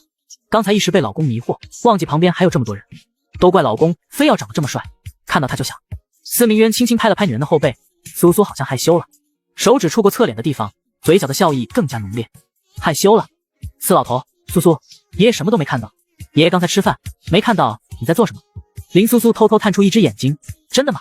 当然是真的，我刚才和你爷爷只顾着吃饭喝酒，什么都没看到。林苏苏拍了拍脸，整个人坐在司明渊怀里，又看到了旁边还有一个人。我也没看到。司雪姨低下头吃了一口蛋糕，佣人们纷纷低下头，我们也没有看到。林苏苏这才放心，没有人看到就好。就算是商业帝王，对于爱情也是患得患失。林苏苏躺在沙发上翻来翻去，又开始烦恼，明天送苏爷爷什么好呢？以前他经常在苏爷爷家里吃饭，苏爷爷对他也很好的，他一定要送给苏爷爷一个特别的礼物。司明渊双腿交叠坐在林苏苏旁边，手里拿着一本书，侧脸完美无缺，整个人坐在那里散发着无穷的魅力。林苏苏来到男人的怀里，抬起一双乌黑的眼睛，老公，这个书有我好看吗？司明渊微微顿了一秒，缓缓开口，没有。既然没有，那你为什么要看一本书不看我？你都不看我，是不是不喜欢我了？女人坐在男人怀里，把他手里的书夺过来扔到了桌子上。面对这么无理取闹的作精，还能怎么办呢？只能宠着。司明渊2只手抱着林苏苏的腰身，俊美的脸庞缓缓靠近。你要做什么？刚才不是说不让我看书，让我看你，那你也不能离得这么近。林苏苏话音未落，脸上传来一阵温热的触感。司明渊微微眯起眼眸，意犹未尽。我不但要看，还要亲。不许亲，这里不是家里，爷爷还在这里，爷爷看到了怎么办？林苏苏2只手堵住了男人性感的唇瓣。这里又没人，宝宝怕什么？灼热的呼吸落在林苏苏耳边，她害羞地缩了缩脖子。好，今天宝宝说会努力生小宝宝，是不是真的？不等林苏苏回答，外面突然传来一阵声音：大堂哥，我找小嫂子。司雪怡走进大厅，总觉得周围的气压有点低，好冷。司明渊脸色阴沉如水，找苏苏，什么事？就是关于小时候的事。司雪怡拿出了一个小钢琴吊坠，做工很精致，一看就出自名家之手。苏苏，这个小吊坠是不是你的？今天他一定要问清楚，报答了10几年的救命恩人，到头来竟然是个假的。林苏苏点点头，这是你从我手上抓下来的。他从小对钢琴就很有天分，3岁的时候就会弹钢琴，爸爸花重金给他打造了一对钢琴吊坠挂在手上。真的是你？他一直以为是姜岩，救了他，天天跟在他身后，把他当做自己的救命恩人报答，没想到最后竟然是自己最看不起的小废物救了自己。司雪怡激动地冲上来，还没碰到林苏苏，看到司明渊冷冽的目光，吓得不敢再前进了。老公，我们回家吧，我不想在这里了。林苏苏抱着男人的脖子，趴在他的肩膀上。好，带你回家。苏苏，你别走，我还有话想对你说。对不起，我真的不知道当初的人是你。林苏苏没有说话，甚至连一个眼神都没有给他。司雪怡望着两人离去的背影，紧紧握着手里的吊坠。姜岩，亏他一直对他那么好，没想到他竟然骗了自己10几年。司雪怡换了一身衣服，开着车朝着姜岩公司的方向快速的驶去。司明渊回到家，把女孩放在床上，修长的手指扯开领带，一颗黑色的扣子滚落在地上，发出清脆的声音。司明渊突然俯身，林苏苏躺在枕头上，男人一只手撑在他的身侧，居高临下的看着女孩。今天不是说想要一个宝宝，满足你这个要求了。林苏苏2只手紧张的揪着裙摆，我只是骗爷爷的。是吗？可是我当真了怎么办？想让你给我生一个宝宝，最好是个乖女儿。不要！林苏苏缩成一团，眼里的泪水哗啦啦的往下掉。司明渊身上的西装已经褪下，领口的领带松松垮垮的垂落，扣子解开了2粒，露出了精致的锁骨。一张宛若神邸般面容凑到女人眼前。不要！为什么不要？是因为不喜欢他，所以才不想给他生宝宝。林苏苏2只手抱着膝盖缩在角落里，睫毛上挂着细碎的泪珠，让人看到了更想欺负。司明渊修长的手指挑起女人的下巴，眼里带着病态的暗芒。为什么不想？你是不是不喜欢我？林苏苏看到司明渊凶巴巴的模样，哭得更惨，一滴泪水落在了男人的手上。司明渊松开着自己的手，嘴角勾起一抹自嘲的弧度。也对，像他这种人，杀人如麻，阴晴不定，苏苏怎么可能会真的喜欢他？苏苏纯洁善良又天真可爱，自己就是从地狱里爬出来的恶魔，和他一点都不般配呢。司明渊站起身，你好好休息吧，我先走了。今天应该吓到苏苏了吧？男人的背影有些孤寂，不知道为何，林苏苏心里微微有些刺。司明渊刚走到门口，腰间传来一阵温柔的触感，女人软软的身体贴在了他的身后。我喜欢。司明渊脸色一正，停顿了几秒才反应过来，动了动手指。男人沙哑的声音带着几分颤抖，你说什么？我没有听清楚，能再说一遍吗？我喜欢老公，最喜欢老公了。司明渊只觉得自己置身于桃花树之下，整个人轻飘飘的，有些不太真实。刚才他的苏苏说什么？说喜欢他。司明渊内心一阵狂喜，转过身把女孩抱进怀里，像是要把她融入到自己的骨血。林苏苏被抱得快喘不过气了，2只手推了推男人的胸口，你把我抱得太紧了，我喘不过气了。司明渊立即松开手，轻轻地抱着女人，像是抱着一个易碎的珍宝。刚才说的是不是真的？林苏苏，什么？司明渊，就是说喜欢我，是不是真的？林苏苏抱着男人挺俊的脸，在他嘴角亲了一口。当然是真的，最爱老公，这辈子只爱老公一个人。林苏苏话音刚落，就被男人堵住了唇瓣，铺天盖地的气息扑面而来。林苏苏只能被2只手攀着他的脖子。不知过了多久，司明渊才意犹未尽的松开，女人眼里含着泪光。既然如此，就生一个宝宝。暗沉沙哑的声音在女孩耳边响起，激得她一阵心动。可是有了宝宝，老公会不会不疼我？林苏苏委屈的揉揉眼睛，她想做老公最疼爱的人。司明渊嘴角扬起邪似的笑，向床边走去，声音放得很温柔。当然疼，以后我每天都身体力行的疼爱你。就算是商业帝王，也只能半夜洗冷水澡。林苏苏2只手抱着可怜的自己躲在角落里，她又想起刚才老公可怕的眼神，像要把她吃掉一样。林苏苏把自己抱得更紧了，一脸防备地看着男人。司明渊内心崩溃，都已经到了这种地步，这个女人果然是上天派来惩罚他的。林苏苏站起身，扑到了男人的怀里，贴在他的胸口。我肚子饿了，想吃饭了。老公这么疼她，一定不会舍得她饿着肚子。司明渊温柔地揉了揉女人的头，把她身上的衣服穿好，半蹲在地上给她穿好些。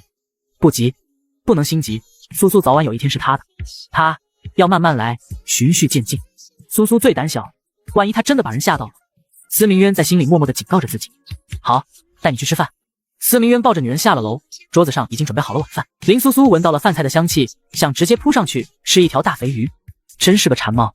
司明渊给女人夹了一块最鲜美的鱼肉，耐心地把里面的刺全都挑出来。吃吧。谢谢老公，老公最好。林苏苏没过一会儿就把一大块鱼肉吃完了，又指了指中间的虾片。老公，我还要。好，都给你。女人甜甜的声音响起，司明渊恨不得把自己的命都给她。旁边的佣人看着都羡慕得不得了，他们夫人上辈子可能是拯救世界才能遇到这么好的老公。最后林苏苏被喂得饱饱的。老公，我吃饱了。你吃饱了，是不是该我吃了？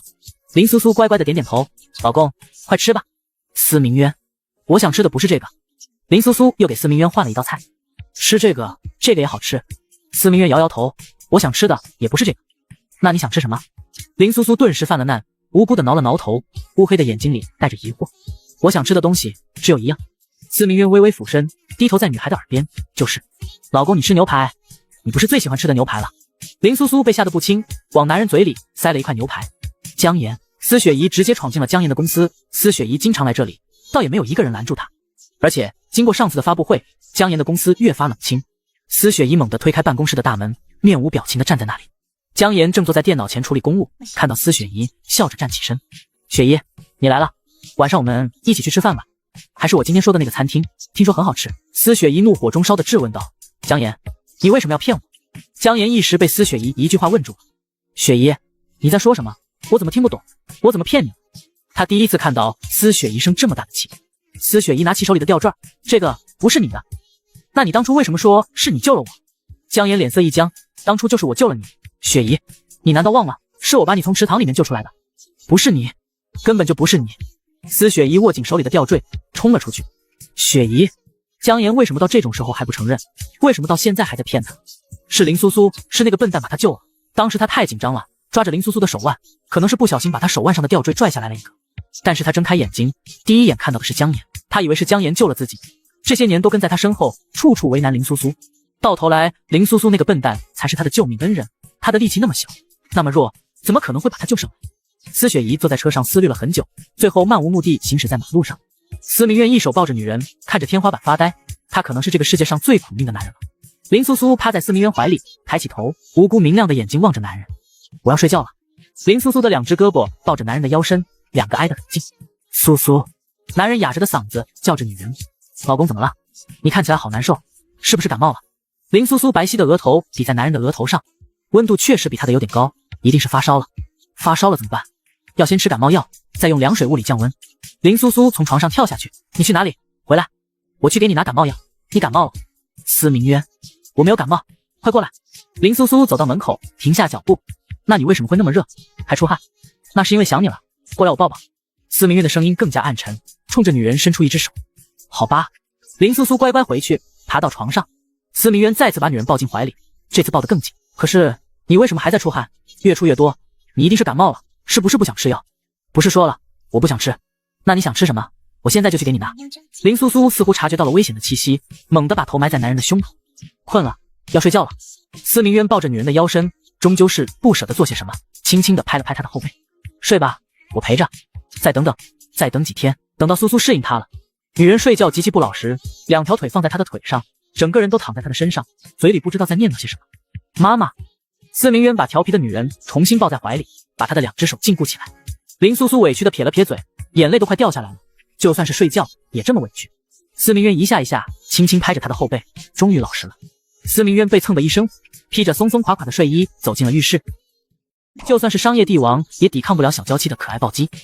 清晨，伴随着几声鸟叫，林苏苏揉了揉迷糊的眼睛，从床上爬起来，看到旁边的男人还在睡觉，抬手轻轻拍了拍他的脸。快起来，别睡了，太阳都出来了。司明渊黑蝶般的睫毛轻轻地动了一下，并没有睁开眼睛。林苏苏趴在男人脸上看了很久，怎么叫都叫不醒。老公为什么睡得这么香？悄悄地凑过去，在他脸上偷亲了一下。司明渊闭着眼睛，清俊的唇角溢出一抹浅浅的弧度。林苏苏像是做了坏事，趴在枕头上不敢动了。过了半天，司明渊还没有反应，他才敢抬起头。这次偷亲，他好像没有发现。老公，快起来了，别睡了。女人的声音又软又甜，趴在他的耳边，耳朵都听得怀孕了。这种福利再多来一点。司明渊果断继续装睡。林苏苏趴在男人身边叫了半天，也没有把老公叫醒，最后伸出一只手捏住了他的鼻子。司明渊。男人不情愿地睁开眼睛，语气慵懒。这么早叫醒我做什么？林苏苏趴在男人怀里，捧着司明渊的脸又亲了一口。清新的味道扑面而来，司明渊一只手揽住了女人的腰身。老公，我今天要给苏爷爷选礼物，你跟着我一起去好不好？好。司明渊坐起身，黑色的睡衣松松垮垮的披在身上，前面的带子没有系，露出了完美的身材，8块腹肌。林苏苏害羞的捂着眼睛，耳朵尖都红了起来。司明渊抓着女人的手，强行把她的手拉下来。你把我裙子拿过来。司明渊去衣帽间换了一身衣服，刚打开女孩的衣柜，里面全是粉色的，突然不知道要拿哪个，最后随便拿了一件，打开房门，问道：你要的是不是这个？男人西装革履，打着领结，面容英俊，头发打理的一丝不苟。林苏苏又看了看自己，全身乱糟糟的，头发也乱糟糟的，像个疯子。就是这个。司明渊给女人穿上裙子，从抽屉里拿了一双白色的袜子。我要这个，我要那个。好。司明渊挑挑拣拣挑了半天，终于找到了。他嫌弃的拿起来看看，这是袜子吗？这个女人就喜欢这些东西。林苏苏坐在床上晃悠着腿，男人蹲在地上给她穿袜子，穿好鞋。乖，吃点面包，早上不能吃这么油腻的东西。林苏苏抱着牛奶喝了一口，吃了一点面包。可是老公，我想吃虾。林苏苏看着桌子上的一盘虾，求求你了，你就让我吃2个，我就吃2个。女人乌黑的眼睛水汪汪的泛着祈求的光芒，简直让人拒绝不了她的任何要求。司明渊剥了几个虾，亲自喂她吃。林苏苏一口咬掉一个虾，差点咬到司明渊的手。慢点吃，刚才咬到我的手了。对不起老公，我不是故意的。没怪你，吃吧。司明渊的目光上下打量着女人，1个月也没有把人养胖，是不是他的方法有问题？过来，我给你梳梳头。林苏苏坐在司明渊怀里，男人拿着梳子笨拙的给女人梳头。林苏苏的头发是微卷的，司明渊每次都要梳好久。流年已经没眼看了，九爷已经完全被这个女人驯服了。林苏苏的头发被梳理得整整齐齐，站在镜子前，她也是一个干干净净的女孩。帝都商城，林苏苏背着包包，被司明渊牵着，两人都戴着口罩，走在一起，格外和谐。老公，你说苏爷爷会喜欢什么样的礼物？酒，要么就是茶叶。司明渊知道他爷爷最喜欢的就是酒和茶叶。林苏苏犹豫了一下，那就去看看茶叶吧。以前他就给爷爷买过茶叶，爷爷说最好喝了。好。司明渊牵着女孩往右走，迎面走来了几个穿着十分奇怪的人，像是古代欧洲穿的衣服，复古风格，高贵典雅。看到林苏苏的那一刻，几个人相互对视了一眼，点了点头。周围的人纷纷围着他们拍照。这是从哪里来的？出来拍戏的吗？为什么后面没有跟着摄像机？说不定是心血来潮玩角色扮演。不过这衣服是真的挺好的。那可不一定，说不定是哪个影视家族的人，那些才真的是这个世界上最顶尖的家族。众人议论纷纷，司明渊自然也听说过影视家族，不过一般情况下他们是不会出来的。林苏苏被他们的衣服吸引了，老公，他们穿的衣服好好看。司明渊宠溺地揉了揉女人的头，他们可能是来自别的地方。宝贝要是喜欢那样的衣服，我给你定制几套。据他所知，这些人应该是某个国家的人，不过既然来了他的地盘，当然要好好的查一查。刘宁，让魑妹好好查查这些人到来自哪里。是。明幽之狱，男人百无聊赖地坐在沙发上，九爷有什么事吩咐？最近太平静，他们都快闲出病了。刘宁，九爷让去查几个人，今天刚来到帝都，照片已经给你发过去了，就这点小任务。男人挂了电话，把手机扔在一边，还以为是什么大事，原来就是调查几个人而已，这种小事根本就轮不到他出。你们听说了吗？狱主最近好像娶了小夫人，天天陪着小夫人，都没空来这里了。小夫人，我见过那女人的照片，弱鸡鸡的，我一只手都能掐死，还一只手呢，我一根手指头都能把她。王两，不可胡说八道，不能对小夫人不敬。是，我只是不理解狱主冰冷无情，杀人如麻，为什么会娶妻？女人只会影响我们拔刀的速度，不知道什么时候他们也能见一见那位弱不禁风的小夫人。不过他们这么凶神恶煞，说不定见到直接把人吓哭了。哈哈。帝都人尽皆知，司明渊手握帝都经济命脉，只手遮天，总统都要给他7分面子。其实他私底下还有一股最大的势力，幽冥之狱，杀手云集，各大能人凝聚于此，他的势力强大，遍布全球。此刻他们眼里煞法果断，残忍嗜血的主子正在陪着自己的娇妻逛街。老公，好漂亮的兔子。林苏苏看到一家店里挂着的粉色兔子，她看到软绵绵的东西就走不动了，扑上去抱住。兔子好软，她好喜欢。司明渊低笑一声，苏苏不是来买茶叶的，看到兔子又走不动路了。你抱什么抱？买不起就不要乱碰，碰坏了我们卖给谁？女服务员脸色阴沉，看着林苏苏的眼神极其嫌弃。他们这里可是高端品牌，一个女孩怎么可能买得起？林苏苏被凶得乖乖的松开兔子，委屈唧唧的揉了揉眼睛，她只是想要抱一抱。买不起，把你们经理找来。男人高大的身影走过来，把女孩护在身后，气场很强。您是？我说把你们经理找来，这句话我不说第二遍。男人的声音带着不可一世的傲气。女人立即点头，好的，先生在这里稍等。林苏苏拉了拉男人的手，老公好像生气了，说话好凶。司明渊揉了揉女孩的头，他的宝贝自己都舍不得说一句重话，凭什么要在这里受别人的气？乖，只要有老公在，这个世界上没有任何人能欺负你。男人的声音一字一句的回荡在林苏苏耳边，心跳又开始加速。林苏苏不知道是什么感觉，她以前只喜欢老公的脸，可是现在有点不一样了。是谁非要见我？我也是很忙的，有什么事快说吧。经理快步走了出来，眉宇间带着不耐烦。看到刘宁的那一刻，愣了2秒。这位是刘宁九爷，2个字把男人吓得差点跪下，瞬间换了一副态度。原来是九爷，我有眼无珠，不认得九爷。这位想必就是传说中的夫人吧？小夫人喜欢什么？林苏苏指了指刚才她抱过的兔子，软绵绵的，手感很好，比抱着老公还舒服。你还不快把夫人喜欢的东西拿过来，没眼力劲的东西。是。女服务员也吓得不行，低着头把刚才林苏苏抱过的兔子拿了出来。她就算再孤陋寡闻，也知道帝都九爷这个女人竟然是夫人，这次是真的完蛋了。夫人，这是您要的兔子。哼，刚才就是你说我夫人连一个玩偶都买不起。司明渊漫不经心地勾起唇角，掂起兔子的2只耳朵。九爷，是我有眼无珠，刚才对小夫人不敬，您大人有大量。女人弯腰90度鞠躬，手指都在发抖。要是得罪了这位传说中的人物，她恐怕在帝都永远都别想找工作了。你对着我道歉做什么？你刚才得罪的是我夫人。司明渊把手里的兔子放在女孩怀里，林苏苏2只胳膊抱着软绵绵的兔子公仔，一脸幸福。她是一个很好哄的女人，一个毛绒公仔就能把她哄好了。夫人真是抱歉，我刚才有眼无珠，你大人有大量，就原谅我这一次好不好？女人一脸笑眯眯，不过看起来有些恐怖。林苏苏吓得往后退了2步，躲在司明渊身后，一只手拉着她的胳膊，轻轻摇晃了摇。老公，我们走吧，还要给爷爷买礼物。司明渊垂下眼帘，眼底透着一丝宠溺。好。司明渊牵着小姑娘的手走出了门店。夫人，你先别走，听我解释。解释？还解释什么？有什么好解释的？马上立刻收拾东西滚出去！你一个人得罪了九爷，我整个门店都要关门。经理气得不轻，他怎么这么倒霉？那女人肠子都悔青了，无论怎么求情，一点用处都没有，最后还是被赶了出去。林苏苏抱着一只和她差不多大的兔子玩偶，开心坏了。宝贝，要不先把兔子让刘宁拿着，你不是还要挑礼物吗？林苏苏亲了一下兔子的脸，依依不舍地把它递给了刘宁。司明渊看着兔子，越发不顺眼。老公，这个行不行？我也不知道苏爷爷喜欢什么样的茶叶。林苏苏拿了一盒茶叶，墨绿色的盒子带着精致的花纹，极其奢华。好看，宝宝挑的都好看，那就买这个吧，苏爷爷一定会喜欢的。小姐真有眼光，这是我们店刚从国外进口回来的天山雪茶，一共是38万。林苏苏刚掏出来自己的卡，司明渊已经先他一步，把卡放在了桌子上。苏苏既然已经嫁给了他，当然只能花他的钱，以后用这一张卡，这是我的副卡。司明渊递给了女孩一张卡，黑金卡，全球通用，全国有这张卡的人应该不超过10个。可是老公，我也有卡，爸爸给我了一张卡，里面有很多钱。女人抬起头，一本正经地说道，从包包里掏出了一张卡。乖，这是老公的卡，老公的钱只给你一个人花，拿着。林苏苏把老公给自己的卡也放到了包包里，里面还有大哥给他的卡，二哥给的。卡太多了，他都不知道要花哪个了。就算是商业帝王，也愿意对小娇妻默默的守护。苏景行，你到底想做什么？爷爷，这些女人我都不喜欢，你也不用再塞给我了。苏景行饮了口茶，面无表情。不喜欢？苏苏呢？和你一起长大的苏苏为什么也不喜欢？我定下的婚约被你退了，现在她嫁给了司明渊，你一点机会都没了。苏老爷子气得低咳，我只拿她当妹妹。那你喜欢谁？整个帝都只要你说，爷爷现在就去提亲。我谁都不喜欢。苏景行站起身，背影孤寂落寞，缓缓离开。老公，我自己去就行。林苏苏拿着礼盒，穿着白色公主裙，肤白如玉。司明渊捏捏她的小脸，没有我陪着，不怕吓哭。不会，而且爷爷和司爷爷都在。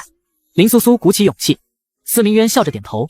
苏家老宅复古建筑外停满名车，内里热闹非凡。林苏苏一进场就吸引了众多目光，她精致如瓷娃娃，气质高贵。林小姐来了。九爷没来，媒体镜头聚焦。苏苏，苏老爷子眼睛笑眯成凤，快过来让爷爷看看。苏爷爷，林苏苏甜甜叫道，递上礼盒，天山雪茶，喝了能年轻好几岁。好，苏苏最懂爷爷，爷爷最喜欢。苏老爷子开怀。林老爷子打趣，苏老头，当初你大孙子不要苏苏，后悔了吧？林苏苏一脸懵懂。江小姐来了，她爹破产，她却撑起了江家。议论声中，江岩踩着高跟鞋优雅走来。苏爷爷，这是当代名家阮石的画作，知道您喜欢，特意寻来。江岩声音温柔，江小姐有心了。苏老爷子语气敷衍，爷爷，那我的雪茶呢？林苏苏追问。当然是苏苏的礼物，爷爷最喜欢。苏老爷子态度鲜明。江岩强忍妒火，指甲掐进掌心。他重金购画，竟比不上一盒茶。林苏苏无聊地坐在角落数玻璃杯，杯里装着红酒。她想起上次醉酒难受被老公嫌弃，坚决不碰。林苏苏，九爷怎么没陪你？江岩见机上前，林苏苏警惕，老公在外面等我，我不想他进来看到你。你欺人太甚。江岩脸色铁青。林苏苏不想多待，跳下凳子要走，身后突然传来响动。江岩眼中狠厉一闪，猛地将摞起的酒杯塔推向林苏苏。去死吧！电光火石间，一道身影扑来，将林苏苏护在怀里。不是老公。林苏苏推开护住她的人，看清面容时愣住了。江岩也惊叫：雪姨，怎么是你？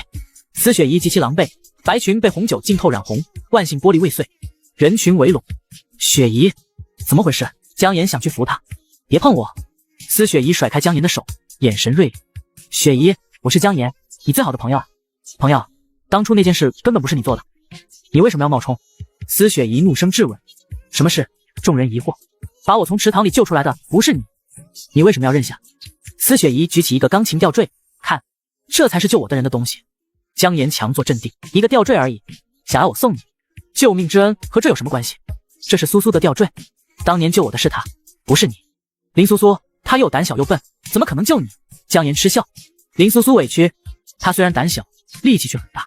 回忆，我们不带他玩。年幼的司雪姨嫌弃走路不稳，显得笨拙的林苏苏。林苏苏只能自己玩泥巴。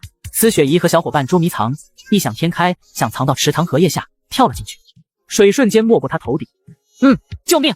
他挣扎呛水。在池边玩泥巴的林苏苏听到动静爬过去，小手伸进水里摸索，抓住我拉你上来。意识模糊的司雪姨抓住了这只小手，林苏苏用尽全身力气，竟将比他大的司雪姨拖了上来。雪姨，让开！江岩冲来一把推开刚救完人，摇摇晃晃的林苏苏自己跪到司雪姨身边拍背。雪姨，没事了，江岩姐救了你。司雪姨虚弱睁眼，看到的是江岩关切的脸，如同天神。江岩姐，是你。从此他是江岩为最重要的人。当然，雪姨别怕，江岩姐永远保护你。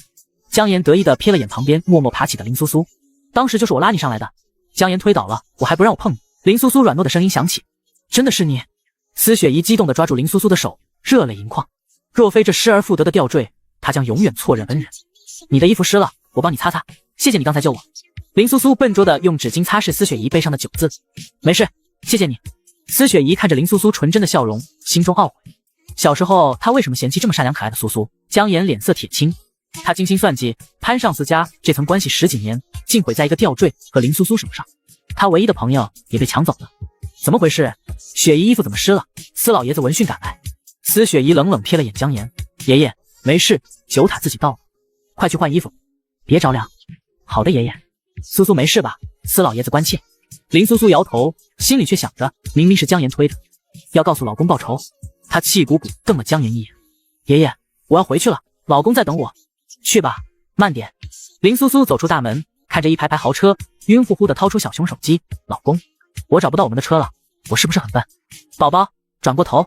林苏苏蓦然回首，司明渊就站在几步之外，拿着手机，含笑看着她。老公。林苏苏像归巢的小鸟扑进他怀里，司明渊稳稳张开双臂，将他拥入怀中。就算是商业帝王，也愿意对小娇妻细心呵护。帝都昨夜又落了一场大雪，天地间银装素裹，宛如冰雪仙境。宝贝，穿上这个，穿上就不冷了。司明渊拿着一件厚实的粉色绒毛风衣。不要不要！林苏苏抗拒地推开他，小嘴撅起，穿这么多就不漂亮。她只想穿漂亮的裙子去许乐园。乖，外面太冷了。司明渊耐心哄道，感冒了要打针，你不是最怕痛。想到尖锐的针头，林苏苏立刻噤声，乖乖任由男人将她一层层裹得严严实实，最后套上粉色风衣，戴上软绵绵的帽子，只露出一张精致的小脸。可是老公，林苏苏艰难地抬起被裹得圆滚滚的胳膊，抓住司明渊微凉的手，心疼地放在嘴边呵气。你只穿西装，手好凉，你冷不冷？宝贝，我不冷。司明渊心头一暖，亲了亲她的脸颊，轻松将她抱起。林苏苏脚刚沾地，就发觉笨重的抬不动。司明渊失笑，没事，我抱着。林苏苏窝在他怀里，小声嘟囔，我都快成废物了，可心里却甜滋滋的。餐桌上，司明渊盛了碗热腾腾的鱼汤，今天炖的鱼汤，冬天喝暖和，尝尝。林苏苏尝了一口，眼睛亮晶晶，好喝。老公你也尝尝。他舀起一勺，却笨手笨脚地撒在了司明渊的裤子上。对不起老公，我不是故意的。林苏苏瞬间红了脸，像做错事的孩子般撅手指。司明渊无奈又宠溺，乖，你先吃，我去换衣服。他起身离开。林苏苏刚松口气，司雪姨抱着一个大盒子兴冲冲进来。小嫂子，你又来做什么？林苏苏警惕地瞪着她。司雪姨有些局促，那个，这是我抢到的最新款限定芭比娃娃套装，全球限量，你喜欢吗？她打开盒子，里面8个形态各异，精致绝伦的娃娃瞬间吸引了林苏苏的目光。都是给我的。林苏苏眼睛都移不开了，忍不住伸出手指轻轻触碰。当然，你喜欢就好。司雪姨松了口气，看着林苏苏爱不释手的抱起一个粉色娃娃，下次出新品我还给你买。谢谢。其实，司雪姨正想说什么，司明渊换好衣服回来了。苏苏抱的什么？他目光扫过司雪姨，带着一丝不易察觉的审视，转向林苏苏时又化作温柔。老公，是雪姨送我的娃娃，好看吗？林苏苏献宝似的举起。当然好看。司明渊坐到他身边，看着那些娃娃，不过他们看起来不都差不多，就是换了衣服，不一样。林苏苏急了，一个个指给他看，眼睛颜色不一样，脸型不一样，头发也不一样，哪里都不一样。司明渊仔细分辨，总算看出些微差别。司雪姨在一旁看得啧舌，他冷面阎王似的大堂哥，在苏苏面前简直是个毫无原则的老婆奴。小嫂子，你怎么穿这么厚？老公说滑雪冷。林苏苏嫌热，把帽子摘了扔地上。司明渊立刻捡起，给他带回去。乖，一会儿出去了，先带着。出去再带吗？现在热。林苏苏抗议，头发蹭得乱糟糟。司明渊无奈地替他理顺头发。好，出去再带。他简直拿这个小祖宗没办法。大堂哥，司雪姨鼓起勇气，我也想去滑雪，能带上我吗？你问苏苏。司明渊目光转向怀中人。苏苏，看在我送你这么多娃娃的份上，司雪姨恳求道。林苏苏看看娃娃，又看看他，终于点头。好吧。另一边阴暗的房间里，哥哥，你一定要帮我。姜妍跪在男人脚边，哭得梨花带雨，白皙的脸上还留着未消的指印。林苏苏那个贱人抢走九爷，连雪姨也被他蛊惑了，他欺人太甚。男人隐在阴影中，轮廓冷硬，指尖漫不经心地拂过姜妍颈间的流萤时，声音毫无温度。就为这点事，你想怎样？姜妍抬起头，眼中是刻骨的怨毒。我要他嘎。男人唇角勾起一抹冰冷的弧度。知道了。林家。林月正对着一面古朴的镜子焦头烂额，不行，再找找，肯定有线索。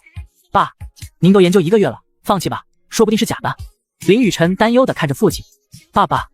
林苏苏裹得像个小粉球，欢快地跑进来。苏苏宝贝。林月立刻放下镜子，笑容满面。臭小子没欺负你吧？紧随其后的司明渊，岳父大人，不敢。爸爸，苏苏想去滑雪，问你们去不去？林苏苏软声道。去。苏苏要去，爸爸当然去。林月心情大好，仿佛又看到当年妻子阿吴在雪场上不服输的身影。林苏苏目光被桌上的镜子吸引。爸爸，这是什么？好玩的吗？他好奇地拿起。乖，这个不能玩。林月刚说完，林苏苏手指无意间按到镜背一个微小的凸起。砰！一声脆响，镜子从中间裂开。啊！林苏苏吓得把镜子扔在地上，眼泪汪汪。宝贝，伤到没有？司明渊迅速将他抱起检查。爸爸对不起，我不是故意的。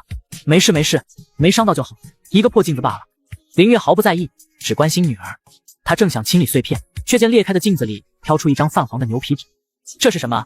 林雨辰眼疾手快捡起，展开一看，惊喜道：爸，是地图，像是去那里的地图。林月接过地图的手激动的颤抖，10年寻觅，终于得见曙光。爸爸，这是去哪里的地图呀？林苏苏好奇地凑过来。林月瞬间回神，不动声色地将地图收进客厅抽屉。没什么。滑雪，爸爸这就陪苏苏去。他如释重负，神采飞扬。哥哥也去。林苏苏开心地宣布。天然滑雪场，雪峰巍峨。青青。林苏苏一眼看到穆青青，扑过去给她一个大大的拥抱。苏苏宝贝。穆青青回报他，又瞥见司明渊。揶揄道：不是说好不带你家九爷吗？林苏苏小脸微红，依恋地往司明渊身边靠了靠。老公担心我吗？景哥哥呢？穆青青眼神微暗，他说有点头晕，休息1天，没事的。司明渊闻言，心中暗喜，面上却不显，专注地给林苏苏戴手套。老公，你不滑雪吗？林苏苏问。老公在下面看着你。老公是不是不会？我3岁就会了，我可以教你。林苏苏挺起小胸脯。3岁。司明渊挑眉，他记得他3岁在弹琴。爸爸说我是天才。放心，包教包会。林苏苏信心满满。不用了，我看着你就好。司明渊笑着拒绝。苏苏，手套戴好了吗？司雪姨凑过来。穆青青立即把林苏苏护在身后，警惕道：司雪姨，你又想干什么？我没恶意。司雪姨连忙摆手。林苏苏拉住穆青青，青青，他现在不欺负我了。司雪姨深吸一口气，郑重地对林苏苏说：苏苏，对不起，为我以前做过的所有蠢事，真的对不起。林苏苏看着他真诚的眼睛，甜甜一笑，没关系，我原谅你了。我们对完雪人比赛滑雪吧，看谁最快。苏苏，爸爸也要参加。林月兴致勃勃。林苏苏眨眨眼，毫不留情的揭短：爸爸，你上次滑雪还摔跟头了，别参加了吧。林月老脸一红，乖乖。爸爸勤学苦练，现在可厉害了，说不定能拿第一。好吧，林苏苏勉为其难的答应了，决定给爸爸留点面子。雪场上欢声笑语，司明渊坐在休息区，目光温柔地追随着那个粉色的小小身影。他笨拙又努力地对着雪人，笑容比阳光还要艳。他拿出手机，屏幕上是江岩和那个神秘男人的模糊照片，眼神瞬间变得冰冷锐利。任何想伤害苏苏的人，他都不会放过。小娇妻危险了，来不及了，准备好了吗？江岩双手环胸，居高临下看着半跪的几人，一切就绪，静候小姐命令。很好，下去吧。江岩得意扬唇。林苏苏，这次九爷也护不住你。他的哥哥北冥城可是帝都暗皇，碾死一个千金小姐易如反掌，多亏了这颗流萤石项链。江岩紧握蓝色宝石，这是他最大的依仗，只要有他，北冥哥哥永远会帮他。老公，你会堆雪人吗？林苏苏抓着司明渊的手轻晃，他要和司雪怡、穆青青比赛。司明渊挑眉，当然会。老公好厉害，帮我一起堆好吗？林苏苏大眼睛亮晶晶，猛地扑进男人怀里，像只树袋熊，求求你了，你最好了。他奶香的气息贴近，在他脸上亲了一口。司明渊，好。刘宁一个亲亲就把九爷收买了，他记得九爷说过从不玩这种无聊游戏。苏苏，说好我们3个比赛，你怎么带老公？司雪怡的雪人已堆好头，穆青青也是，只有林苏苏面前有个拳头大的小雪球。可我真的不会啊，我老公可厉害了，我一定能赢。林苏苏理直气壮。司明渊揉揉她的头，有点无奈。宝贝，这是你的雪人，太小了。林苏苏垂头丧气。没事，我帮你。司明渊扶起她，亲自上手。刘宁看得新奇，九爷堆雪人，生平仅见。很快，一个几乎和司明渊等高，但略瘦的雪人立了起来。老公好厉害，最棒了。林苏苏开心地围着司明渊转圈，在她眼里，老公无所不能。司明渊心中满足感前所未有，胜过100亿订单。穆青青还没堆好，见状抗议：苏苏耍赖，让老公帮忙，又没说不能，青青也可以找个老公帮你啊。林苏苏理直气壮。穆青青瞬间脸红：苏苏别胡说，我才没胡说，有老公可以疼你，像我老公一样。林苏苏天真道。穆青青脸红更甚：我认输，他喜欢的人并不喜欢他。司雪怡默默堆好了一个白白胖胖的可爱小雪人，好可爱。林苏苏一眼相中，司明渊堆得高但不可爱，送给你。司雪怡主动道。谢谢。不客气。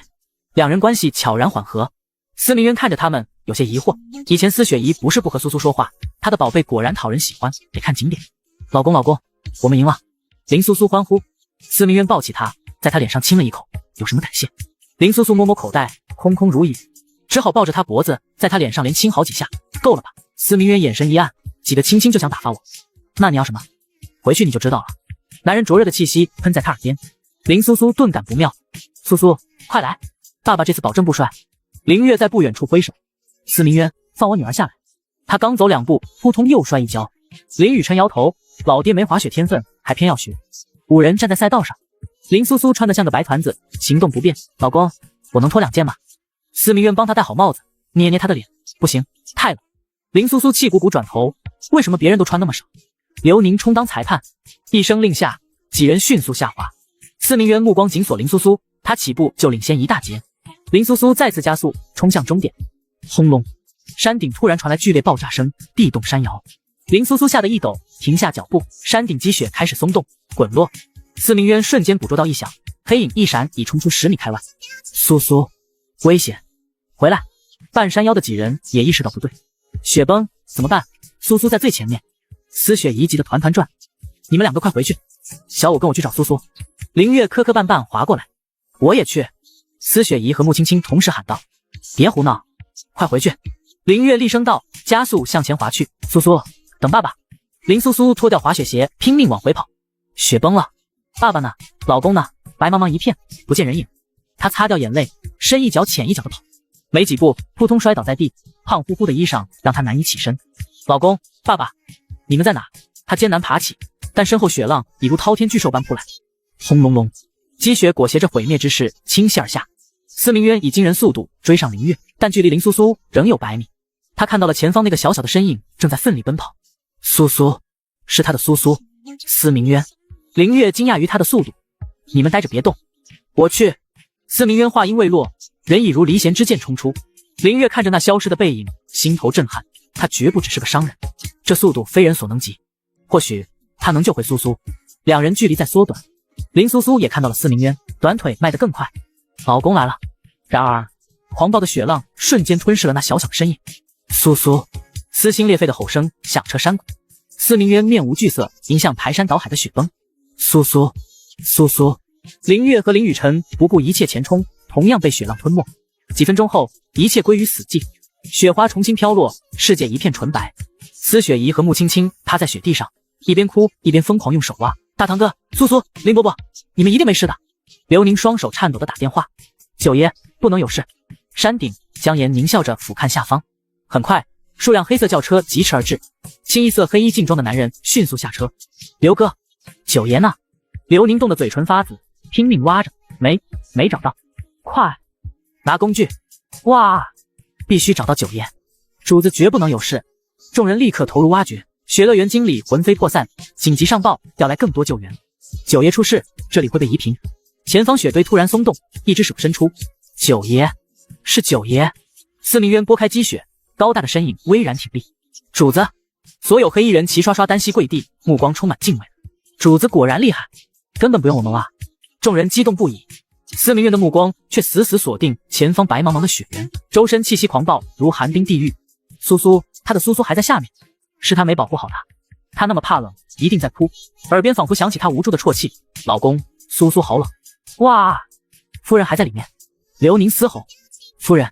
众人再次疯狂挖掘，挖到了。主子，是夫人的哥哥。司明渊眼中刚燃起的希望瞬间熄灭。送医院。是。他亲自铲雪，动作又快又稳。苏苏，别怕，老公马上找到你。又挖到一个。谁？是夫人的父亲。送医院。司明渊的心一点点下沉，恐慌蔓延。别人都找到了，为什么他的苏苏还没出现？他是在怪他吗？主子，抓到了。山顶果然有人捣鬼，两人压着一个男人下来。司明渊头也不抬，压下去，按牢。司明渊，你这嘎人如麻的禽兽，怎么没埋死你？男人疯狂咒骂，果然是因他而起。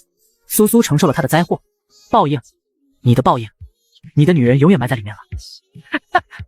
男人癫狂大笑，司明渊漆黑的瞳孔瞬间冻结，杀意滔天。他猛地扼住男人咽喉，有仇冲我来。为何伤他？苏苏那么纯净，当然是他嘎了，你才最痛。男人狞笑，咔嚓，司明渊手指骤然收紧，男人瞬间毙命。拖走，喂狗，声音冰冷刺骨。是。空气死寂。司雪姨和穆青青吓得连哭都忘了，惊恐地看着判若两人的司明渊。刘宁的声音打破死寂，继续挖。咵！堂堂商业帝王失去小娇妻的那一刻，痛得无法呼吸。继续找，给我挖地3尺，也要把人找出来。是。夜幕降临，派来支援的人已撤离，挖了1米深仍无果，认定林苏苏已无生还可能。唯有司明渊和他的人仍在雪地中徒劳的挖掘。苏苏，别躲了，快出来吧！司明渊声音嘶哑，眼中布满血丝，手指因寒冷和用力而颤抖。明天再陪你玩躲猫猫，好不好？挖了一下午，为什么还是没有他宝贝的身影？他的苏苏在哪里？老公。耳畔仿佛又响起女孩娇软的呼唤。他猛地转身，只有茫茫白雪。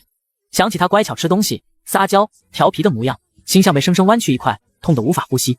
司明渊颓然跪倒在雪地上，不再是那个高高在上的九爷，只是一个失魂落魄、濒临崩溃的男人。九爷，挖了一下午了，先休息吧，明天再找。找，继续给我找。他低吼。是。手下强打精神，滑雪场周边已被挖深1米，雪崩已过去半天，人若一直埋在雪下，即便找到也，但他们不敢说出口。触怒此刻的主子，后果不堪设想。苏苏，苏苏！林月不顾伤势冲出医院，双目赤红。司明渊，你还我妹妹！林雨静一身墨色西装，气场冷冽，带着大队人马赶来。他是林苏苏的大哥，帝都年轻1倍的翘楚。刘宁上前，林大少爷，九爷也很难过，他已经挖了一下午，当务之急是找到苏苏。林雨静打断他，指挥人手加入搜寻。苏苏，爸爸来了，你在哪里？林月壮若疯狂地铲雪。苏苏若有闪失，他如何向亡妻交代？这是他们唯一的珍宝。林苏苏睁开迷茫的大眼，陌生的环境，陌生的人，吓得他缩进被窝。你醒了。一个女人恭敬鞠躬。林苏苏探出半个脑袋，乌黑的大眼睛警惕地打量着。你是谁？我老公呢？殿下，我叫阿兰。您遇到雪崩，是叶檀把您救出来的。谢谢兰姐姐。察觉对方没有恶意，林苏苏钻出来。她穿着和对方同款的异域服饰，保护殿下是我们的责任。阿兰恭敬道。殿下，我叫林苏苏。她歪着头，脸上露出暖化人心的笑容。殿下就是苏苏。阿兰解释。林苏苏点点头，觉得他们认错了。那能送我回去吗？我老公找不到我，会很急的。当然可以，但为安全起见，请殿下今晚先休息，明早送您回去。好吧，林苏苏瞬间蔫了，还要等一晚上才能见到老公。殿下好好休息。一个冷淡的男声响起，是那个叫叶檀的救命恩人。叶檀，谢谢你。林苏苏声音软糯，你挖我时看到我老公了吗？他超帅的。他满眼期待。叶檀皱眉，没有，他只负责保护殿下。哦，林苏苏失落的躺下，翻来覆去睡不着。没有老公，没有手机，好想他。帝都天色渐亮，众人挖了一夜，精疲力竭，有人累倒在雪地里。司明渊挖了一天一夜，未眠未食，发丝凌乱，西装冻成冰甲，整个人颓败不堪。曾经嫌弃的小妻子，不知何时已成为他生命中不可分割的光。失去他，余生将只剩灰暗。九爷，谢谢吧。身体撑不住的，刘宁心疼的劝道。苏苏在等我。司明渊扯出一个苍白的笑，他最怕冷，最爱哭，说不定正躲在哪里哭鼻子。眼前闪过女孩明媚的笑脸。司明渊，你把苏苏弄丢了。苏景行一身白西装疾步而来，他刚看到热搜，九爷滑雪场雪崩，林苏苏失踪。司明渊推开他，一字一顿，带着不容置疑的决绝，我会把他找回来。苏景行抓住他冻硬的胳膊，欲言又止。司明渊全身覆满冰雪，头发结冰，狼狈却气势不减。天刚亮，林苏苏就爬起来，笨拙的穿好鞋，差点穿反，鞋带胡乱塞进去。兰姐姐，天亮了，快带我去找老公。他充满期待。阿兰帮他洗漱整理。殿下，先用餐，吃完就送您。我不饿。话音未落，肚子咕咕叫。林苏苏尴尬的摸摸头。殿下一定饿了，餐点马上到。可是老公会急坏的。很快，不耽误。阿兰坚持。看着丰盛食物，林苏苏有些愧疚。你们是不是认错人了？我真不是殿下。您就是，我们不会认错。殿下请用。阿兰似乎不愿多谈。林苏苏被糊弄过去，但没老公陪着，食不知味，只吃了几口。我饱了，快走吧。殿下是回滑雪场。老公可能还埋在雪里，我要去挖他。她急得快哭了，生怕老公冻成冰雕。殿下，驸马没了可以再。不要，我只要老公一个。林苏苏凶巴巴握紧小拳头。阿兰一惊，立即改口。好，殿下别急，这就送您。林苏苏要换回自己的衣服，穿这个出去会冻死的。她抱着衣服跑进房间，吭哧吭哧穿好，还是老公买的衣服舒服。殿下，车备好了。阿兰敲门。好，终于能见老公了。林苏苏兴冲冲上车。兰姐姐，谢谢你们救我，我老公和爸爸会好好谢你们的，这是我们的责任。阿兰端庄坐好。那这个给你。林苏苏摸出口袋里的奶糖，塞给阿兰，我最喜欢的口味。谢谢你。阿兰受宠若惊。殿下，这拿着嘛，我只有糖了。林苏苏强行塞过去，又探身向前排闭目养神的叶檀，给你的。谢谢你挖我出来。叶檀睁眼，女孩阳光般的笑脸映入眼帘，带着甜甜的酒窝，她冰冷的心似被什么轻轻触动。谢殿下，但我不需要。尝尝嘛，很甜的。林苏苏把糖放在她掌心。叶檀垂眸看着掌心可爱的小猫奶糖，默默放入口袋。苏苏，司明渊一拳砸在雪地上，急火攻心，眼前发黑，高大的身躯摇晃欲坠。九爷，刘宁慌忙扶住。主子，您歇会儿，我们来找，保证找到小夫人。手下魑魅也从未见过主子如此疯狂。无妨，继续。司明渊捏着眉心，强撑意志。苏苏未归，他不能倒下。林月叹气，臭小子，去歇会儿，我来找。你再这么熬，苏苏没找到你先垮了，难道让他守寡？我没事。司明渊眼神空洞，机械的继续挖掘。倔驴，你要嘎了，别指望苏苏守寡，我给他另嫁，不会死。司明渊低喃，他也休想嫁别人，他是他的人，永远都是。老公，一声软糯的呼唤穿透寒风。司明渊猛地僵住，是苏苏。老公。林苏苏裹得像个小粽子，正从10几米外朝他奔来。苏苏，是他的光。司明渊身影如电，瞬间掠至，将女孩紧紧拥入怀中。老公，你身上好湿好冰，是不是很冷？林苏苏心疼地搂住他。司明渊抱着失而复得的珍宝，感受着他身上熟悉的奶香，巨大的失而复得感淹没了他。不是梦，他的苏苏回来了。苏景行看着雪地中相拥的两人，停下了脚步。或许苏苏的心真的已经给了司明渊。就算是商业帝王，也喜欢套路小娇妻。宝贝，昨天你去哪里了？有没有受伤？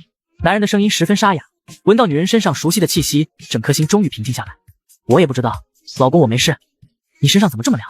林苏苏抱着自己的老公，像抱着一个冰棍。苏苏，是苏苏。林月丢下手里的铁锹，冲了过去。妹妹怎么会从外面过来？夫人，那位就是夫人。一阵风都能吹倒。男人话音未落，就被人狠狠地踹了一脚。会不会说话？我也是实话实说。一群人纷纷围了过来。乖乖，你可把爸爸吓死了，你有没有受伤？快让爸爸看看。林月激动的眼泪都出来了。是兰姐姐救了我，还把我送回来了。林苏苏转身看了看身后，空无一人，那几个人早就不见了踪影。兰姐姐，那是谁？是他们救了你？兰姐姐对我很好，还给我吃饭，那爸爸一定要好好谢谢她。林月看了看周围，又没有别的人。苏苏，他们人呢？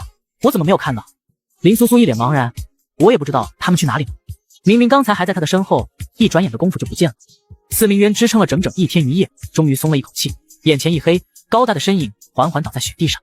老公，你快醒来吧，苏苏，苏苏好想你。林苏苏趴在男人怀里，2只手抱着他的腰，见他没有任何动静，又在他脸上亲了一口。以前他亲老公一下就醒了，可他现在已经亲了好多次了，老公怎么还没有醒？刘宁急得在门口来回踱步。九爷身体素质很好，异于常人，这次怎么突然晕倒了？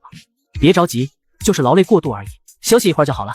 萧哲然拍了拍刘宁的肩膀，在雪里挖了1天1夜，就算是神仙也冻成冰雕了，他能撑到现在也是个奇迹。苏苏，苏苏别走！司明渊猛然被惊醒，头上出了一层冷汗。他为什么会做这么奇怪的梦？突然感觉到怀里有一个软软的。老公，你终于醒了，我就知道你舍不得我，一定会醒来的。林苏苏扑过来，抱住了男人的脖子，整个人都趴在他的身上。女人哭得一把鼻涕一把泪，把司明渊胸口的衣服都哭湿了。乖，我不是好好的，你怎么又哭了？不许哭了。司明渊抬手擦掉女孩脸上的泪水，真是个哭包，天天哭。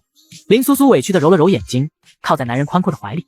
那你要答应我，以后都不许离开我，每天都要在我身边。好，粘人精这么喜欢我，天天都要粘着我。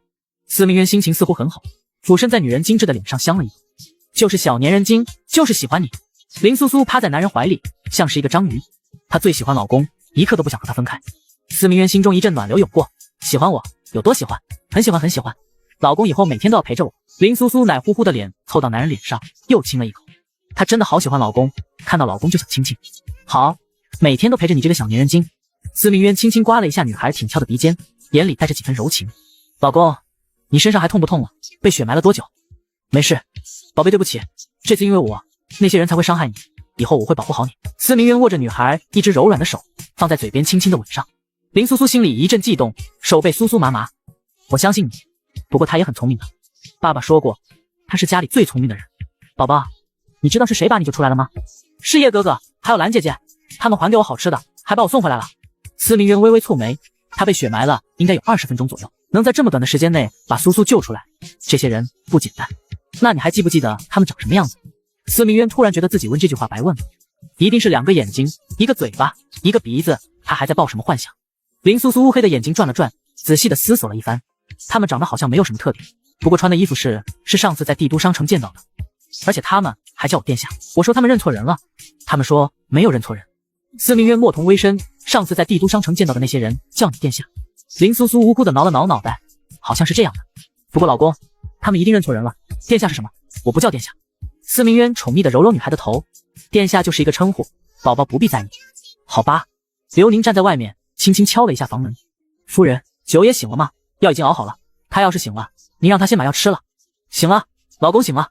刘宁眼底一喜，推开门走了进来。药给我吧，我亲自为老公喝药。林苏苏把刘宁手里的药接了过去。刘宁很眼力劲的退出房间，顺便把门带上。怎么样，主子醒了吗？醒了，放心，九爷实力强大，休息一会儿就能完全恢复。现在夫人正在为他喝药。众人都松了一口气。魑魅一屁股坐在沙发上，九爷真是的，为了一个女人把自己弄成那个模样。对他来说，女人就像衣服，随时脱，随时换。老公就喝一口，喝一口好不好？林苏苏端着药碗放在男人嘴边。宝宝，我的身体很好，不用喝药。他当时只是有些急火攻心，加上太过担心苏苏，所以才神经暂时停歇。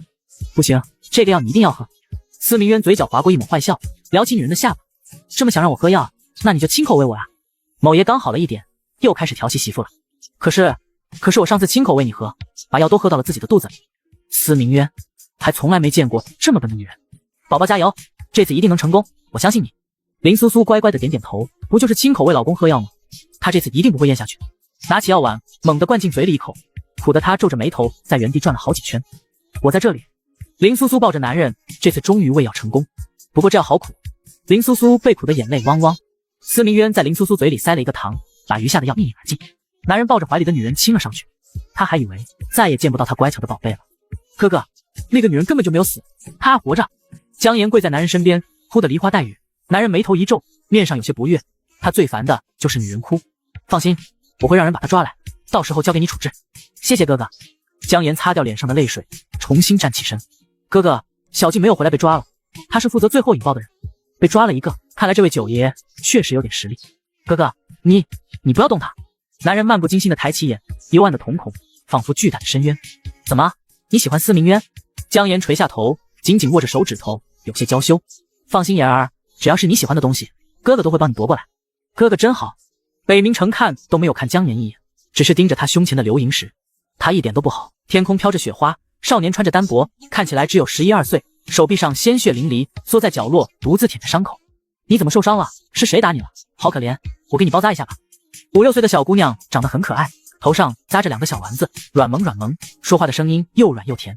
少年冷清的眉眼微微抬起，并没有说话。小姑娘偷偷从自己家里拿出了一些绷带，笨手笨脚的给她包扎伤口。是不是很疼？给你一个棒棒糖，你吃了它就不疼了。小姑娘从自己的口袋里掏出了一个棒棒糖，递给少年。漂亮的大眼睛微微眯起，笑得一脸阳光，那是她见过最美的笑容。北冥城嘴角划过一抹不易察觉的弧度，转瞬即逝。虽然小姑娘现在长大了，性格也有些变了，外貌也有些变了，但是在她心里永远都记得，她要什么她都给。浴室雾气弥漫，司明渊修长的手指扯开自己的领带，粗鲁的动作中带着几分性感。林苏苏一双眼睛看着地面，不敢看别的地方。司明渊轻笑一声，躺进了浴缸。你不是说要给我洗？拿着搓澡巾。司明渊把边上的搓澡巾塞到林苏苏手里。开始吧。司明渊舒服地闭上眼睛，等待着林苏苏的伺候。林苏苏拿着手里的搓澡巾，把眼睛闭上，摸了半天也没有摸到男人的后背。你在哪里？我怎么摸不到？司明渊微微睁开一只眼睛，看到女人闭着眼，2只手在半空中找他，那模样着实有些蠢萌。你怎么把眼睛闭上了？睁开。林苏苏的脸被男人捏住，睁开一只眼睛。不睁开眼睛怎么看得到我在哪里？司明渊半躺在浴池，一直捏了捏女人的脸。林苏苏点点头，拿着搓澡巾放在司明渊线条分明的后背。这样可以吗？林苏苏搓了2下，可能是力道比较轻，司明渊根本没有感觉到。再用力一点。林苏苏使出了最大的力气给她的老公搓背。可以，就照这样下去吧。司明渊这次终于满意了。不错不错，没想到他也能享受一次自己老婆的福。林苏苏搓了2下，累得一屁股坐在了地上，一双水汪汪的眼睛看着司明渊。司明渊勾起一抹邪似的弧度，大手一挥，把女人从地上捞到了他的怀里，水花四溅。大手握住女孩葱白的手，放在嘴边轻轻的吻上去。堂堂商业帝王总喜欢带着小娇妻开会，我让你查的那几个人有下落了吗？司明渊高大的身影逆光而立，清冷的脸上透着禁欲。主子，没有，我们刚开始查，就听说您这里出了事，不过我把这件事交给别人了。好好查那些人到底来自哪里，他们为什么会叫苏苏为殿下，为什么会救走苏苏，还有那个镜子里面的地图到底是什么？凌月为什么一直要找 F 州的位置？这些谜团他要一个一个全部找出来。司明渊动作慵懒地坐在沙发上，单手撑着额头。师妹，我让人好好教训姜妍，你们做得如何？上次他亲眼看到姜妍伤害苏苏，伤害了苏苏的人，他自然一个都不会放过。以前还听说过姜妍是自己的白月光，他怎么不知道这些事？看来他有必要好好澄清一下。白月光他没有。突然脑海中闪现出一个小姑娘拿着棒棒糖的画面，好模糊。放心吧主子，我们可是好好的教训了他一顿，人要不要直接？师妹做了一个抹脖子的动作。司明渊嘴角勾起一抹阴险的笑容，笑得像个反派。嘎了，太便宜他了，今天带人继续。是，果然惹谁都不能惹到九爷，太可怕了，手段狠辣，连那么漂亮的女人都下得了手。老公，女孩穿着一身软绵绵的睡衣，脚上穿着同款类型的拖鞋，迷糊的揉着眼睛，整个人又弱又漂亮。葱白的手指扶着旁边的栏杆，缓缓走下来。醒了。司明渊一阵风一样把女孩抱在怀里。坏蛋。林苏苏委屈的撇了撇嘴，眼里的泪水又开始往下掉。司明渊最坏了，竟然那样对待她。不哭了，老公保证下次不会了，乖听话。司明渊看着又软又娇的女人，忍不住在软乎乎的脸上亲了上去。师妹第一次见他们主子这么温柔的说话，这么温柔的抱着一个女人，掏了掏耳朵，又揉了揉眼，确定自己没有看错。不过这个女人和传说中的一样，弱唧唧的一阵风都能吹倒。我还没有原谅你。林苏苏2只手推着男人的脸，委屈的不行。司明渊已经亲到了，脸上透着满足。好，不亲。宝宝是不是饿了？我喂你吃早餐，想吃什么？不想吃。司明渊脸色微变，怎么嫌我脏？林苏苏更委屈了，趴在男人胸口，哭得稀里哗啦。刘宁在一边好像听到了什么不该听到的事。司明渊轻轻揉了揉女孩的头，沙哑的声音响起：好了，不哭了，这是很正常的事，以后也会有，所以你要习惯。林苏苏眼泪汪汪，可怜巴巴的抓着男人胸前的衣服。不要！两个人默默地咬耳朵，不知道在说些什么。嗨嗨，师妹低咳几声，好像听到了不该听的。林苏苏猛地吓了一跳，立即钻进司明渊怀里。这里怎么还有别人？司明渊不悦地皱起眉头，看了一眼师妹。师妹立即低下头，降低自己的存在感。她好像把夫人吓到了，夫人的胆子太小了。乖，我们吃饭。司明渊抱着女人坐在餐桌前，上面已经准备好的早餐，各种类型的都有。把牛奶喝了。林苏苏乖乖地抱着牛奶喝了起来。师妹看得都傻眼了。林苏苏指了指她最喜欢吃的牛排。老公，我想吃那个。好。司明渊亲手给女人夹了一块牛排，林苏苏张开大嘴，一口吃了下去。昨天晚上她都快累死了。都怪老公，下次她再也不和老公一起去浴室了。再吃一口。林苏苏吃了一个水晶虾片，味道和以前一样好吃。吃饭还要喂？娶这个女人回来做什么？当祖宗吗？师妹眉头都皱成了一个麻绳。原来他们冷冰冰的狱主大人喜欢这种类型的女人，怪不得以前那么多女人他都看不上眼，3尺之内从来没有一个女人，他还以为他们主子喜欢男人。老公，不吃了，我已经吃饱了。林苏苏把头转到一边，不肯吃了，就吃了一份牛排，喝了一瓶奶。乖，再吃一口，再吃一个虾，我亲手给你包的。林苏苏不情愿的又吃了一个虾。不吃了。司明渊有些头疼，女人每次吃饭就吃那么一点，照她这种速度，什么时候才能养得白白胖胖？宝贝想吃什么？今天下午我让他们提前准备好。我想吃蛋糕，草莓味的蛋糕。林苏苏抬起头，一双乌黑的眼睛亮晶晶，提到蛋糕她就有了食欲。好，下午我让他们给你准备蛋糕。司明渊轻轻捏了捏女孩白皙的脸，这女人就喜欢吃这些甜腻的东西。老公最好。林苏苏抱着自己的老公亲了上去，在他脸上亲了好几口。师妹，不是刚才还在吃东西吗？怎么突然就亲上了？有些突然。乖，这里还有人。不亲了。林苏苏委屈地揉着眼睛，她再也不想。江小姐的设计公司瑞天公司疑似被压，面临倒闭。什么？那可是帝都顶尖设计公司，到底发生了什么？我们错过了一些什么瓜？不知道，听说是帝博集团动的手，不过我也是听小道消息说的，具体还是不太确定。难道是九爷动的手？不可能，绝对不可能。江大小姐可是九爷的白月光，假的。九爷从来没有公开和他说过一句话，一看就是假的呀。白月光都是骗人的。林苏苏坐在男人怀里，刷到了这条消息，开心的抬起头。这件事情是老公做的吗？司明渊正在工作，打字的手停了下来，缓缓垂眸。当然，欺负了女人，我一个都不会放过。听说还造谣是他的白月光，这些事情以前他懒得管，不过现在他已经娶了媳妇，有必要开个发布会澄清一下。他的白月光，脑海里记得不太清楚了。自从那次车祸之后，他12岁以前的记忆好像消失了。老公最好。女人开心坏了，抱着男人又亲了一口。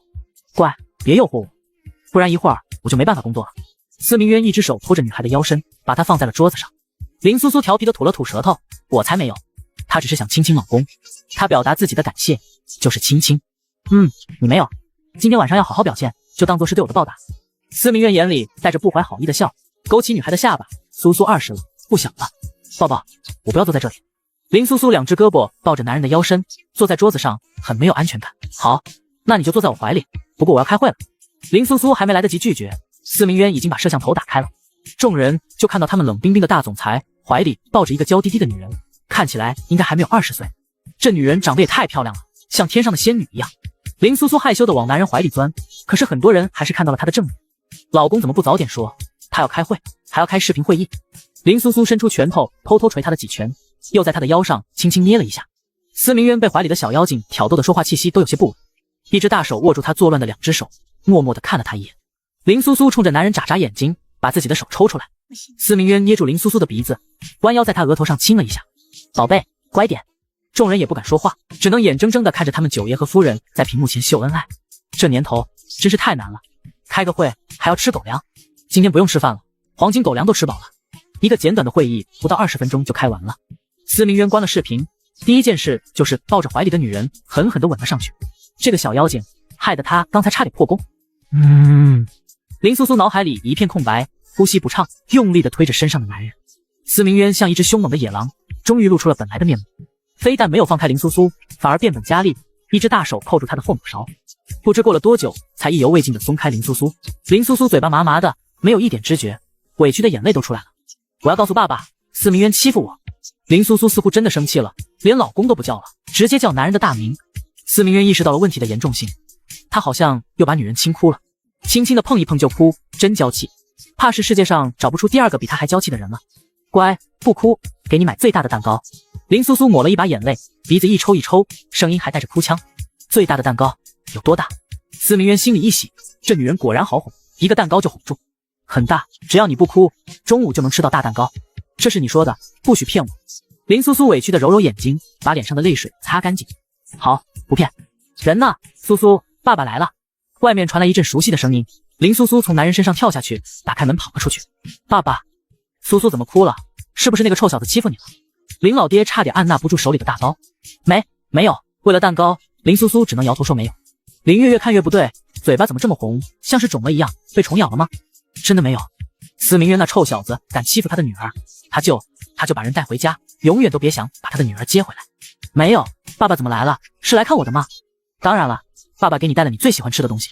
后面的李博正在指挥人搬东西，整整一车的零食，乱七八糟的玩偶，都是给林苏苏买的。谢谢爸爸，这些都是给我买的吗？林苏苏两只乌黑的眼睛都在发光发亮。林月，爸爸可能要出差一段时间，这些日子不能天天来看你了。给你买的这些东西，你先吃着，等下次回来了再给你买。林苏苏顿时像只泄了气的皮球，两只爪子抓着爸爸的胳膊。爸爸要出差了，去哪里出差？多久才回来？林苏苏一直都是跟着爸爸长大的，妈妈在她9岁的时候就不见了，她对妈妈的印象也只是停留在小时候。虽然她有的时候很想妈妈，她也想像别的小朋友一样有爸爸妈妈。林月轻轻揉了揉女孩的头，可能要1个月，1个月爸爸就回来了。1个月，要这么久？林苏苏刚才的好心情瞬间没有了，爸爸从来没有离开过她1个月。林月也舍不得自己的宝贝女儿，不过现在她的宝贝女儿已经有人照顾了，她可以放心的离开。司明渊那斯是个靠得住的人，通过他这些天的观察，对苏苏确实很好，而且很负责任。要是快的话，说不定爸爸1-2个星期就回来了。林苏苏抱住林月的胳膊，嘴巴嘟得老高，一点都不想让爸爸走。爸爸，可不可以不去出差？我不想让爸爸去。苏苏都多大了还找爸爸？过来老公这里。司明渊缓缓从书房走出来，冲着女孩伸出手。堂堂商业帝王没试过，怎么知道腰不好？爸爸，可不可以不去出差？我不想让爸爸去。林苏苏抓着林月的衣角，满眼不舍。苏苏都多大了还找爸爸？过来老公这里。司明渊从书房走出，目光深邃地扫过岳父。他推测林月此行目的地是 F 州，那片被古武世家占据、遍布未知危险的海域。上次的地图线索就藏在镜中，他去那里做什么？林家的底蕴无需寄予宝藏，除非是找人。司明渊莫同微暗，一个名字浮现心头，那位神秘消失的林夫人。林苏苏像拨浪鼓般摇头，执意要跟父亲走。苏苏乖，你长大了，不能跟着爸爸，何况你已经嫁人，他会把你保护得很好。林月郑重地将女儿的手放进司明渊掌心，苏苏，以后就交给你了。他脾气坏又调皮，但我知道你会护他周全。滑雪场那次意外已让林月确信司明渊对女儿的心意。司明渊轻松地将小姑娘抱入怀，岳父大人放心，我会保护好苏苏，一根头发都不会少。他的女人自当由他守护。林苏苏依赖地环住他脖颈，靠在他怀里，两人身影异常般配。林月点头，好，交给司明渊，他放心。只是此去 F 州前途未卜，他还能否平安归来？不要，我要跟着爸爸。林苏苏不知何时又跑回来，紧紧抓住父亲胳膊，乖，爸爸1个月后就回来，给你带好东西。林月慈爱地摸摸女儿的头，林苏苏不情愿地松开手，看着父亲离去的背影，默默擦泪。老公，爸爸要去哪里出差？不知道，他说1个月就回，不哭。司明渊温热的指腹拭去他脸上的泪珠，他的苏苏泪腺发达又娇气，从小就是个小哭包。那我1个月都见不到爸爸了。林苏苏委屈地吸着鼻子，泪水再次决堤。1个月很快，听话，不许哭了。司明渊将她搂紧，宝宝，还有我陪着你。林苏苏哭着哭着，竟在男人怀里睡着了，脸上犹带泪痕。她从未与父亲分离这么久。师妹几人在旁听的头皮发麻，这小妇人也太能哭了。司明渊目光沉沉，师妹，让王两带人暗中保护岳父，务必保证他安全。主子，他出差我们也跟。他不是去出差，司明渊断言是去 F 州。F 州，众人惊愕，传闻那里是古武世家禁地，宝藏无数，但有去无回。所以你们的任务就是护他周全，若找不到地方就安全护送他回来，找到了立刻通知我。司明渊轻拍怀中熟睡的女孩，他的父亲，他自会护佑，只是那地方凶险异常。是。师妹如蒙大赦般离开，终于不用听那爱哭作精的魔音了。刘宁，准备发布会。司明渊吩咐道，那些风言风语该停止了。九爷是指白月光的传闻。从前我不屑解释，但现在有了苏苏，司明渊眼底浮现宠溺，他听到会吃醋的。他的小妻子吃起醋来，奶凶奶凶的。刘宁领命而去。司明渊垂眸看着怀里睡得像小猪的林苏苏，嘴角还挂着一丝晶莹口水，无奈又宠溺地轻捏她的脸颊。懒猫。瑞天公司一片狼藉。江岩瑟缩在角落，看着眼前的不速之客。为首的是半靠在沙发上的魑魅，一身黑色运动装，气势迫人。你们又来做什么？当然是因为你欺负了我们夫人。听说你故意往她身上泼酒。魑魅语调冰冷。我没有。江岩脸色惨白。没有。魑魅冷笑。兄弟们，砸到他承认为止。手下毫不留情，将公司内值钱的物件一一砸毁粉碎。魑魅随手拿起桌上一个华贵的水晶板剑。不要，那是我爸爸给我的。江岩尖叫着扑过去，被魑魅一把挥开，跌坐在地。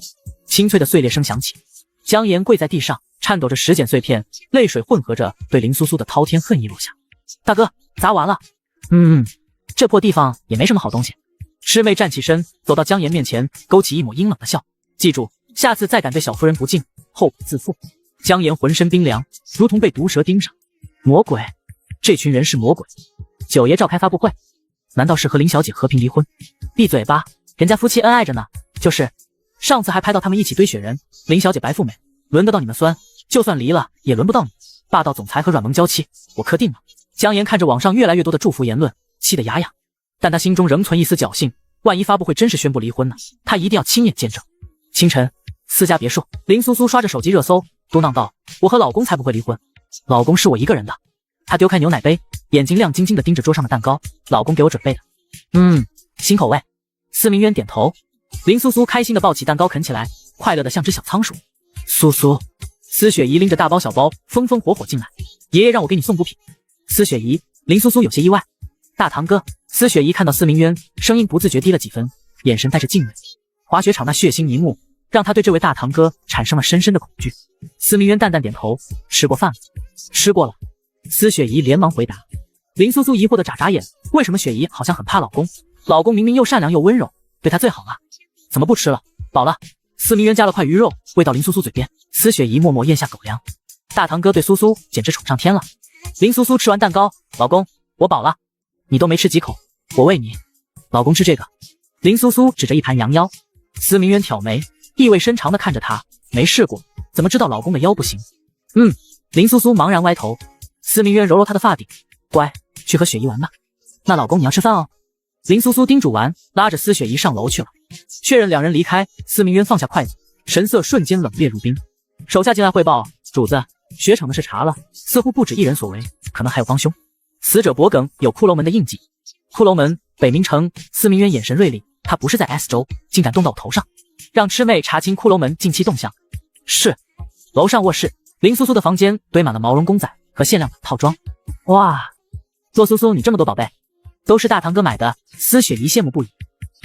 老公买的，还有爸爸和哥哥们送的。林洛洛指着最爱的兔子玩偶，这个是老公送的。你还有5个哥哥，太幸福了吧。司雪姨更酸了。忽然她神秘兮兮地把林苏苏拉到角落，从包里掏出一本大红封面的书。魅惑女人，苏苏，给你带了好东西，保证能让大堂哥对你欲罢不能。司雪姨坏笑着压低声音。堂堂商业帝王也是把对小娇妻的爱套路到极致。林苏苏一脸惊奇地看着司雪姨手里的东西，这是什么东西？司雪姨坏笑着凑近林苏苏耳边低语，保证能让大堂哥欲罢不能。为什么？林苏苏疑惑的大眼睛眨了眨。司雪姨一副恨铁不成钢的模样，怎么什么都不知道？还没我懂得多。她直接把书塞给林苏苏。林苏苏翻开书，第2页是目录，这个不用看了，直接翻内容。她再翻1页，旁边有几个大字。她看了一大段，一脸茫然，这到底是什么？不是这张，你翻到最后一张。司雪姨指点道。林苏苏翻到最后，又把书合上。今天你就能用上了。司雪姨暗示。我不要。林苏苏本能退缩。司雪姨语重心长，听话，苏苏，我可以帮你去买，我知道哪里卖。她脸上挂着坏笑凑近。好。林苏苏稀里糊涂答应了。司雪姨把书塞回她怀里。